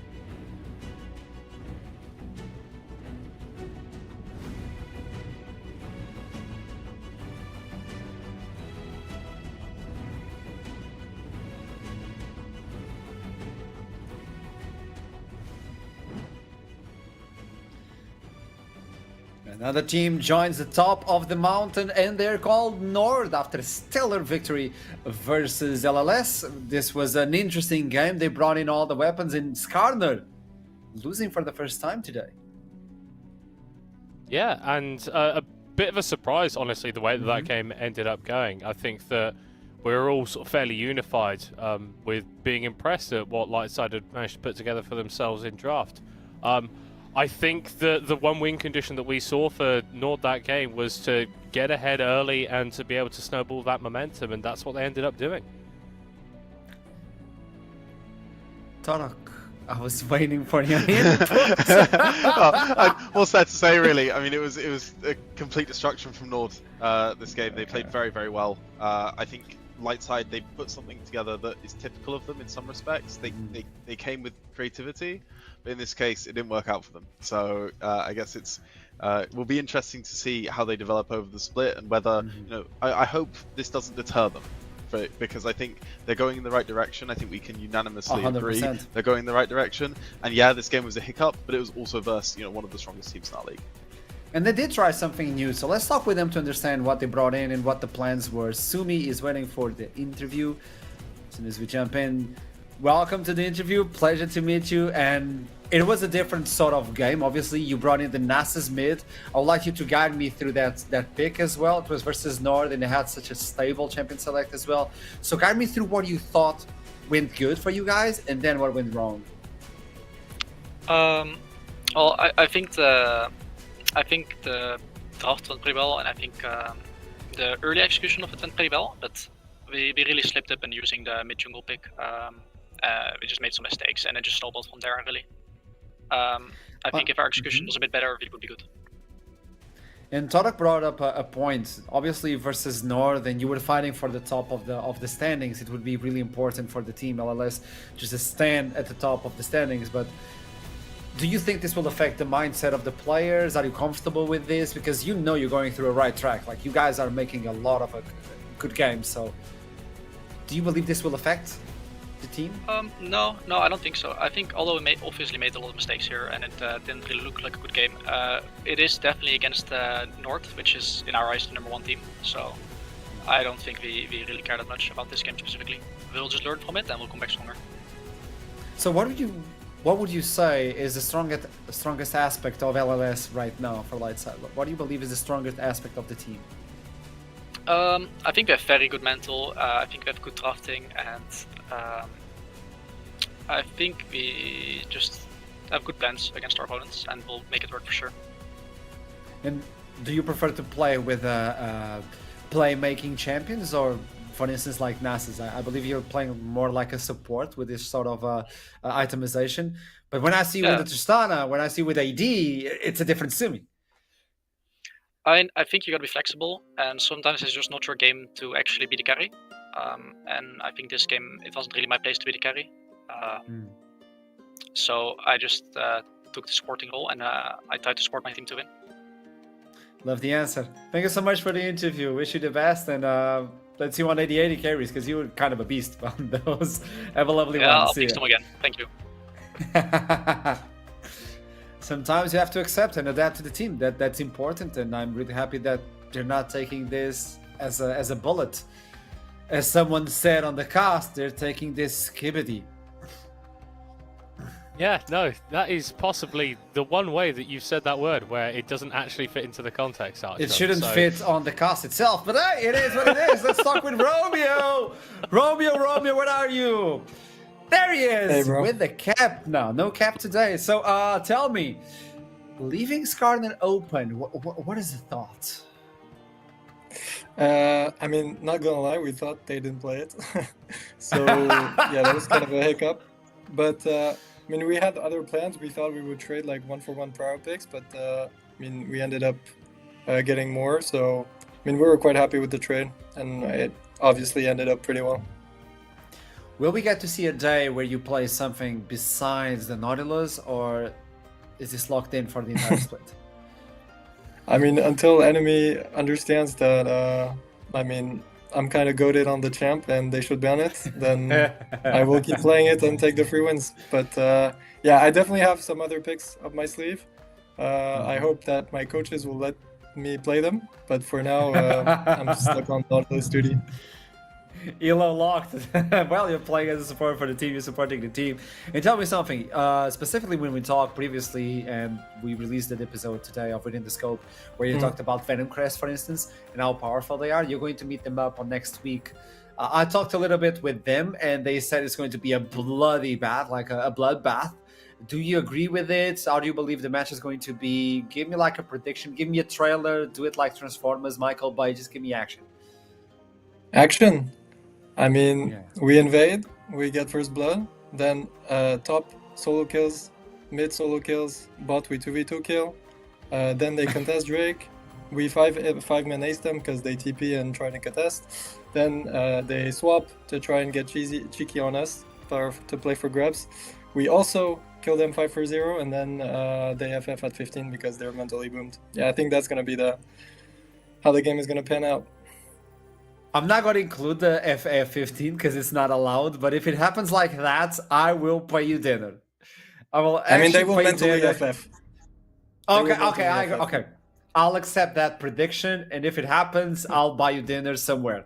I know I heard Five Guys is good. I don't know. Middlecop doesn't shut up about that, but okay. So, hey, Romeo, thank you so much for another interview. It's always a pleasure to talk to you, and best of luck next week. Yeah, thank you for having me. See you next week. Wow. Do you know what? Like, listening to Romeo, like, he sounds arrogant, and I think there is a little bit of arrogance in there. But the fact that he just backs it up every single time on the riff, it just makes it absolutely irresistible. And what can we say? Like, Nord have done it again. They look really good. No, without a doubt, rep Nord of have the day, been tell me, yeah. unbelievably strong. And when you take a look at how they've been, yes, they dropped their one game, but the way in which they dropped it was one of those where it's like, okay, I'm not feeling too bad. Well, I feel horrendous, but in reality, I didn't get stomped. I slipped up right at the end. And as much as you might want to say, well, that's still a win for Verdant. It certainly was. That game was very competitive. Nord, in terms of their actual wins, they've looked like one of our strongest teams.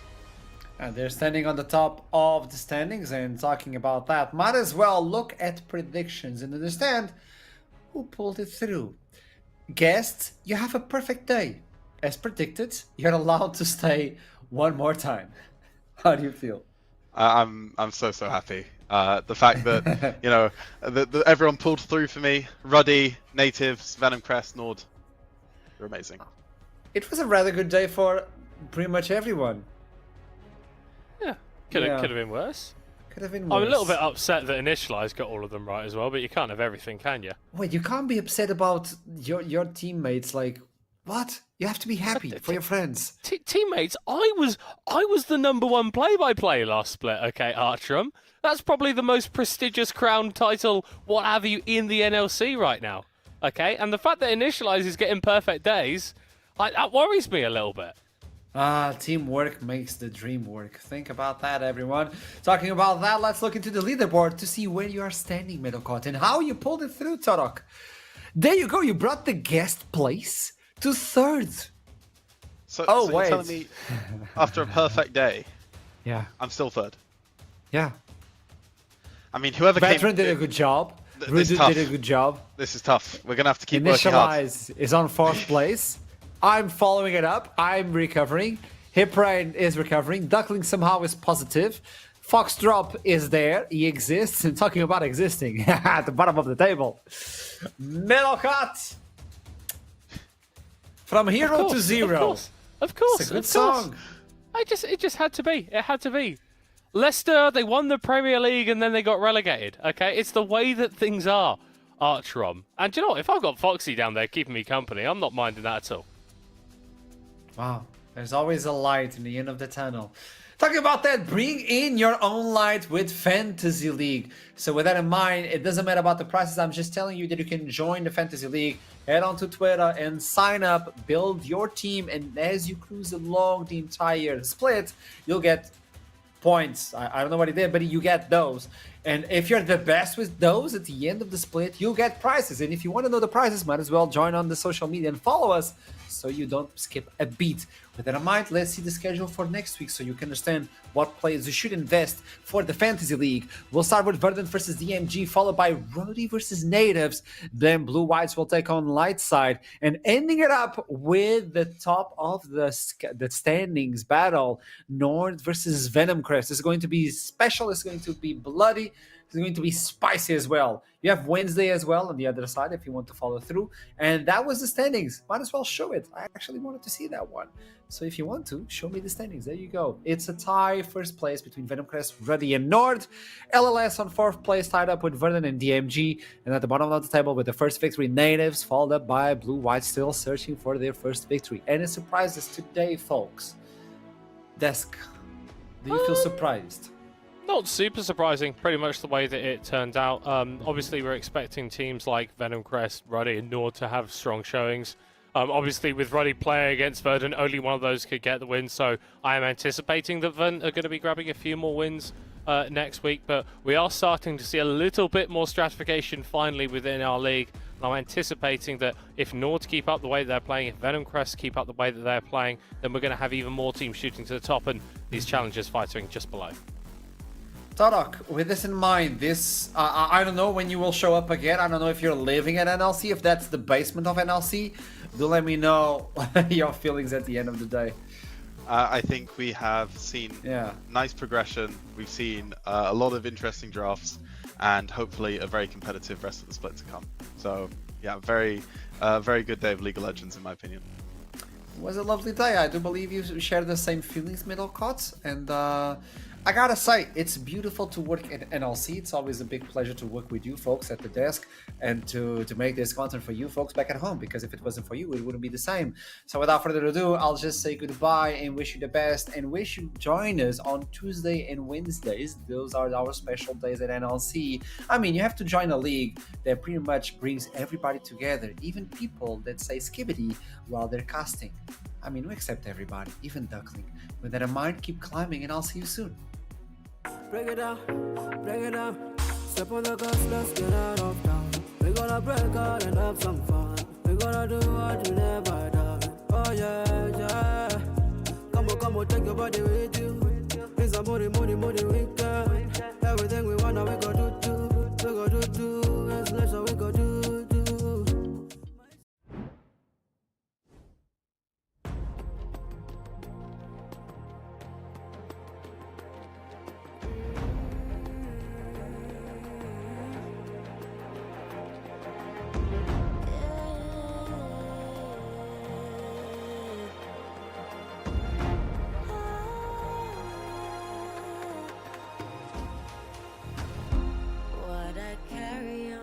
Shoulders, I'm showing stories told. Watch the fire burn away the cold. I am rising from the dust. Despite how much we lost, you will not take away my strength.